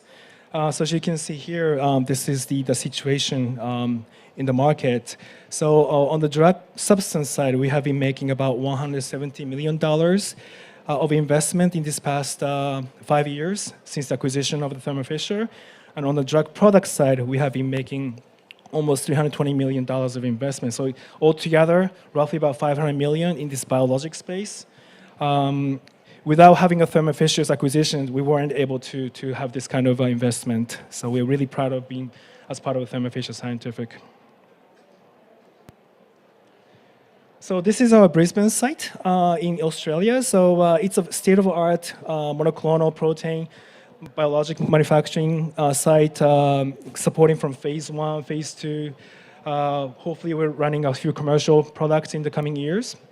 We're expecting some approvals coming through. So, and basically, this site supports all the drug substance manufacturing using a different production mode, like fed batch by perfusions. We also utilize our proprietary high cell density cell culture platform called XD, and we can support up to 2,000 liters of scale. We do have in-house QC/QA capabilities with a very strong track record with the right first time and the inspections as well. We have a very strong project management team, and as other presenters explain about the tax refund incentive program, definitely, a lot of our biotech companies in Korea are enjoying this 43.5% tax refund incentive program.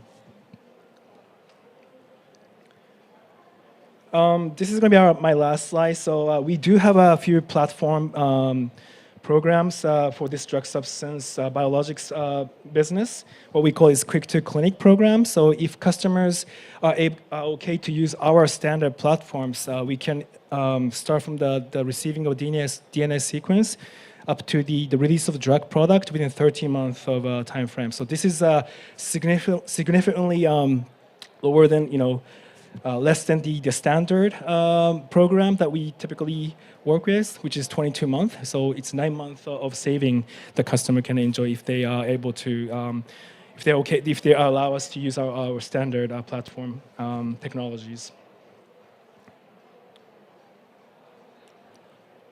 So with that, this is my end of the presentation. So if you have any questions about our capabilities and services, please feel free to stop by at our Ken 10 booth. It's just only a few seconds from here. So thank you very much. Thank you very much, Senior Director Koji Hanimoto, for that excellent presentation. It was very good to know about your company. Okay, so next, Dr. Matthias Kroll, the Chief Commercial Officer from QIMR Berghofer, will now present. So he's now getting ready for his presentation. Please come forward to the stage. Good afternoon. Thank you very much for giving me the opportunity of presenting QIMR Berghofer and its manufacturing arm, QGen Cell Therapeutics. QIMR Berghofer is Australia's second largest medical research institute, and it's been manufacturing cell therapies and inventing cell therapies for over 20 years now. This is actually met with success. At the moment, we've got a lead program with our licensee, US biotech Atara Biotherapeutics, in phase 2 clinical development in the United States at this moment, and we manufacture this clinical trial product locally in Brisbane in our manufacturing arm. Thank you.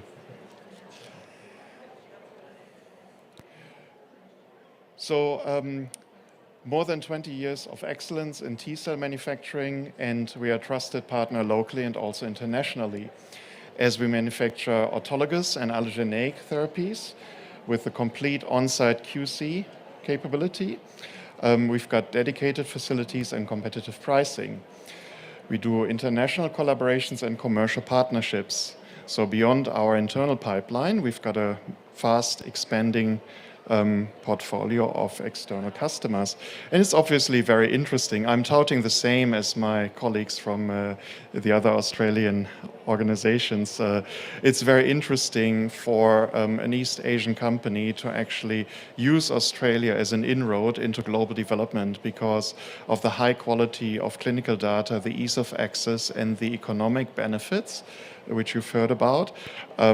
You will be able to enter fast and economically into early stage clinical development and then seamlessly transition into mid and late stage pivotal and registration trials in other regions of the world, which makes it very attractive.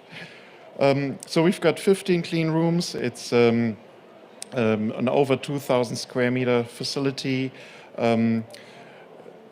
We collect cells from Australia, Asia, and the United States and supply to all of these regions. We integrate collection, manufacture, and delivery, and we also work as a part of an integrated network with contract research organizations and clinical sites, so we can help you set up your clinical trial, develop assays for you, and so on. We've got experience with international regulators, and we know how to access deep experience. We've got a TGA license, that's the Australian regulator for the manufacture of T-cell therapies for clinical trials. We help you develop your regulatory applications. So a little bit more detail. We do all sorts of cell therapies. So apart from the autologous and allogeneic T-cell therapies, we have experience with NK, iPSC, MSC, and so on. We store and provide our supply chain expertise for global distribution. We've got the complete suite of quality control tests available on and off site. We've got an integrated quality management system to support the GMP manufacture of clinical trials. Again, based on our long-standing license and successful audit outcomes, including European QP audit and client audits. So at this moment, the GMP manufacture of T cells is licensed all through the clinical trials. Other cell therapies are possible for phase 1 clinical trials, and we're looking currently at upgrades. We will provide to phase 1 and phase 2 trials in Australia, US, and Hong Kong, and phase 2 in Canada. The facility has 13 ISO class 7 clean rooms and 2 ISO class 8 clean rooms. It's got a PC3 containment suite, independent dedicated air handling units, so that gives you a lot of flexibility for a variety of applications, and dedicated controlled storage for raw materials and finished products. Here you see basically the layout of this. So this is inside the institute, which also gives you access to some interesting technologies, for example, selection for greater T cell fitness. Merger of the CGMP process development, manufacturing, and scientific services. Here's our pipeline. A number of cell therapies in development, some of them in the clinic, few of them partnered, others supported by the Australian National Granting Agency. Again, I briefly mentioned our success with this ATA188 product, Atara's multiple sclerosis product, which is licensed to them. For the first time, this is phase 1 results showing actually a possible reversal of disease progressions for the patients that you see listed at the top of the slide. So that's quite transformational, and we cross our fingers that all of that is confirmed in the pivotal trial. We're also looking at expanding in a nearby brownfield facility. So that is a plan that we're actually trying to pursue and set up with investors and partners at this moment. So thank you very much for your attention. If what I've told you is appealing to you, please write me an email. Looking forward to hearing from you. Thank you.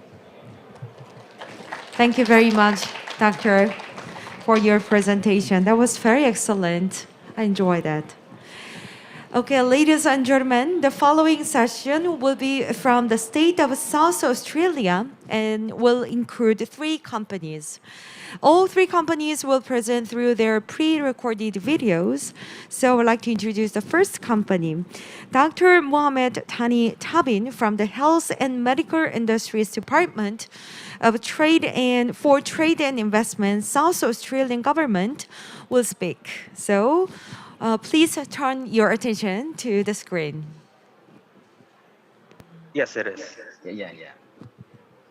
And what time is my presentation?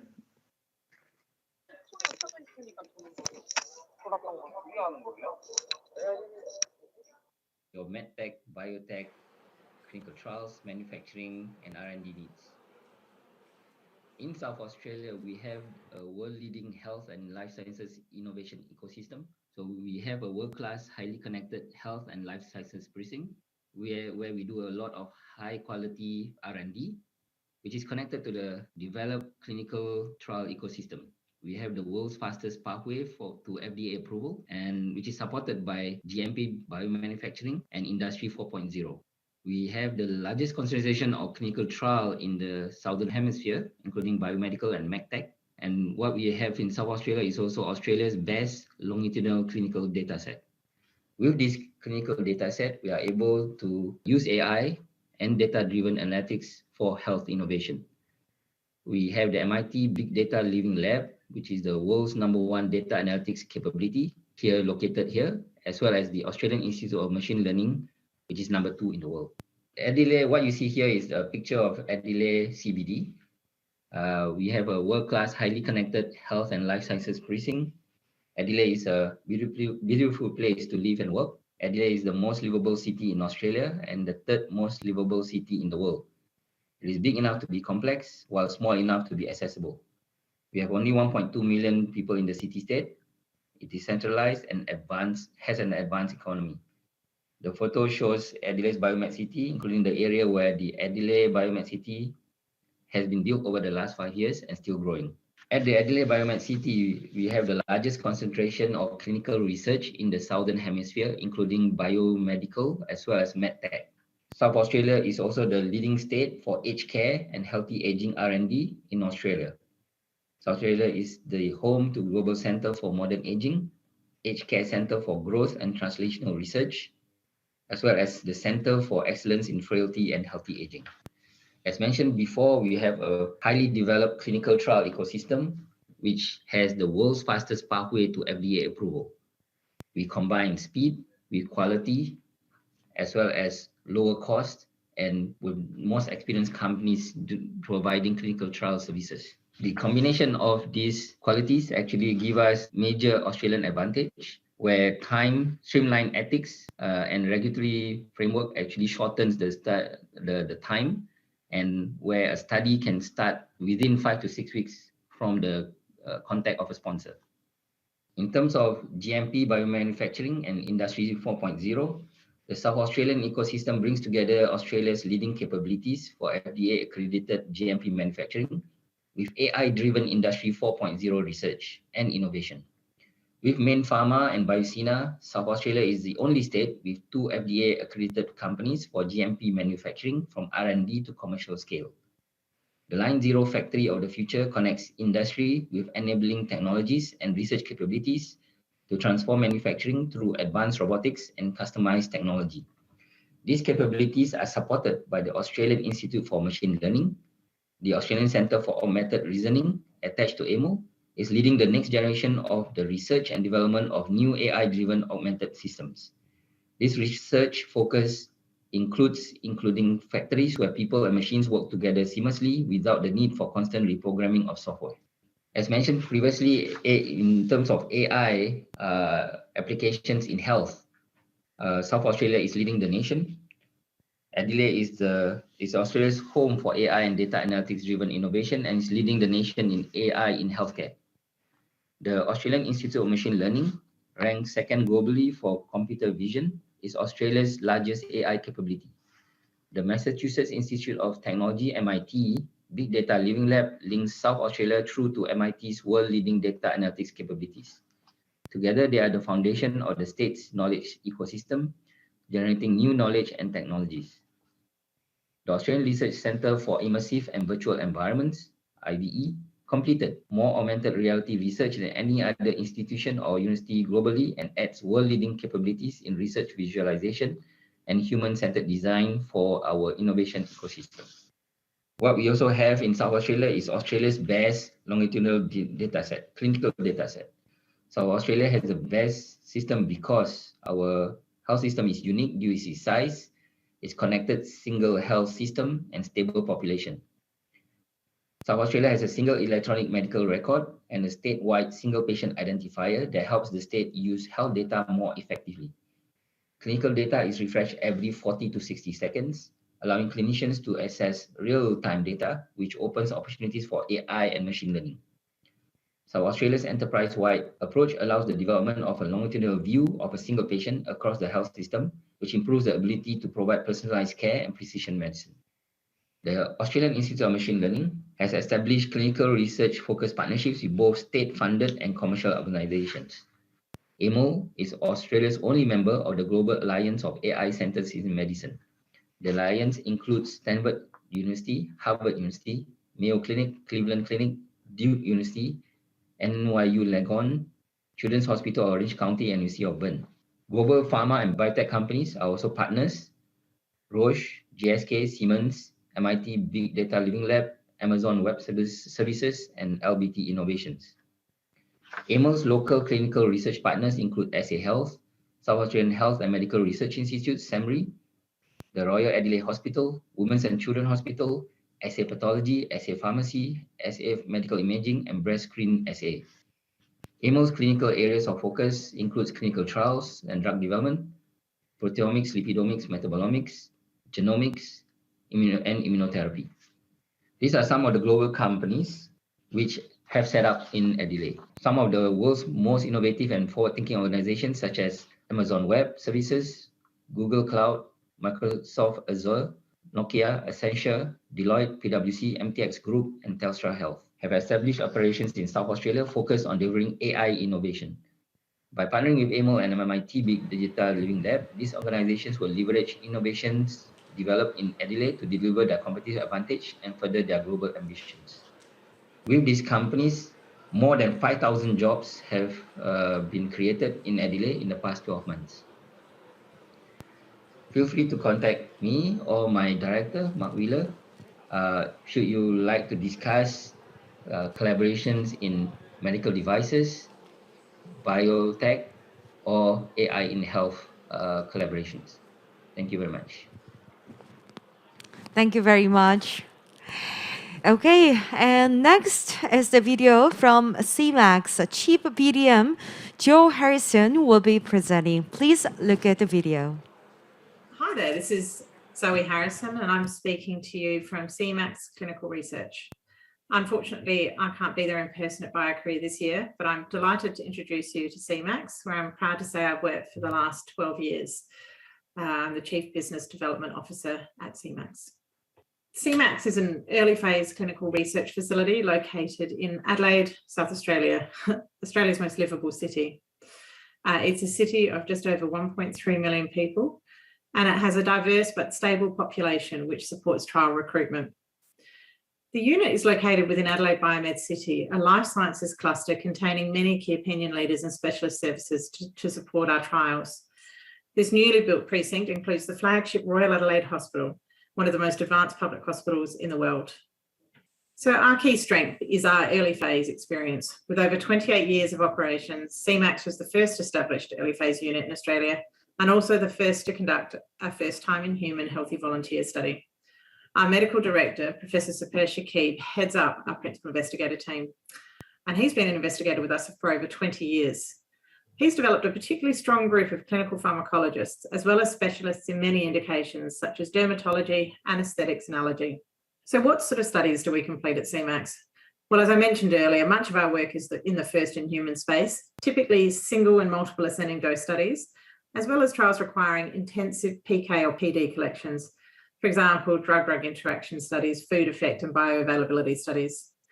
But we also routinely execute vaccine studies across all phases, cardiac safety protocols, early phase patient studies and biosimilar studies, as well as proof of concept and device studies. So we don't necessarily have a specialist therapeutic area. We consider ourselves specialists in early phase trials across most therapeutic areas.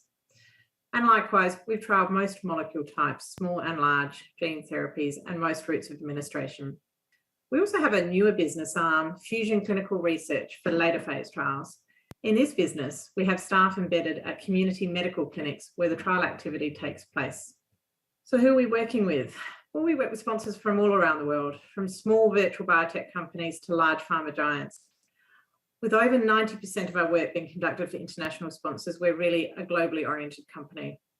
Over the last 12 months, though, we have seen the most rapid growth from Korean biotech companies, which is really very exciting for us. Our facility is newly built and is currently undergoing an expansion from 66 to 78 beds.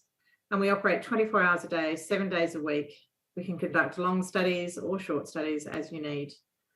Our new expansion will include low acoustic rooms to support EEG monitoring and other special procedures.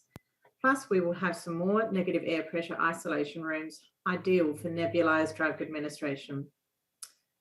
Our dedicated recruitment department manages a database of around 40,000 volunteers, which supports full enrolment of our clinical trials. We are ideally located in the central business district, providing easy access for our volunteers. Australian clinical trials are known for their quality.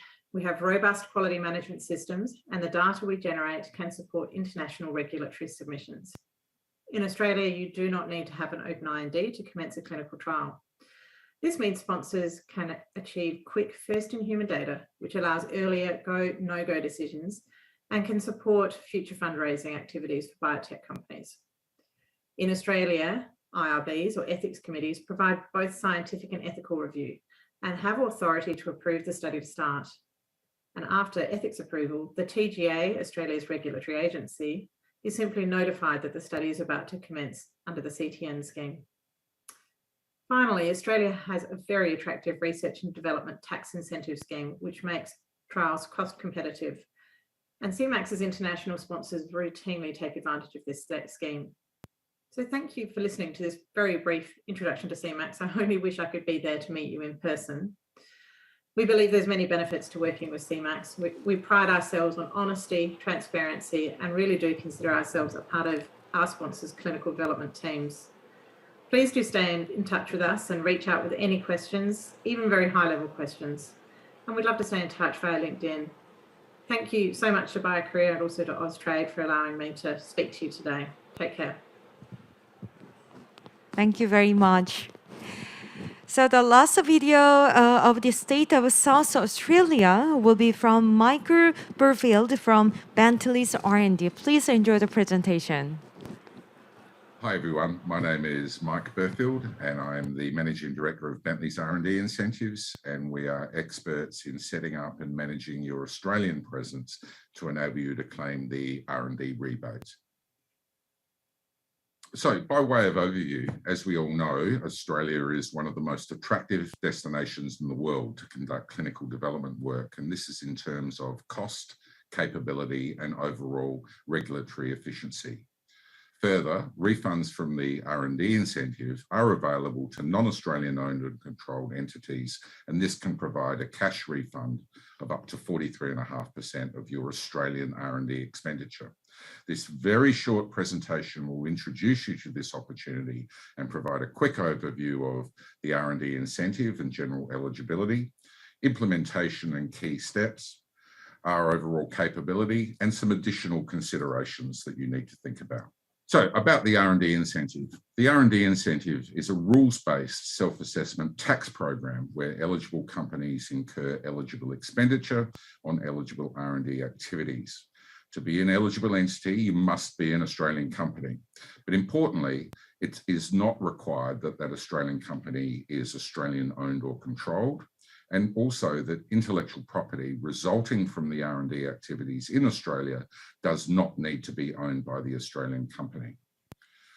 Importantly, and most recently, as a result of a determination by the Australian Tax Office, phase 0, 1, 2 and 3 clinical trials for an unapproved therapeutic good with a clinical trial notification will be eligible will be an eligible R&D activity, and this provides substantial applicant certainty. Overall, the rebate results from cashing out tax losses rather than carrying them forward. Very importantly, the R&D rebate is only available to companies with a group turnover of less than 20 million Australian dollars. So, some key considerations to think about. Firstly, group turnover must be less than Australian 20 million or about 18 billion Korean won. Only entities with a group turnover of less than $20 million are eligible for the R&D rebate. And group turnover includes entities that either have 40% or more control of you or you of them. If their turnover is greater than 20 million, then your Australian entity will not be eligible for the R&D rebate. And this is a really important thing to think about. Also, expenditure incurred prior to the date of incorporation of an Australian entity will not be eligible for the R&D incentive. As said previously, IP generated by the Australian R&D activities does not need to be held by the Australian entity, but we need to consider the transfer pricing rules as part of that. You will need to open an Australian bank account, and this can take up to 2 to 3 months. But in that interim period, invoices can be paid on behalf of the Australian entity. Finally, some R&D activities undertaken outside Australia can be claimed under the Australian incentive, but there are a number of tests and we need to consider a special ruling called an advanced overseas finding. So about Bentleys. For the last 11 years, we've been assisting foreign companies establish and manage a presence in Australia. We have a track record of compliance and supported over $100 million in foreign subsidiary biotech investments without incidents.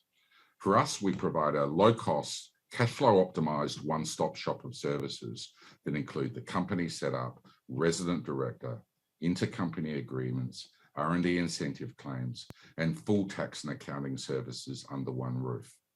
We also provide finance arrangements as well, both debt and equity through our network. We were a fortunate recipient of a 2021 Australian Government Export Award for our role in supporting the clinical trial sector. We are part of Bentleys Australia, a trusted international network of accounting and advisory firms with over 700 staff and 70 partners across Australia, New Zealand, and China.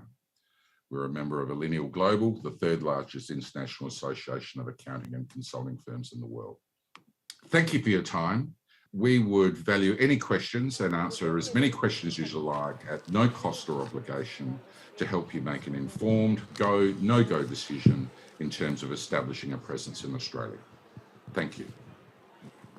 Thank you very much. Okay, so we've been meeting many companies of Australia in a relatively short time. Next, there will be a sixth presentation from the state of New South Wales. George Clinic's CEO, James Chung, will be the first speaker, and he is with us through online. So, CEO James Chung, hello. Yes, can you hear me?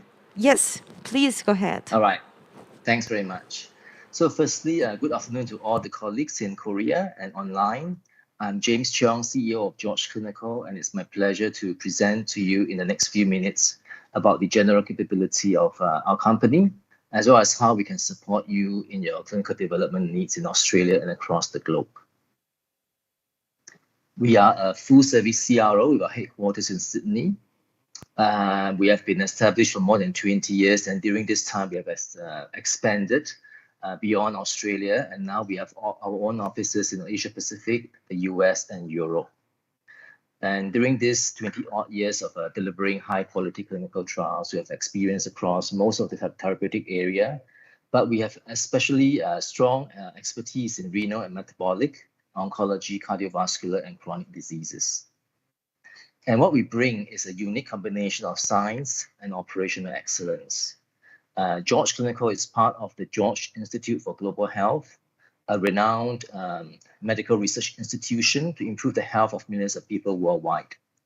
So with our affiliation with the George Institute for Global Health, we bring the science that one finds in academic research organizations, ARO, but we have also then the ability to run trials globally on par with any of the top global CROs. And our unique combination of science and operational capability has benefited many of our biotech clients who appreciate the key opinion leaders, the scientific leaders on panel in the design of protocols and in referring sites, and also to engage them, the investigators on a peer-to-peer level to drive recruitment. We are also accredited with the OGTR, which means that we can then manage the GMO trials for you in Australia. And we are pleased to share in this slide some of the awards and accolades that we have received in 2021, some for Asia Pacific and some really at the global level. So it shows that we are well regarded by our peers in the industry as a global CRO, and we are not actually experienced just in early phase trials, but also across all the phases and in all regions. In this map, you can see where our offices are located in. Our headquarters is in Sydney, as mentioned earlier. And we have our own offices across most of the countries in Asia Pacific where trials are being conducted in. And we've expanded over the years to Europe and to the US too. And here you can see the scope of service that we can provide to our clients, from designing the protocol, from advising on the clinical development plan to making the submissions, regulatory approvals, to trial management, project management, data management, statistics, and medical report writing. We cover them from the beginning to the end across all phases. And here I would like to share with you our experience in terms of the number of studies by therapeutic area. And you can see really we have done most of our experiences, the largest experience rather is in oncology, followed by nephrology and cardiovascular diseases. And within our vast oncology experience, here is the breakdown by the indications. And here you can see the experience of our team members, right? So really 3/4 of them would have experience in cardiovascular, endocrinology, and oncology. So I'm sure we have heard of the advantage of conducting clinical trials in Australia due to the fast startup process, the high quality of the data, and the strong government support, including the R&D and tax incentives. And we are our headquarters is in Australia. We are certainly very well set up and well equipped to support you on your early phase trials in Australia. And we look forward to engaging you to discuss how to bring your trials to Australia. And beyond Australia, for future trials in Asia or Europe or the US, we look forward to continuing that collaboration as the product progresses to the various phases of its clinical development. And I'm not able to be at the conference in person, but I've left my contact details now. But two of my colleagues are there in the conference. There's Elizabeth Yunako, our BD director based in Australia, as well as Misoon Seo, our country manager for South Korea. So do reach out to us via phone, via email, through our website, or in person with Elizabeth and Misoon during this conference. We look forward to discussing with you to see how we can support you with your clinical trials and clinical development needs across the region. Thank you. Thank you very much. Thank you very much for your time over the internet. Okay, so I would like to introduce next speaker, CEO Carolis Lochkas from Regeneus will be the next speaker. So let's welcome him onto the stage. Hi, good afternoon, everybody. Carolis Lochkas from Regeneus. So you heard a lot of presentations from service providers. Regeneus is a therapeutic developer, so I hope it's going to be a nice change of pace in this presentation flow. So Regeneus is a clinical stage regenerative medicine company. We are listed on the Australian Securities Exchange. We have a proprietary technology which combines mesenchymal stem cells and their bioactive secretome. We have been developing this technology since 2013, invested over $25 million in this technology, which is now protected by over 80 patents in key geographies. Progenza, lead indication for Progenza is knee osteoarthritis, where we have highly differentiated data based on the phase 1 clinical trial we ran in Australia, which I'll present later in the presentation. And based on the successful phase 1 results, now we are planning a phase 2 clinical trials in Japan and the United States. So as a clinical stage company, we would like to find local partners in individual geographies to continue developing this asset. And my purpose here today is to establish connections with local Korean partners to commercialize Progenza for the Korean market. So knee osteoarthritis is a highly prevalent and debilitating disease, primarily driven by aging population and increasing levels of obesity. So this is a progressively degenerative disease which results in pain, stiffness, and loss of mobility. On average, 1 in 7 adults suffer from knee osteoarthritis, and at this stage, there are no real disease-modifying therapeutics for this indication. So as you can see, depending on the level of pain, there are certain treatments available to knee osteoarthritis patients. So at the lower levels of pain, you can be prescribed physical therapy, advised to lose weight. Then at increasing levels of pain, you can be prescribed analgesics such as paracetamol. At the more advanced pain levels, corticosteroids, hyaluronic acid injections are available. And once the pain becomes unbearable, knee replacement surgery is advised to osteoarthritis patients. So Progenza cell therapy for knee osteoarthritis fits into the mild to severe levels of pain patient population. So our technology, basically the unique element of our technology is that we take both mesenchymal stem cells and the bioactive secretome and combine it in a single product. There are multiple benefits to that. One is that both stem cells and the secretome has independent immunomodulatory effect in the knee environment, but also secretome acts as a potent cryopreservant for our cells in clinical applications. So this combination of MSC and bioactive secretome exerts a more powerful therapeutic effect than just MSCs would. So this is an allogeneic product. So we take a single donor and we can manufacture a large number of doses. Our source of MSCs is adipose. So adipose has high quantities of MSCs.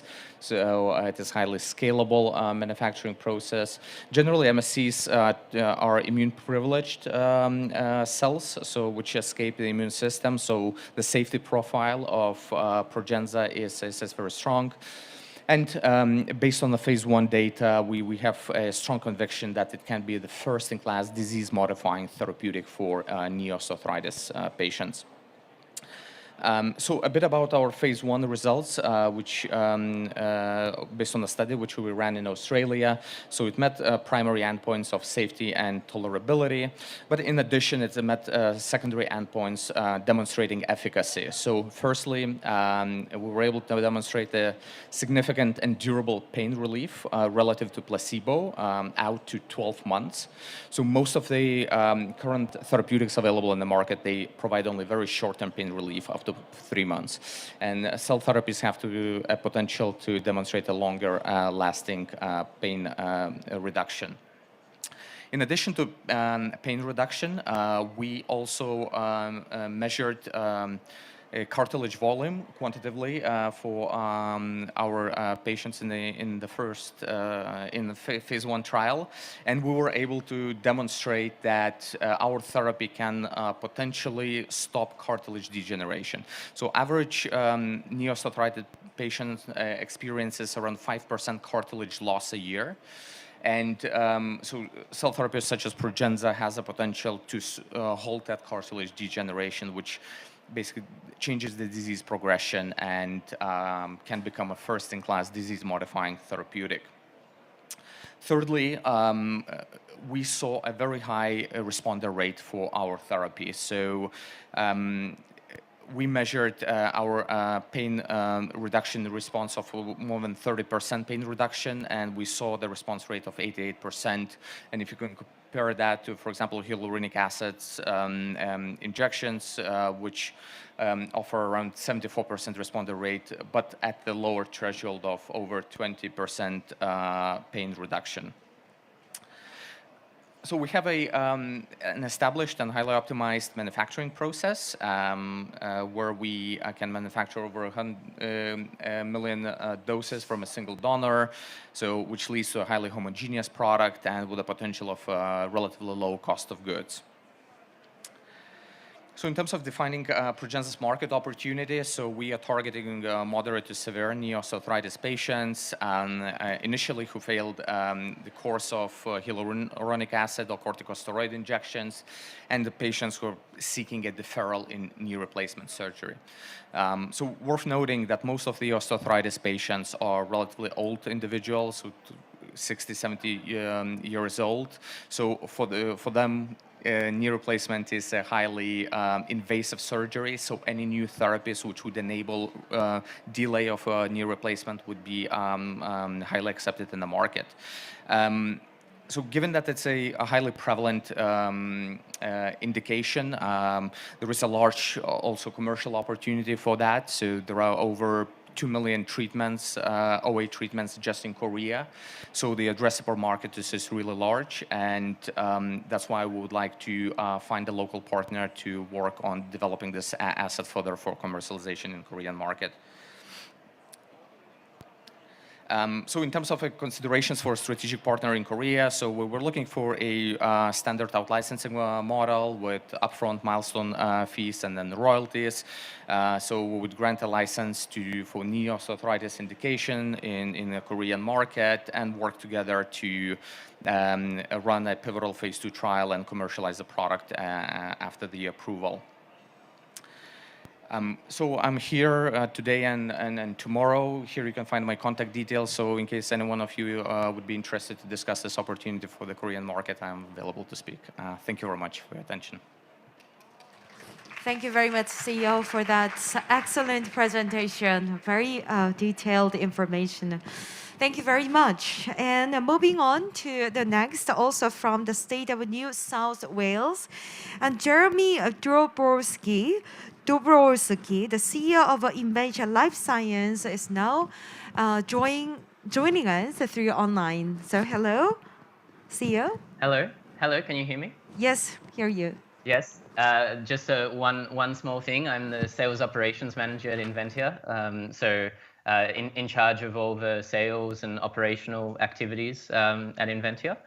Our company is founded in Australia, headquartered in Sydney, and we've got a global reach across the world, primarily in the APAC market, as well as in the US and in Europe. So just a little bit about Inventia. We are a 3D bioprinting and 3D cell culture company.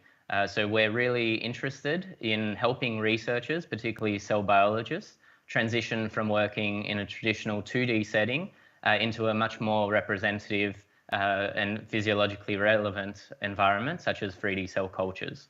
And as such, we're working on new technologies and enabling tools for many of our customers to work in 3D in a very reproducible way, to make these models more akin to what happens in the body, and ultimately allows you to progress your drug discovery projects further with less blockers and sort of more reproducible and relevant results. So we have a flagship product called our Rastrum 3D cell culture platform. And ultimately what Rastrum is an instrument, but it's also composed of many other aspects, which are the structures of the 3D cell models that it can print or produce in order to address certain applications. So our team pre-validates these structures and models to enable researchers to work in areas such as monocultures and co-cultures, immuno-oncology models, migration invasion assays, all those different aspects that would be relevant to mimicking certain drugs, drug processes, disease modalities that the human body is subject to. Secondly, we've also got a pre-validated matrix system that we've specifically developed from the ground up for our Rastrum platform. Because our Rastrum platform is not your typical bioprinter, it's actually based on drop-on-demand 3D bioprinting technology. The matrix is really important to be optimized for our system. So we have a library of over 100 different matrices, ranging in different characteristics, both stiffness and biofunctionality, to enable our customers, who are the biological researchers, to work in a matrix system that's very similar to the native ECM of the human body. And subsequently, researchers can combine these elements and print into standard wall plate formats from all your standard suppliers, and subsequently mix and match different experiments to achieve the research goals that they're typically aiming to achieve. So a little bit more context about our matrix system. It's a PEG, so polyethylene glycol backbone matrix. And by tuning in different stiffnesses, so by varying the arm length of the polyethylene glycol, we can achieve different stiffnesses which are suitable for different cells from different tissues in the human body. We can also tune in various levels of biofunctionality, which means that we can add hydrolonic acid, fibronectin, different laminins, as well as cell adhesion peptides, which enable you to optimize your cell environment to be much more suitable for the particular cell types you're working with, and really achieve that native phenotype that you're looking for. So you can focus on the biological research that you set out to achieve. The cells can also remodel the matrix over time. There's MMP sensitivity, but most importantly, there's no batch-to-batch variation. As with other systems like Matrigel or other naturally derived hydrogel systems or 3D matrix systems, there isn't the same batch-to-batch variability that you would see with those. So our system is very, very reproducible and consistent. And just to give you an idea about all the different cell types that our team typically works with and our customers work with, all the circles that you can see highlighted in pink are areas where we've got a very good foundation in working with different cell types within these tissues. And some of the really stunning images that you can see on the right-hand side are images of cells that we have cultured in our printed models in our matrix system. And the benefits of our matrix system are also that it gelates at room temperature instantly, and it also has no background autofluorescence. That's why you get these beautiful images, and it's visibly transparent in the bright field, so you don't get any background signal there either. So you can really visualize your cells to the highest quality. All the circles that you can see in the white are ones that we've also worked with quite significantly, but in this case, we're continually developing matrices for these, or also looking for partners that are working in these areas to help us in sort of validating certain matrices for particular cell types within those tissues. And what's important to note is that we don't just work in cell lines. We work with primary cell types and patient-derived cell types. So any researcher that's interested in working in an in vitro setting would be able to accommodate a platform such as Rastrum. And it's across the board. So some of our customers are taking patient biopsies and using those cells from those patient biopsies to create very reproducible models for their drug discovery workflow. And just a little bit about the technology. As I mentioned, it's a drop-on-demand technology. This was meant to be a video, but unfortunately in the PowerPoint, in the PDF, it doesn't show up. But the print head in Rastrum has 8 independently addressable nozzles, which means that you can print many cell components and matrix components at the same time. It prints very rapidly. It's very similar to an inkjet printer that you would have at home. So as the print head moves across the plate, it prints up to 300 droplets per second. Each droplet is around 15 nanoliters in volume, and the print time is below 30 minutes as a standard benchmark for all our models that we print. And it's compatible with your standard well plate formats. So all the way from 24 to 384 well plates is compatible from all the major suppliers, which means that you don't have to change that aspect. You can just use the platform with your typical workflow. And that's further illustrated by the fact that once you print your 3D cell models with Rastrum, you add whatever media component you would normally add with a standard in vitro workflow that you use. And you can do both in situ analysis techniques, just as you would normally, as well as downstream analysis. So you can extract the cells from the matrix with a very high cell viability, and then you can do RNA or DNA-seq, proteomics or flow cytometry. But in the in situ analysis techniques, you can do all the standard stuff. So your imaging-based assays, you can do biochemical assays, cell titer glow, Alamo blue, etc. for cell viability, and a whole suite of others that you would normally do with your 2D cell culture or existing 3D systems. And then my last slide is just about Rastrum. You haven't seen the picture yet, but this is it. This is a pink and chrome box. We've put a lot of effort into the design of our 3D bioprinter. It's won many awards for its good design, and it's beat the likes of Tesla in some of those when it came up against Tesla in the Fast Company Award, but also in the Good Design Award. It's got an integrated laminar flow system, so it keeps a very sterile environment inside. You put it on the benchtop, not in the biosafety cabinet. It cleans and automates the sterilization process by itself. It's got a very simple software to use, so you don't have to have any experience in 3D bioprinting. You can just use it just as a standard cell biologist and adapt to the system and allow it to speed up your research.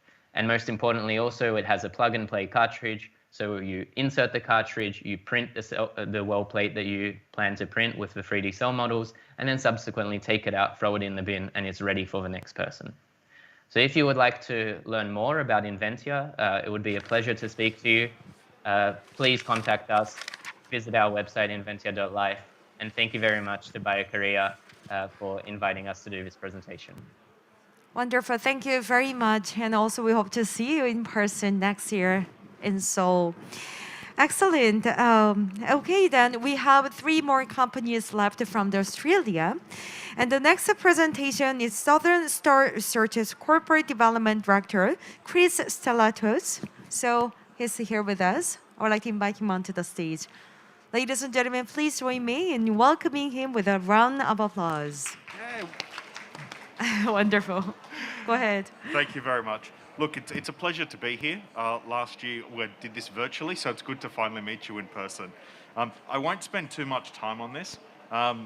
Everyone, I think, knows the benefits for Australia, which is cost, speed, and quality. So I'll only spend a couple minutes talking about what makes us a little bit different from all the other organisations.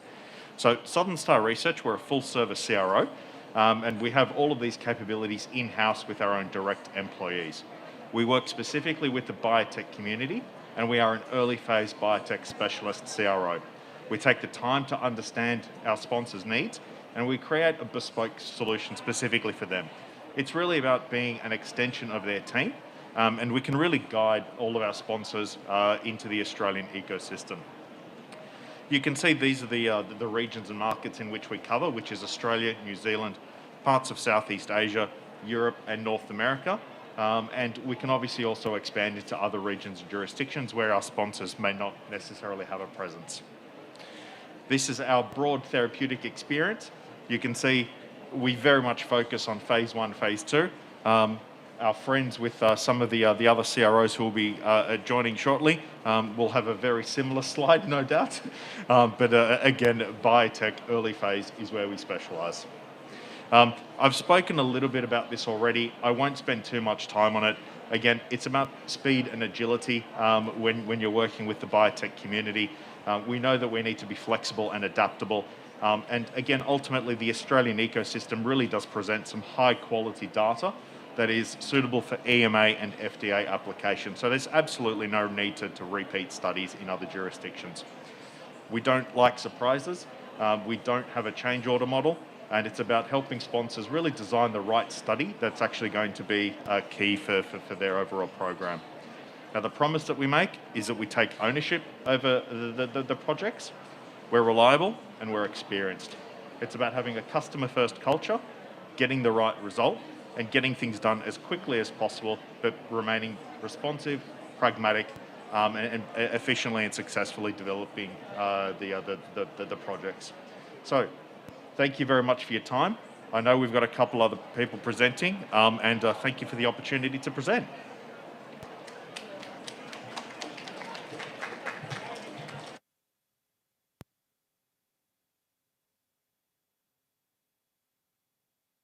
Yes, that's quite a short presentation, but that was very interesting to know. And thank you very much for your nice introduction.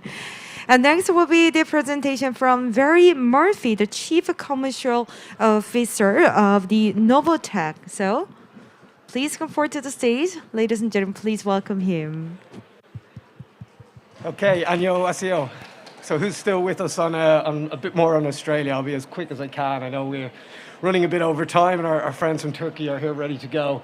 So Novotech are a Asia-Pac centered, globally capable biotech specialist CRO. If that's all you remember, that will be enough. So this is our coverage. Our model has always been about having full-time on-the-ground staff in every country in which we operate.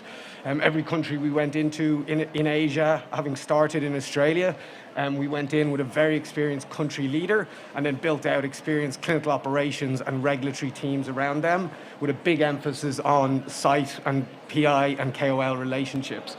That's been key to our success in Asia. And then most recently, last week, in fact, we extended into the US with an acquisition of a small US boutique CRO, giving us the global coverage you see here now today. So we've got over 2,500 full-time staff across 14 geographies. Our services is full service. Like you'll have heard from a lot of the other CROs, we cover the full gamut of services, right from protocol development through medical services, stats, data management, etc. I think one thing that does set us apart is the expert consultancy services that we call Biodesk.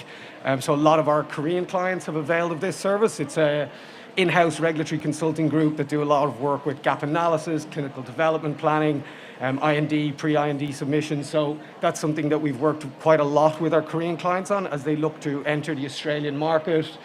The other things that I guess outside of the traditional services that I just wanted to highlight and where we're probably quite excited about is really our exploration and some of the partnership and investments we started to make in some of these advanced technologies for accelerating clinical development. So they are virtual trials where we've made an investment and we're partnering with Obvio for virtual decentralized trials in Asia Pacific. We're doing quite a bit in the hybrid space, first of all, and trying to find opportunities to make studies more patient-centric. We're using Prospection for feasibility and patient recruitment, which is an AI platform, and we've partnered with SAMA for advanced clinical data analytics and visualization. So we do want to see ourselves at the forefront of the next wave of evolution within the clinical trial space as we try and accelerate clinical development globally as much as we can. In terms of our therapeutic experience, so oncology, CNS, infectious disease are our three biggest, but we do have experience kind of right across various therapeutic areas. I think the other thing just to note is we work with over 50% or nearly 50% of our sponsors are Asian sponsors. That's mainly Korea and China. So we do have an understanding of what it's like to work with Korean sponsors. Very fast paced for sure. And we also have a very strong Korean team with over 350 people here locally that can provide that additional support in terms of relationship management and engaging locally. I'm sure you've heard plenty about Australia, so I'll skip the speed, cost, and efficiency and quality of working in Australia. I do hope that that message has resonated. I'm sure everyone knows plenty about the R&D rebate at this stage, but do come and talk to the various Australian companies about those to get more details. And I'll finish with this. So we're our service provider, so a big part of what we do is our people. So we do put a lot of focus on company culture. Novatech is a great place to work, and because of that, we think, a great company to work with. Thank you very much.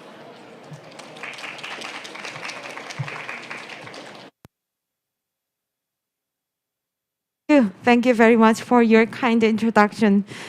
Okay, last but not least, from Australia, Lisa Nelson, the CEO of Scientia Clinical Research, will commence with the presentation. So please come forward to the stage. So our last presenter, please welcome her. The last one, I promise to be quick because I know we're, running a little late. So I'm the CEO, Lisa Nelson of Scientia Clinical Research, Phase 1 unit, in Sydney. Too small. So I will quickly run through this. We're a state-of-the-art Phase 1 centre in Sydney, Australia, and you've heard from other Phase 1 units. Australia is a wonderful place to do your early phase clinical trials, and we'd be delighted if you come to Sydney and work with us. So I won't go through all of this because we're actually out of time. Like everyone, the majority of our trials, we do around 35 to 40 trials a year, the majority of which are first in man. We're very experienced in that, and we also do the other studies that we have down there. Just to show you some pretty pictures, we have a lovely unit, we have 30 beds, and we can do all the monitoring that you require. Here's some great things. One of the things that we have in Sydney is we have a view of the water from the Phase 1 unit, so our volunteers and patients are very happy. I'm going to skip through to there's one thing that does separate us. We have an on-site Grade C manufacturing suite where we do just-in-time manufacturing for a lot of our sponsors, and this is a real advantage. So I'll go really just to this one slide that summarises us because we're out of time. We are an FDA audited facility. We accept, GLP, CGMP data from Korea, China, US, Europe. We conduct over 35 clinical trials a year. As everyone has talked to you today, we have rapid ethics approval and a regulatory notification scheme. We operate within the Prince of Wales Hospital in Sydney. And as we said, we're looking to undertake work with Korean companies, which is fantastic. So I thank you all for putting up with this very long day anyway. And if anyone has any questions, I'd be delighted to answer them. And apologies, I've raced through it, but thank you very much.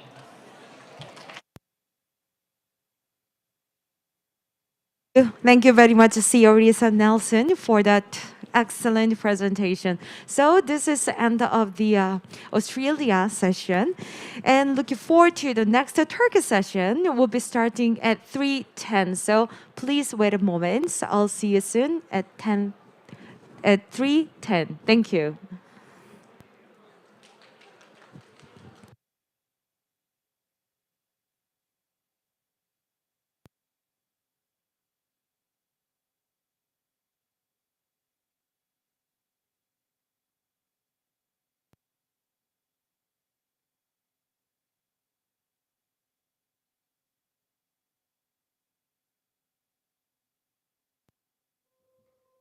Every single day, for the good of millions all over the world, we rise and get to work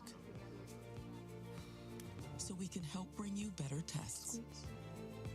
Don't worry, you got it. More effective treatments and vaccines, and life-changing breakthroughs. And we never stop in pursuit of answers.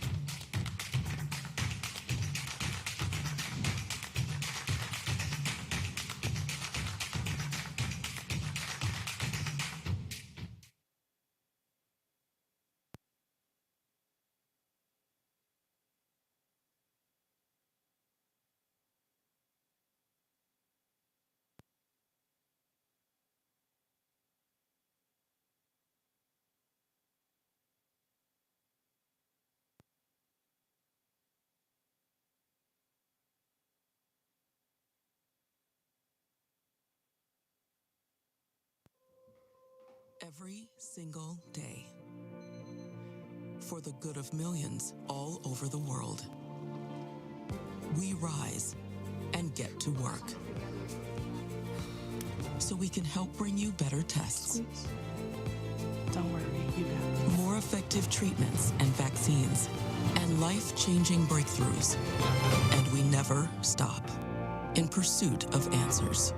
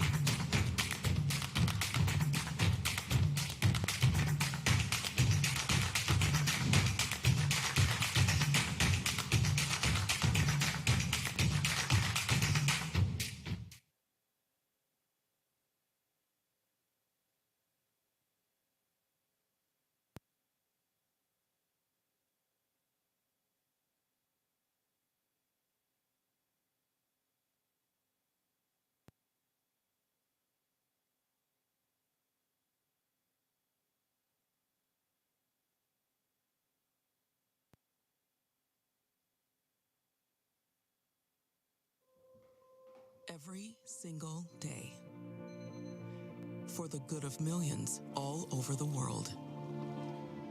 We rise and get to work so we can help bring you better tests.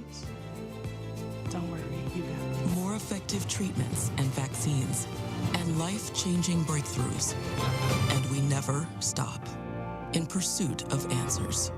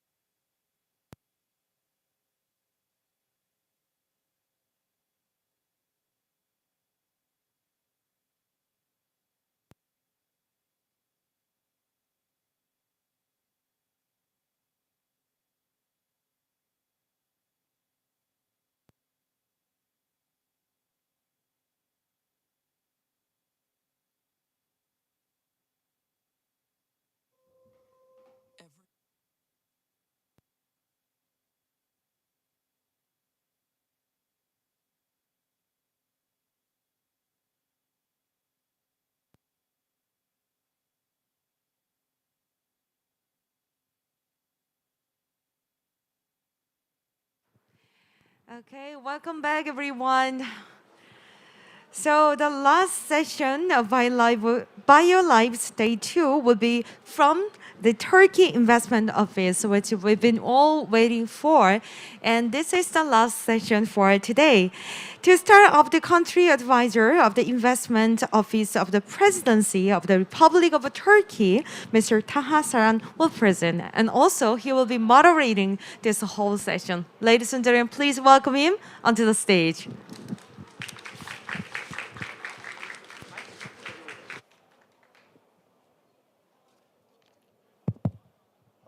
Thank you for that introduction. Is my voice clear? Okay. So welcome again, ladies and gentlemen. My name is Taha Saran. I'm the country advisor for the Investment Office of the Presidency of Turkey. As the office, we promote Turkey's investment environment to international business community. And as part of our mission, we try to make connections and bring together countries, companies and investors from Turkey and other countries. And biotechnology and biopharmaceuticals in general is one of the target sector for us. So that's why this year in BioKorea, we sponsored together with IEIS, the Pharmaceuticals Manufacturers Association of Turkey, our Turkish national pavilion here. So we have some of the top 4 companies, biopharmaceutical companies from Turkey, Abdi Ibrahim, namely Biopharma, Centurion, and Turgut Pharmaceuticals. They are not only the top biotechnology companies in Turkey, but also some of the most respected and well-known companies in general in Turkey. So if you haven't met them yet, I would highly encourage you to meet them after the session or later at our booth. So our pavilion is right there with all the other national pavilions in the exhibition area. So today we'll be talking about the latest trends and current state of the Turkish biopharmaceuticals industry, and also companies will be giving their presentations one by one. If you have any questions, please keep them until the end of the session, and then we'll be receiving questions from the floor. So without further ado, I would like to invite to the stage our first speaker, Ms. Ferda Fındık Yakar, the Industrial Affairs Group Manager of the IEIS. Ms. Yakar, the stage is yours. Hello, everyone. Welcome to Turkey Symposium. Frankly, we are excited to be here in person after 2.5 years. Last year, we attended BioKorea with an online symposium. This year, we are one of the 4 countries who participating with a national pavilion, and we plan to be here in coming years with a team that keeps growing. As the public and private sectors, we are determined to establish a strong biotechnological pharmaceutical industry in Turkey. Today, we will be presenting to you our steps in this regard. I would like to thank you for your participation and wish the symposium to be fruitful for all of us. Thank you again. Bye-bye.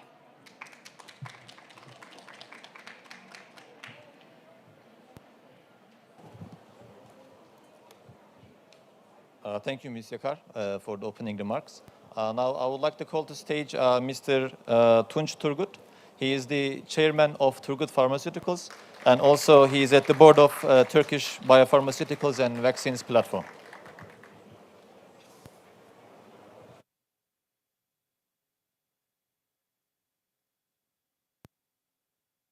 Participants, experts, we will welcome you to the 17th BioKorea event, Turkish Pavilion session. The session is organized by Turkish Pharmaceutical Manufacturers Association and the Presidency of Turkey Investments Office. We feel very privileged to be here, to be part of this very important event. Our main desire is to develop the biotechnological ties between 2 nations. We have, as you know, long historical relationship with Korea. It's very important to us, means a lot to us. Implementation of the new trends from artificial intelligence and new therapies, cell therapies, will change the course of the biotech business throughout the world. We all have to adapt our companies, not only in Turkey, throughout the world again, to adapt these changes in order to be on the competitive edge. In this respect, Turkish pharma companies and my colleagues here from different companies representing Turkey will give you more detailed information about what they do currently and their business courses. Also, as you know, the current pandemic situation made biotechnological pharmaceuticals very important.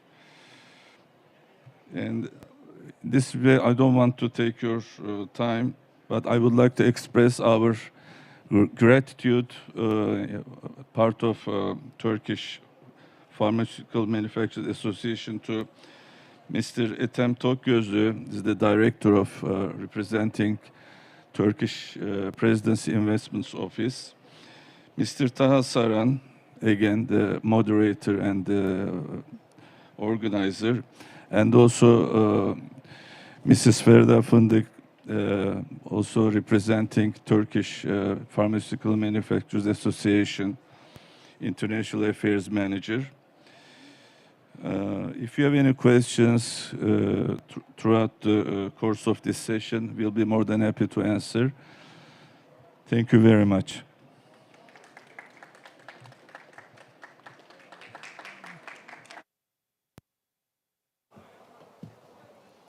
Thank you very much, Mr. Turgut, for your speech and the kind comments. So next online, my colleague, Mr. Ethem from our Istanbul office. He is the head of our life sciences sector team. So please come to the stage.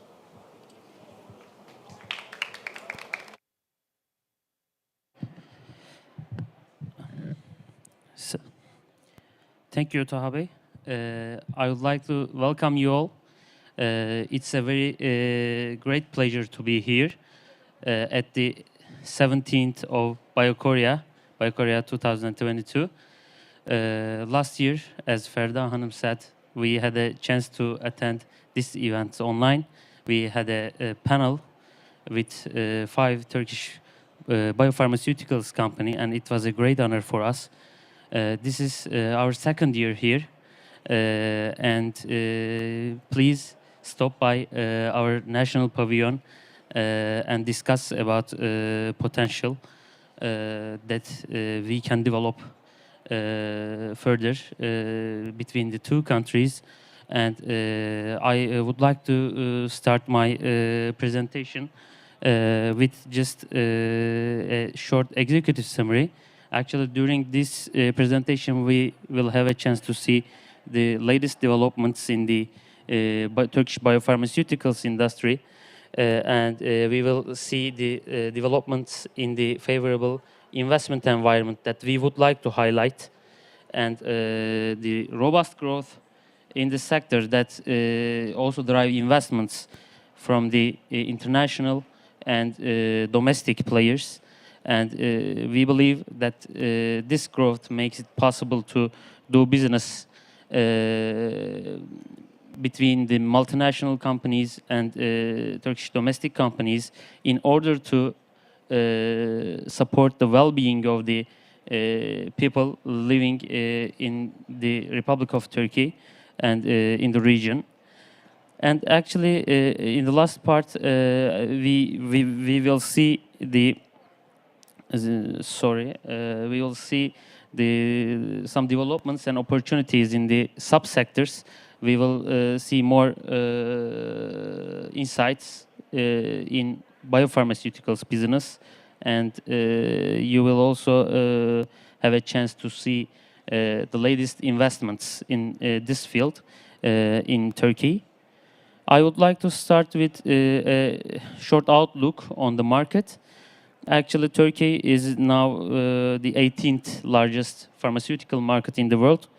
Considering that the emerging markets is the pioneers of the growth in the pharmaceutical market, Turkey would be among the leading countries in the emerging markets, and it is expected to be the 14th largest pharma market in the world, according to IQVIA data. Considering that the total pharmaceutical market will be reaching to 1.6 trillion US dollars by 2026, it is important to have a greater share in this cake. And we believe Turkish market provide so many opportunities for the international companies that would like to enter into the market or create a new footprint in the region. They need to consider Turkey as an alternative location for their investments. Last year, actually, the sales was around 62 billion Turkish liras. And in unit-wise, we can say that 2.4 billion boxes were sold in the market. And it is possible to follow the growth in terms of boxes and also value. Now we are talking about a market of 7 billion US dollars in terms of size. And made in Turkey drugs constitute around 89% of the total market in terms of units, and 52% of the total market in terms of value. One of the main characteristics of the market is that almost all the population are under the coverage. So universal coverage is there for pharmaceutical companies, and this creates also opportunities for pharmaceutical companies. It is also possible to follow the growth in the foreign trade statistics. Last year, the imports for the pharmaceutical products, including raw materials, semi-finished goods, and the finished dosage forms, were around 6.8 billion US dollars. And there was a huge increase due to the pandemic, of course. And around 70% of the imports were from Europe, and only 8% comes from Korea, Japan, India, and Singapore. These four countries represent only 4% of the total imports. When we look at the products imported, we see that vaccines, originator drugs, biodrugs, and plasma derivatives are the leading imported drugs, and it is possible to work on the new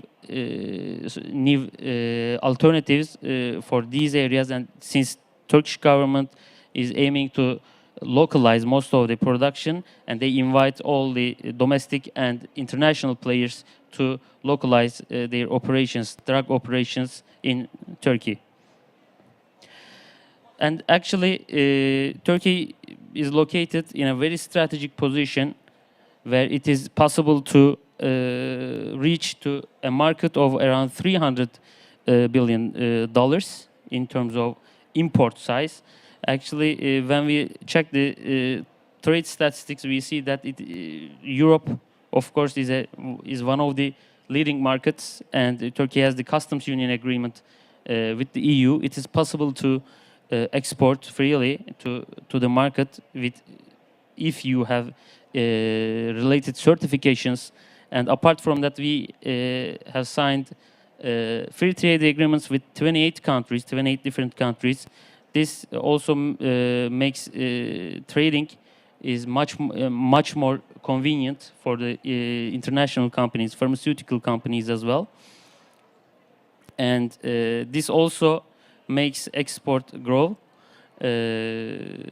especially since 2017. It is possible to see the growth in the exports. Last year it was around $2 billion US dollars, and since 2017 the compound annual growth rate in exports was around 16%. Now the industry is exporting to more than 170 countries, and our companies are always looking to diversify the markets. And now we can say that Korea is the leading destination thanks to an investment, a cooperation of a Korean biotechnology company with a Turkish manufacturer. And now we can say that Korea is the leading destination for Turkey's export markets in pharmaceuticals.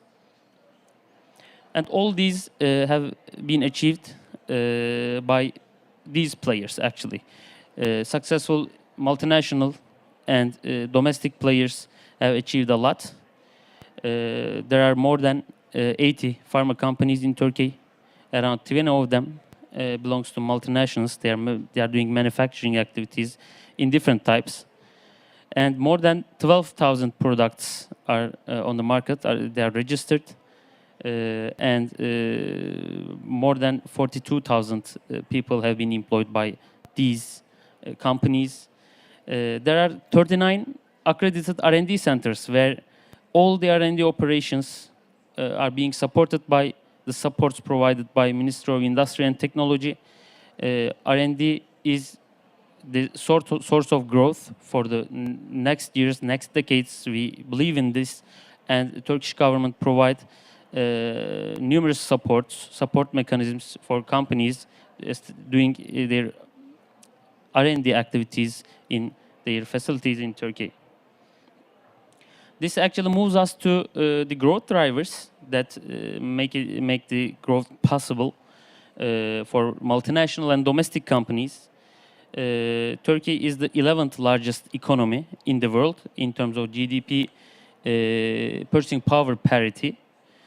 And especially in the last 2-3 years, after the pandemic starts, Turkey has shown a great performance in terms of recovery, and it is the leading country among OECD countries. And you can also compare the growth rate in Turkey with other competitors in the region. Turkey is leading the region, and it is possible to say that the growth will continue. And Turkish government is so much dedicated to support this growth. It's a fact that education and training is so important for the industry. And we can say that in terms of the education and the training programs, we have some privilege.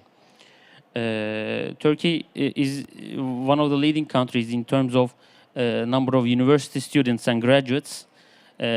Almost each year we have around 1 million university graduates, and now according to the statistics of 2021, around 200,000 students are studying in the relevant fields of Turkish universities in the relevant departments like medicine, chemistry, biology, biochemistry, and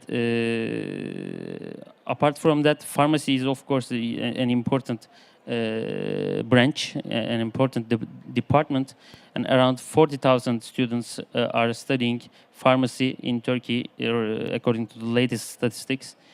And for the secondary level education, the number of graduates increased continually since 2002, and according to the last statistics, in 2020, the graduates from the vocational and technical high schools in Turkey was around 450,000 people. And now when we look at the labor force, we can say that number of university graduates in the labor force has been increased a lot. And now we have 28% of university graduates in our labor market. And incentives are available for the investments in manufacturing and R&D. And pharmaceutical industry is a priority industry, and it is possible to benefit from around 80–90% of benefits, direct benefits, when you invest in a pharmaceutical facility. This also covers biopharmaceutical operations, and in R&D side, we can say that it is possible to benefit from 50–75% of what you spent in R&D activities through the mechanisms developed by Ministry of Industry and Technology. There are R&D incentives, there are Turkish National Scientific Institution supports programs, grant programs that you can apply directly or collaborate with Turkish academia, researchers and research ecosystem. It is also possible to find support through innovation life cycle. This is also important, I think, especially important for startups and startup ecosystem. If you have a startup, it is possible to, even in the idea stage, it's possible to find support from Turkish National Scientific Institution. And when you grow, you will face with different mechanisms supporting you, and it will make you a much more competent and growing company at the end of the stage. And our R&D ecosystem is supporting this. It is possible to see that international IPR protection, which is very important for the pharmaceutical industry, is also growing in Turkey, since it is a candidate country.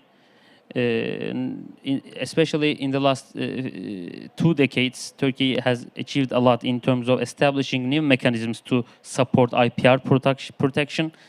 And we can follow the developments and improvements in this field through different indices.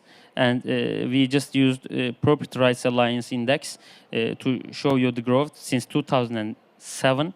I think the establishment of specialized courts on IPR and also the new law on the protection of industrial property rights in 2017 were really important steps to increase the enforcement of different mechanisms to support the protection of intellectual property rights.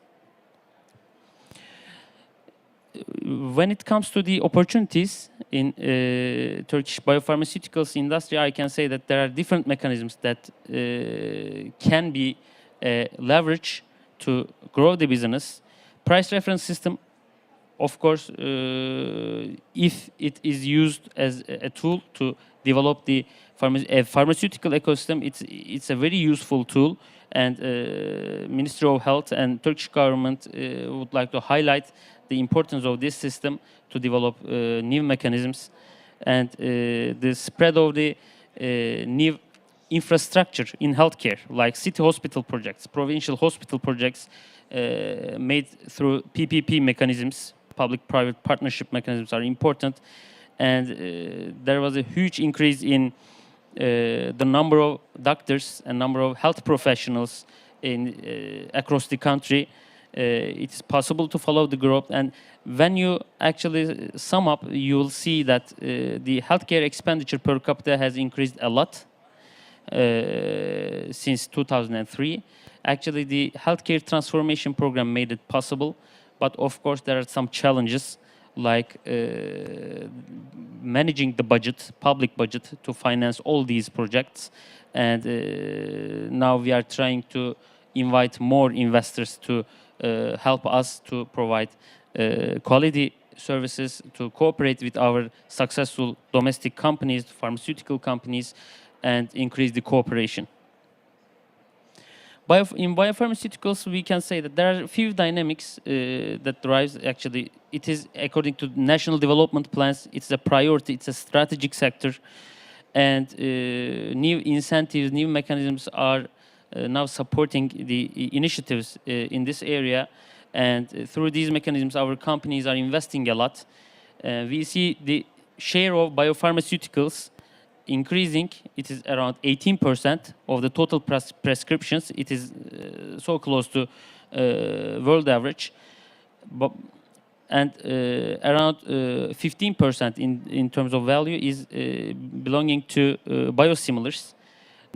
And last year, actually, we can say that according to the new additions in last year, 259 reference reference biotechnological products are in the market, while 104 biosimilars are registered in the market. And our companies are developing their capabilities, they are investing in, they are now working on new biosimilar projects.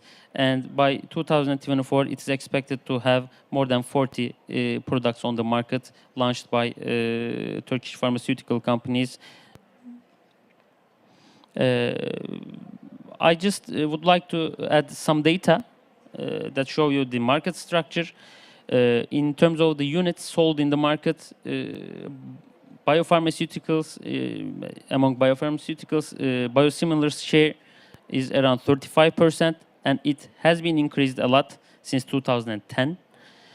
And when you look at the share of the therapeutic areas in these sales, in terms of value, of course, in order to have a more understandable data, oncology comes first with 36% in total market, and anti-diabetics, blood derivatives, and digestive system drugs are following with 16%, 15%, and 6% respectively.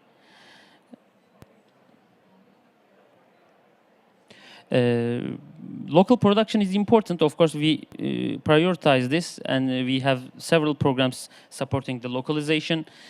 And according to the 2021 statistics, 12 million boxes sold in the market as a biopharmaceutical product were belonging to our domestic companies, local production, and some of the international players are also producing their vehicles through CMO relations, through direct investments. And Celltrion is an example, actually, a Korean company which sells its product, manufactures its product, and exporting its product to more than 90 countries from their operations in Turkey. It can be a good sign of developing the cooperation and interaction between Korean companies, Korean pharmaceutical companies, and Turkish companies. And our investors, our domestic and international investors, have invested more than $1.1 billion into their operations in biopharmaceuticals, and we expect to increase these amounts in the upcoming years. Our R&D ecosystem, which is so important to catch up the new developments and also lead the growth in the region, are so improved, especially in the last years. I can say that in terms of universities, accelerators, research programs, support programs, international and national, they are supporting the ecosystem for the companies actually who wish to increase their engagement in terms of R&D. And you can just find some of the examples in this. We have very successful research centers, engineering centers that can help you when you develop your technologies in Turkey. We invite Korean companies to cooperate with Turkish researchers, Turkish academia and Turkish companies in the next years. And I would like to just talk about a new program, which is HAMLE, Tech-Driven Industry Initiative. This is a very special program designated for priority areas, and Ministry of Industry and Technology selected 128 products and 14 innovative technology fields, one of which is biotechnological drugs, of course.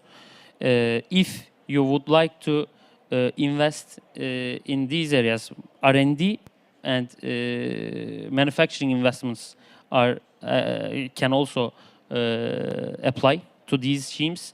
You can find additional benefits like cash grants, R&D support, direct R&D supports, and but you need to be selected by the program.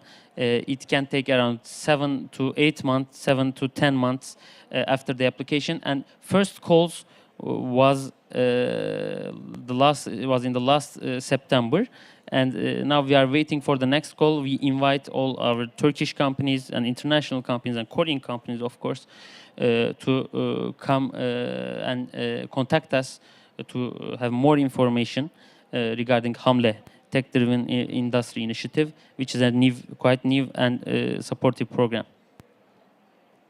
I just added some numbers regarding the pharmaceutical industry here. Greater Istanbul region is a hub for pharmaceutical investments.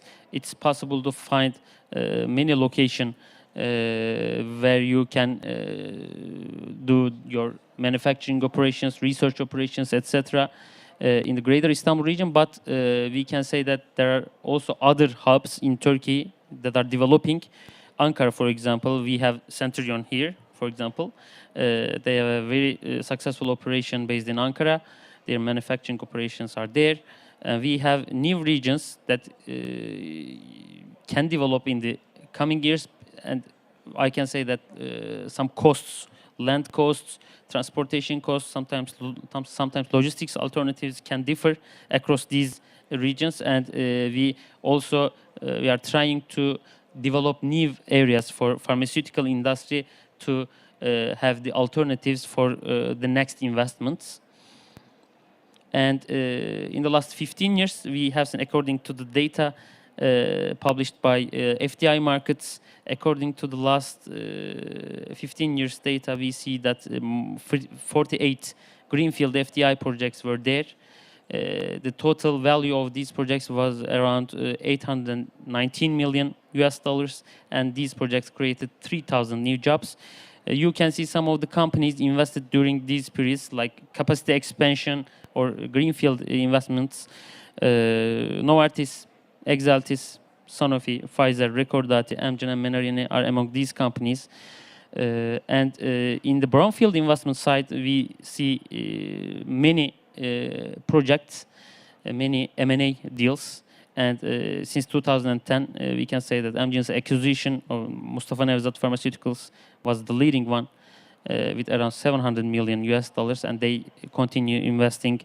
Recordati, an Italian pharmaceutical company, acquired another Turkish company, and Takeda has acquired a portfolio, another portfolio in Turkey. These were the largest deals in terms of brownfield investments.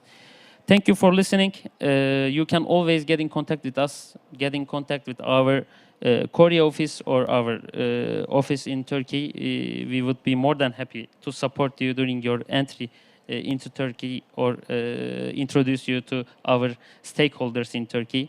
Thank you for listening again.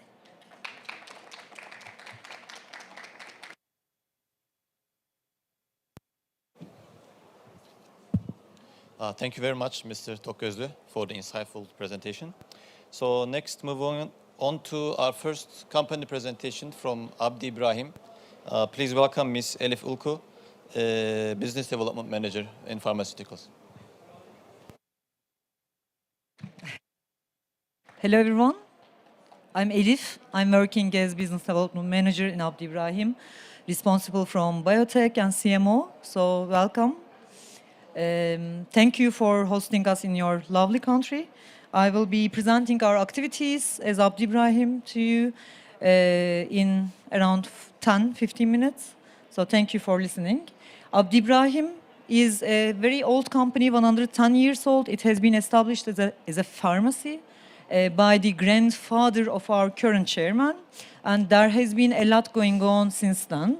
Our current chairman, Nezih Barut, taken over the management in 1981, and he has made the company one of the world's top 100 companies in the world.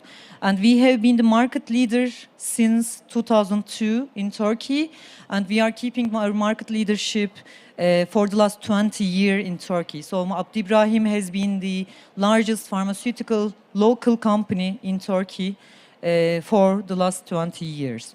And we have made a lot of investments. Abdi likes to invest. And we have made a joint venture in Portugal, in Algeria, in Japanese Otsuka. So we have manufacturing sites in Kazakhstan, Algeria, and a joint venture with Japanese Otsuka. And we are investing to biotechnology for more than 10 years now. We have built a cutting-edge biotechnology facility in Istanbul, in our manufacturing site, and it has been GMP audited and approved by Turkish Ministry of Health in 2018. And we are investing since then. We have a commitment for the renewable energy and ecosystem, and we are investing in joint ventures and acquisitions of other companies since then. So the last but not least, we have invested to OM Pharma, which is a Swiss biotechnology company, and we have acquired 28% of their stakes, and we have been the first Turkish pharma company who has acquired stakes from a European company. And now, we have also access to Swiss biotech manufacturing site of OM Pharma. So we also invest in OTC production. I know that Korea has a very good OTC market. So we acquired a Turkish company, Inoliva, during the last year, and we now own their rights and we run their operations in our head offices. So this is our company profile in a very short summary. This is a family-owned company. It's not publicly listed. We are based in Istanbul. We are around 5,000 people, and we have been the industry leader for the last 20 years, as I've said. We have 3 manufacturing sites in Almaty, Algiers, and Istanbul. You can see our production capacities in there. I will give some further details in a couple of minutes, but what we do, we are by origin a generics company, but we also distribute original pharmaceuticals. So if you have any original pharmaceuticals which you want to distribute overseas, you are welcome to get contact to us. We are very successful in distributing 40% of our portfolio as original pharmaceuticals in Turkey and other markets. And also we are investing in novel drugs in the development. So we have an investment in Okujan, which is an American ophthalmology company, which has 2 biotech products under development right now. Our turnover is around $600 million. And we are quite used to work with international companies. We are working with more than 30 international companies as licensors right now. We are growing to international markets. I will show you some countries in a couple of slides. So I have mentioned about this Ethan Bey already told very good summary about Turkish pharmaceutical market, but just as a summary, it is around 2.4 billion units market and 7 billion USD size. And Abdi Ibrahim keeps a market share of 9.37% in unitary share, which means one of 10 products in Turkey sold is one of our products. And we have 6% of USD turnover market share in Turkey. We have a very big team, and like half of it is in R&D and manufacturing, but half of it is on the field. So we have 2,200 people on the field marketing and selling our products, and this is one of our strongest muscles, and it shows that we are like we are doing our job at its very best to market and sell the product which we have. And we are growing in the international markets with 600 people of Abdi Ibrahim. And when you look at the sales distribution, 72% comes from Turkey and it's growing. The international markets is around 20% right now. And we also give contract manufacturing services. These are some of in-licensing partners. We have also some Korean partners in there, and we want to grow our partners in here. This is a summary about our joint venture with Japanese Otsuka. It has been the first joint venture of Otsuka. Actually, Japanese companies are not very keen on building joint ventures, but it has been a very good success since then. We are selling their products in our territories like Turkey, Singapore, and Tunisia. This is our manufacturing site. This is very big campus, actually. As Ethan Bey told, like Turkey incentives the local production and localization, so that's why we are investing further and further in our manufacturing. We have our traditional manufacturing site, R&D, Abdi Bio, a new sterile injectable factory, ophthalmology facility, hormone facility, all included in one facility and very close to the airport. And this is our facility, traditional facility, which has been EU approved. We produce our traditional forms like solids, dry powder inhalers, effervescence, liquids, and semi-solid generic products. And our production capacity is around 500 million units. And Abdi Bio is one of our newest plants. We have invested more than $100 million to this facility. And we can produce vials, cartridges, syringes, and lyophilized vials in our facility. And we can do DS production and DP production. And we are producing our own products, and we are giving CMO services in this Abdi Bio facility. And what is our Abdi Bio strategy? What we do in Abdi Biotechnology? We do biosimilar development, and we target US and Europe markets too. So what we plan is we plan to be in global markets in the next 5 years. And what we do, we also in-license products from the companies like you. If you have any biosimilars or biopharmaceutical products, we are open for collaboration with you to distribute your products in Turkey and in other markets which we operate.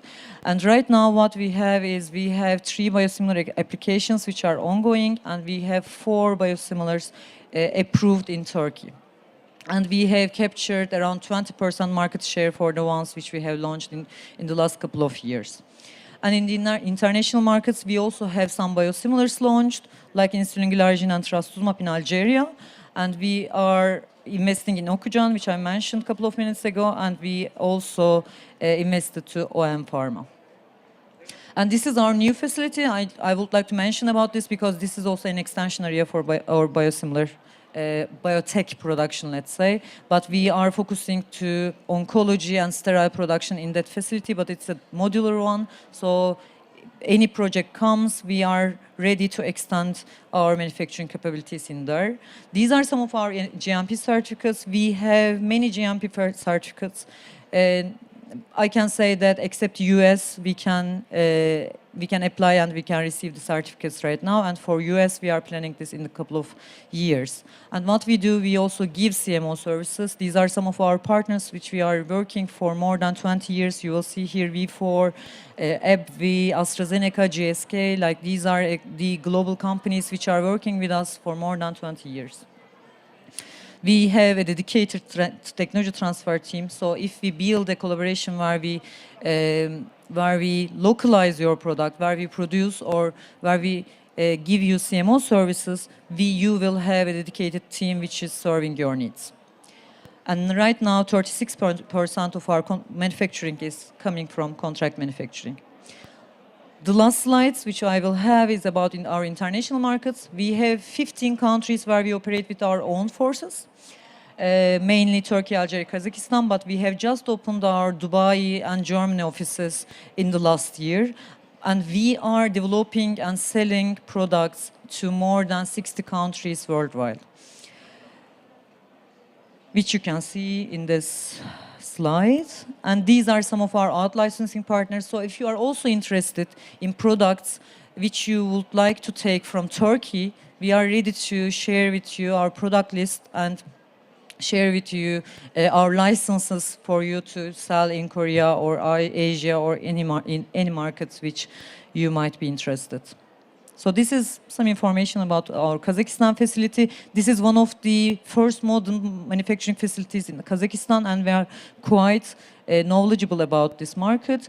And in Algeria, we also have an operation with 50 million units capacity, where we can produce all clinical forms. And we have more than 1,000 products registered globally, worldwide. So we are open for in-licensing, out-licensing, co-development, manufacturing, anything. So thank you for listening to me. Our international markets is $100 million, by the way, and we want to grow with you. Thank you for listening, and thank you.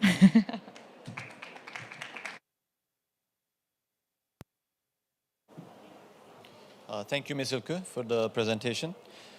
Next, moving on to the next company presentation from Biopharma. Please welcome to stage Ms. Özlem Büyükgüner, the Business Development Group Manager.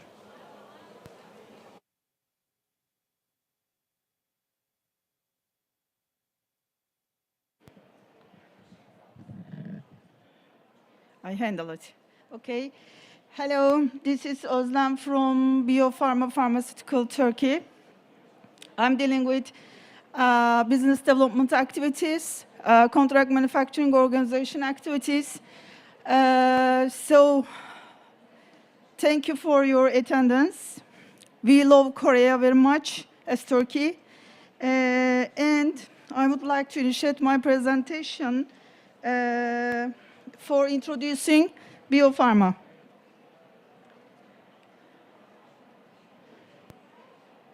Yes. Biopharma is one of the oldest pharmaceutical company in Turkey. It was established in 1945. And don't worry, I will present very short presentation. I will not take your time so much. And we continue to work for better lives since 1945. As Biopharma, we believe that trust, passion, innovation, and work team. By these values, we believe that we will achieve our goals in 5 years. And we would like to be one of biggest pharmaceutical company in Turkey, doing new investment to the new therapeutic areas. We have manufacturing facility, and we have capability for manufacturing hormone, tablets, semi-solids, liquids, and soft shell capsule forms. We are one of the rare companies in Turkey which can export their hormone products to Europe. We have many quality certificates, but I will not tell so much about them. We are dealing with almost 10 therapeutic categories. We have almost 372 MAs. As Biopharma, we have decided to involve new therapeutic areas like oncology, which we are not in, like oncology, biotechnology. We would like to invest these areas. So why we attended this BioKorea in order to find license and supply models, in order to find new developed products with promising clinical studies. If you have that kind of products, please kindly contact with us.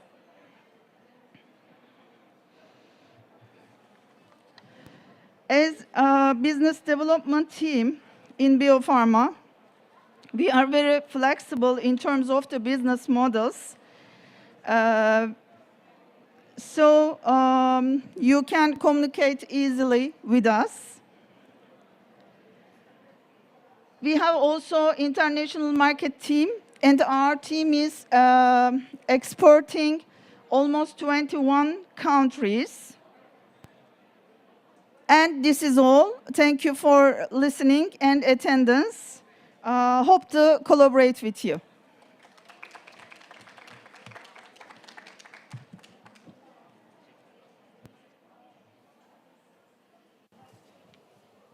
Thank you, Ms. Büyükener, for the short but insightful presentation. Next, online, we have Centurion Pharma. Please welcome to stage Ms. Tansun Uzunoğlu, the Business Development Department Manager.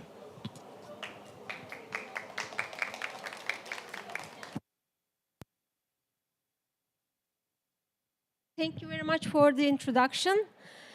This is Tansun from Centurion Pharma. I'm the Business Development Manager of Centurion Pharma, responsible from all business development activities, including in-licensing, out-licensing, CMO. So I would like to give a brief introduction of our company to you.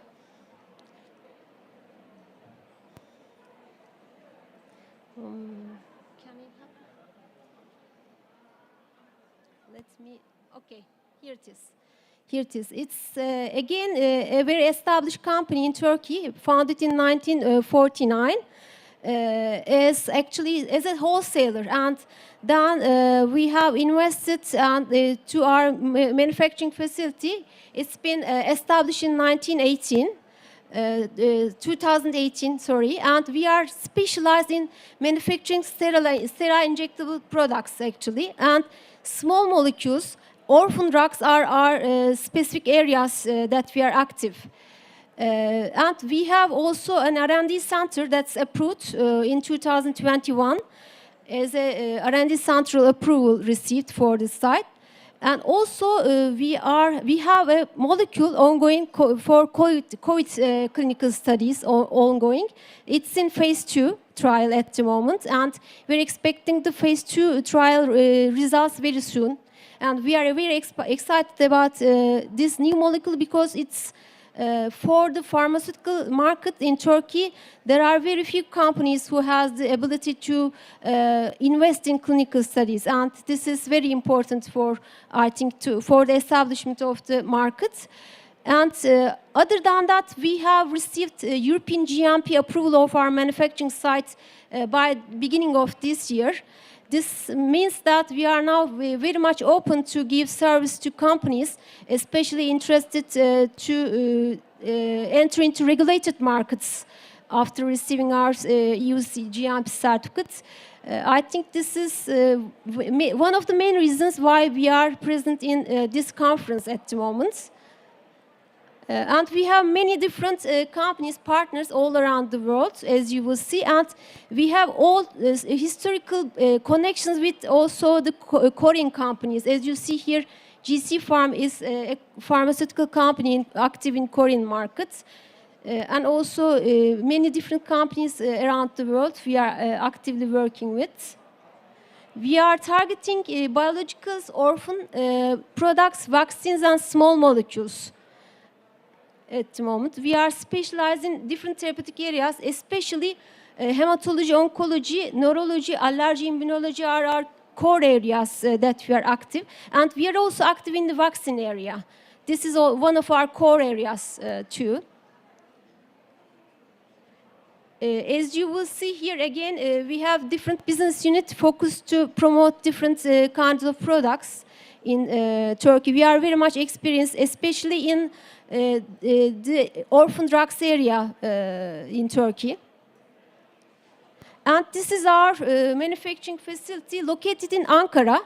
Many manufacturing facilities, pharmaceutical manufacturing facilities are located in Istanbul, but this is different because we think it's in the center of Turkey and we're close to government institutions, universities, and it's a very good opportunity to collaborate with the relevant authorities. This is why it's very important for us.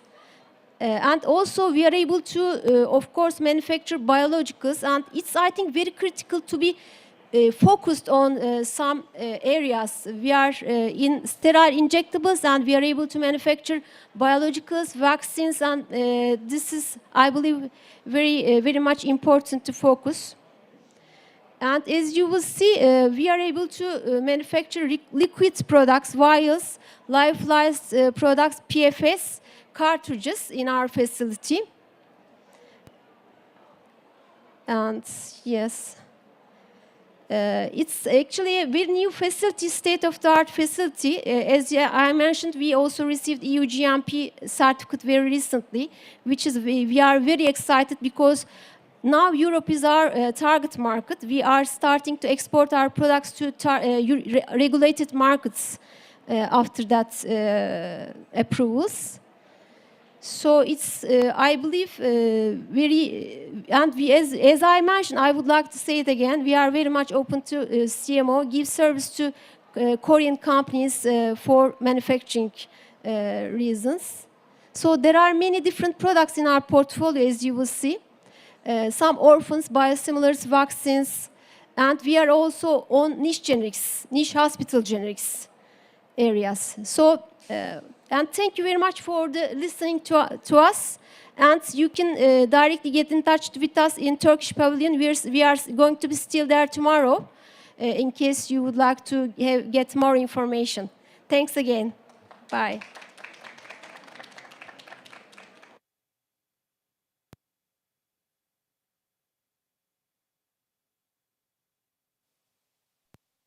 Thank you, Ms. Uzunoğlu, for your presentation. Next, we have the last company presentation for our session today from Turgut Pharmaceuticals. Please welcome Ms. Nermin Özilkural Yolcu, the Product Executive Sales and Marketing Business Development.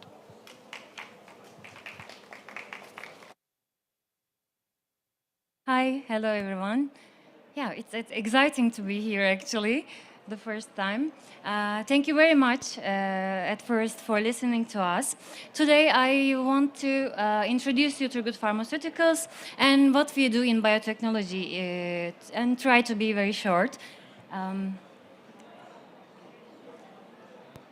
Turgut family actually established Fako ilaçları first in 1959, which then became one of the leader companies in the pharmaceutical industry in Turkey for more than 60 years and be the pioneer in the licensing agreements with many global international big pharmaceutical companies throughout the years, and actually being the first ampicillin production plant in Turkey and the first FDA-approved pharmaceutical plant in Turkey. Then Fako Pharmaceuticals sold the generic business to Actavis in 2006, and Turgut actually restructured in 2008 under the name of Turgut Biotechnology Group. After that, we concentrated all of our investments and studies in the area of biotechnology, and we defined our strategy as three main definitions. As you can see, we develop, produce, and license highly biosimilar products according to both the Turkish institutions regulations and EMA and FDA regulations too. And we are aiming a biosimilar candidate which is highly biosimilar to the innovative reference drug in the terms of safety, efficacy, and immunogenicity. And at last, in parallel with biotechnological activities, we also aim at in-licensing small molecules and biologics too, which we can license in Turkey. So you can see here, we can define our biotechnological activities under three main headlines, which is product and process development, including cell line development, upstream, downstream, analytical development, clinical and regulatory developments, and GMP production, both drug substance, drug product, and R&D laboratory, quality control laboratory, quality assurance, and fill and finish activities too. Lastly, global partnership means actually we have partnered with many global and the leaders in their own area for the development of our molecules in the first stage, and we did our technology transfer to our facility, and now we will go on our activities in our own facility. So our GMP plant consists of multi-product mammalian cell culture, which is currently established as 2 times 200 liters and is getting ready for the 2 times 2,000 liters to be established very soon. We have the established fill and finish facility in our own site, quality control laboratories, storage rooms, offices, and social facilities. As you can see, we have finished our facility in 2020 and got our first GMP approvals very soon in the beginning of 2021 with the GMP facility certificate in February, GMP biosimilar MAP production certificate, which was for 2 of our molecules, the first 2 of our molecules, in March. And we also got the GMP vaccine production certificate in March, and COVID-19 safe production certificate from Turkish Standards Institution in March again. To give you an overall idea about the establishment of our site, we have, for the development and manufacturing site, we have 2 times 200 liters bioreactors for the upstream in 1 room and 2 rooms for downstream activities. We have master cell bank rooms, storage areas, cold rooms, washing rooms, and media buffer preparation rooms. The second site, as you can see, will be getting ready for the establishment very soon for the 2 times 2,000 liters. We also have the water system area, material airlocks, autoclaves, fill and finish area, and secondary packaging area. We also use some part of the secondary as stability room. We have very big and qualified quality control laboratories, microbiology laboratory, and R&D laboratory too. As Turgut got its R&D center approval in 2017 and has been working as an R&D center in Turkey in pharmaceutical area. So these are Turgut's biotechnological capabilities, being cell line and media selection, upstream, downstream process development, analytical method development, scale-up capabilities, phase 1 production, process validation, and DS and DP production and comparability activities. Actually, this will be a bit technical, so I'm just skipping these ones. You can show, we are starting with this laboratory scale and then going to the GMP scale, the commercial scale, to 200 liters. This is the downstream process development steps. And we have equipped our site with the Merck's single-use production systems to be able to prevent contamination, actually. You can see here. And we have a quality control laboratory, which is equipped, I can say, in the state-of-the-art qualities. We have unique devices, actually, which can be found in Turkey, maybe 1 or 2, and in Europe too. So these are the capabilities, the analytical capabilities that we have to be able to show the biosimilarity of our products. Yeah. Our fill and finish line is equipped with Groninger's FlexPro debagger and FlexPro D-liner machines, which is fully automated. And FlexPro D-liner is actually at Turgut as one of the 4 or 5 companies who have this all over the Europe. So it's a really unique machine, fully automated, and diminishes human control very much.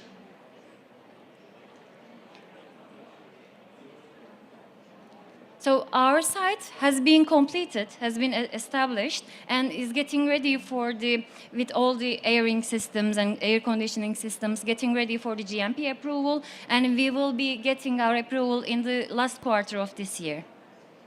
Then we will be applying for the EU GMP too. So this is our current pipeline. Turgut has started this development and manufacturing activities 7 years ago, and our most advanced product is the first one, which has been upstream and downstream developed in Merck by France. And the cell line developments are all made for Turgut in Selexis, which is the leader in its industry actually. And then we did the scale up in Merck too. We made all the activities to technology transfer to our facilities, and now our staff is capable of doing this upstream and downstream and production activities in our own facility.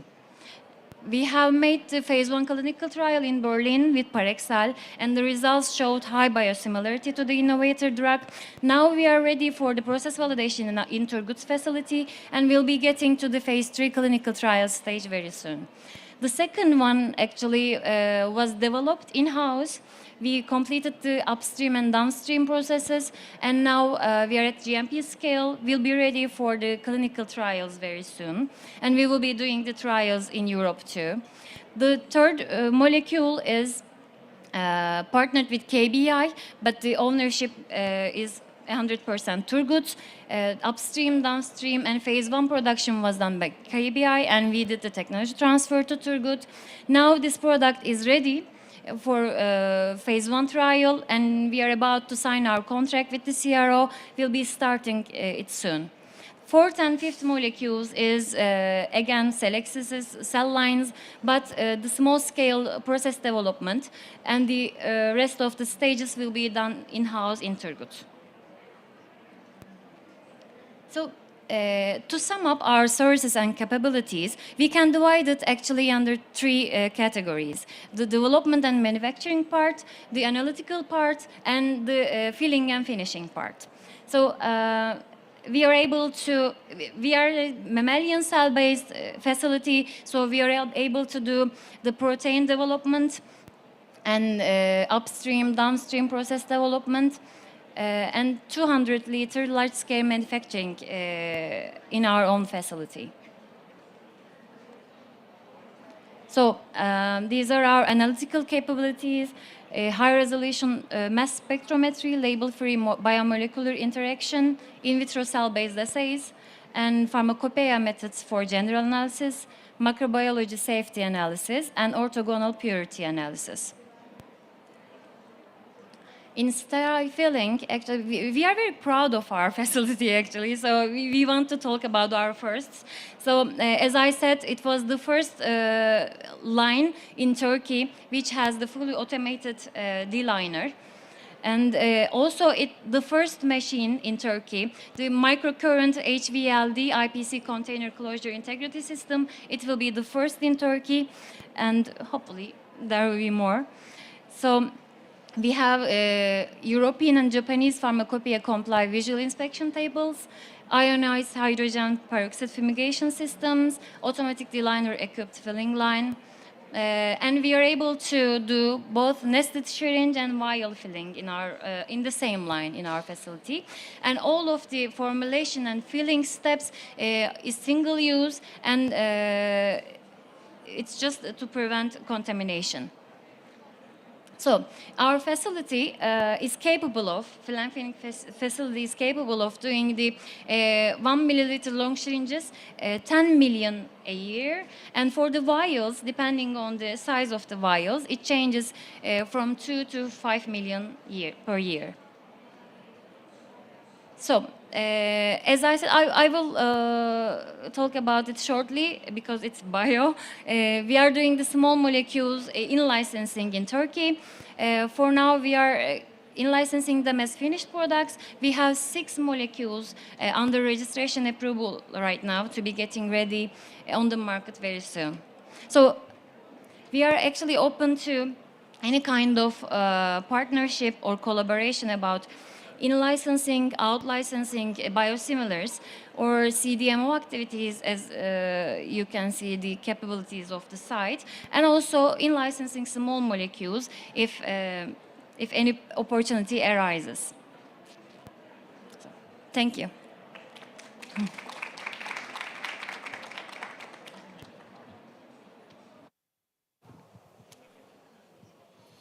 Thank you, Ms. Yolcu, for your presentation. So that was the last presentation for our session today. If there are any questions from the floor, please raise your hand. Any questions? I guess there's none from the floor. I believe we also have online viewers, but I don't think we can get questions from them. So if anyone has any questions, please feel free to get in touch with us later. We have our office here in Seoul.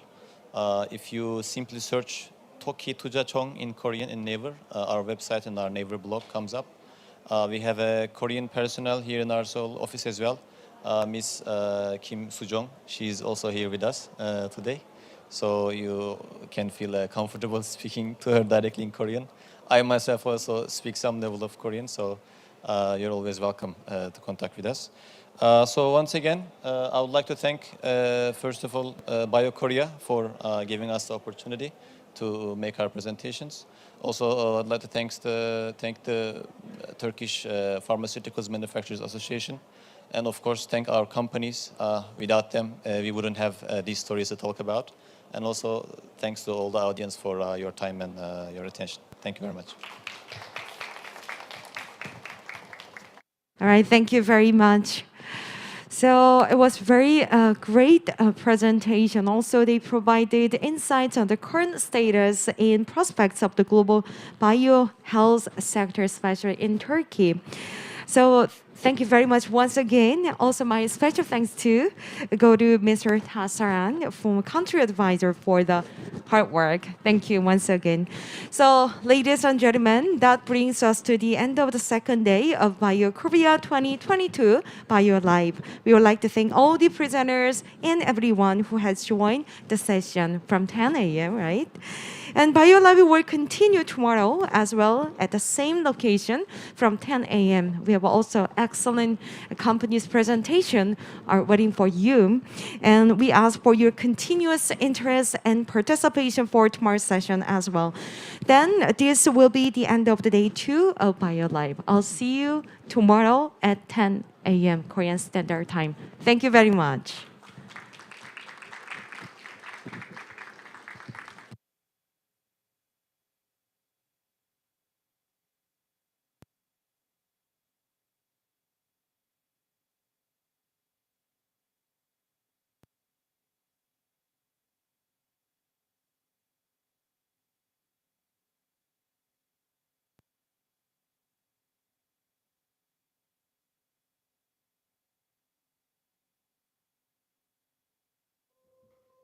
Every single day, for the good of millions all over the world, we rise and get to work so we can help bring you better tests, Don't worry, you got this. more effective treatments and vaccines, and life-changing breakthroughs. And we never stop in pursuit of answers.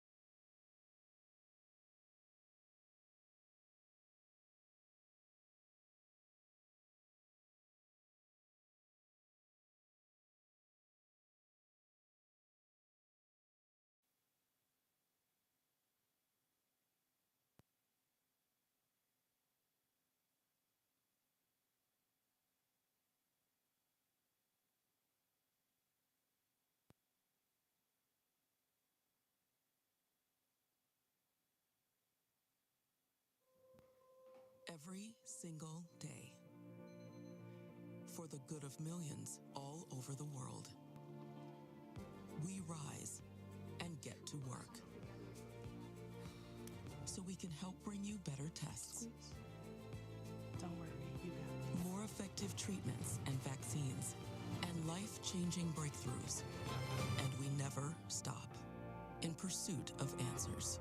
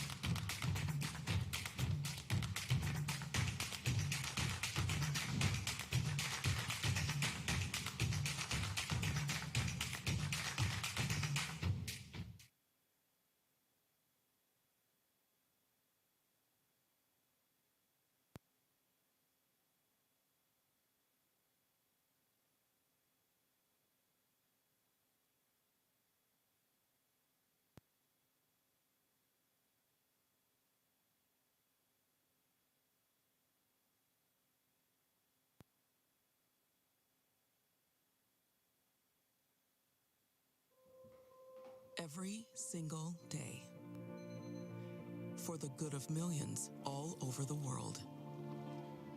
We rise and get to work so we can help bring you better tests, Don't worry, you got this. more effective treatments and vaccines, and life-changing breakthroughs. And we never stop in pursuit of answers.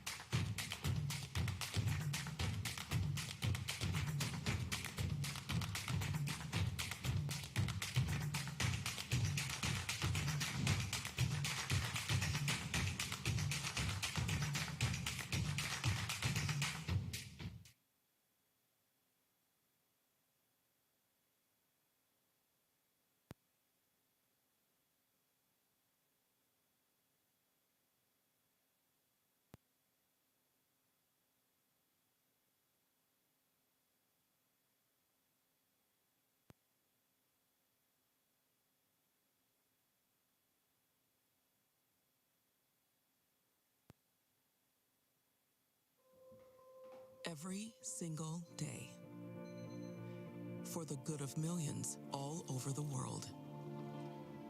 We rise and get to work so we can help bring you better tests, Don't worry, you got this. more effective treatments and vaccines, and life-changing breakthroughs. And we never stop in pursuit of answers.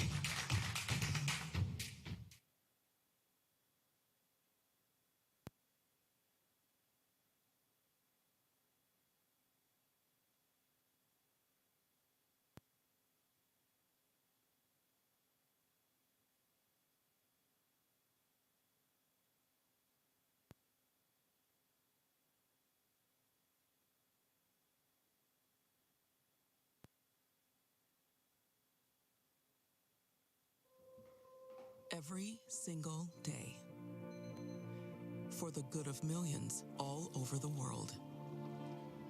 We rise and get to work so we can help bring you better tests, Don't worry, you got more effective treatments and vaccines, and life-changing breakthroughs. And we never stop in pursuit of answers.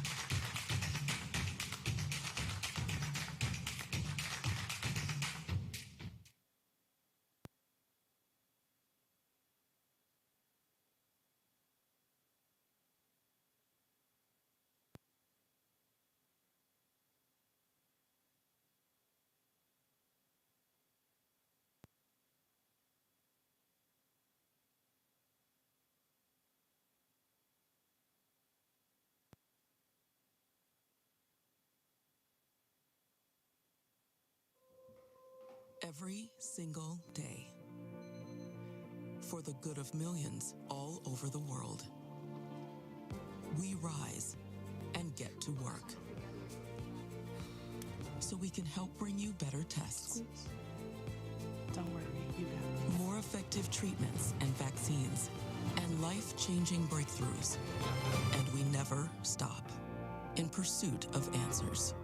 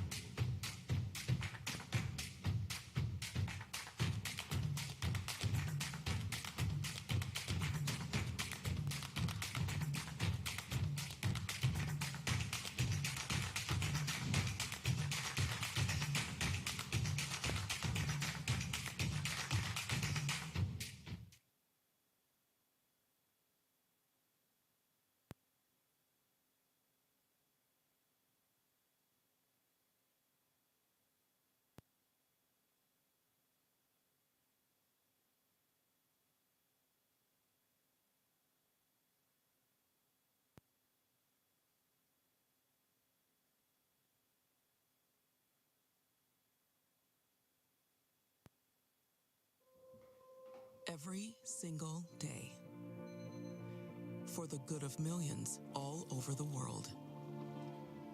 We rise and get to work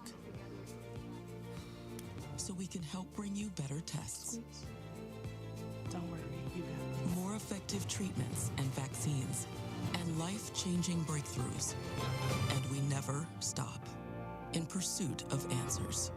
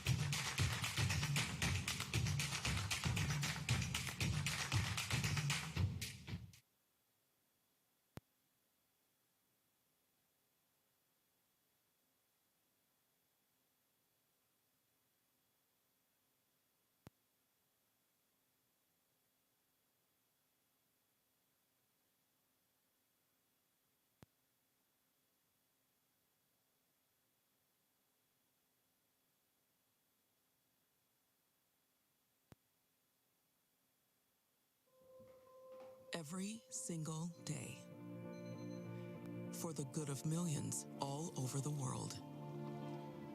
We rise and get to work so we can help bring you better tests, Don't worry, you got this. more effective treatments and vaccines, and life-changing breakthroughs. And we never stop in pursuit of answers.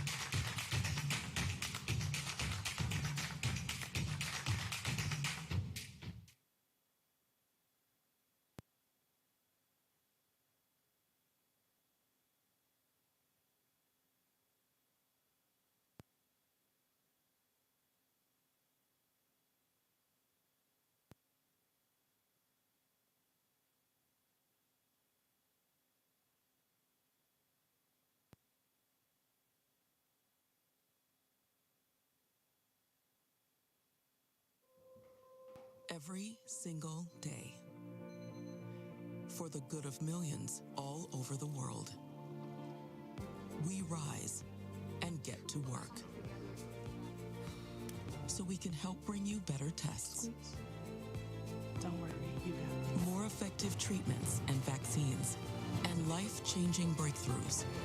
And we never stop in pursuit of answers.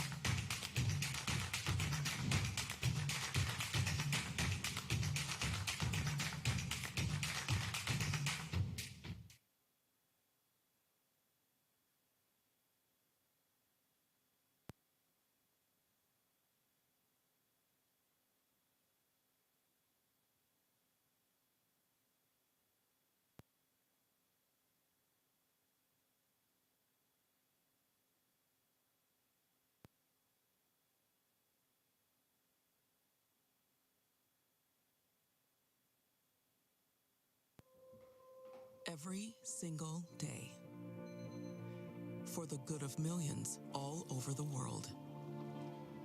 We rise and get to work so we can help bring you better tests, Don't worry, you got this. more effective treatments and vaccines, and life-changing breakthroughs. And we never stop in pursuit of answers.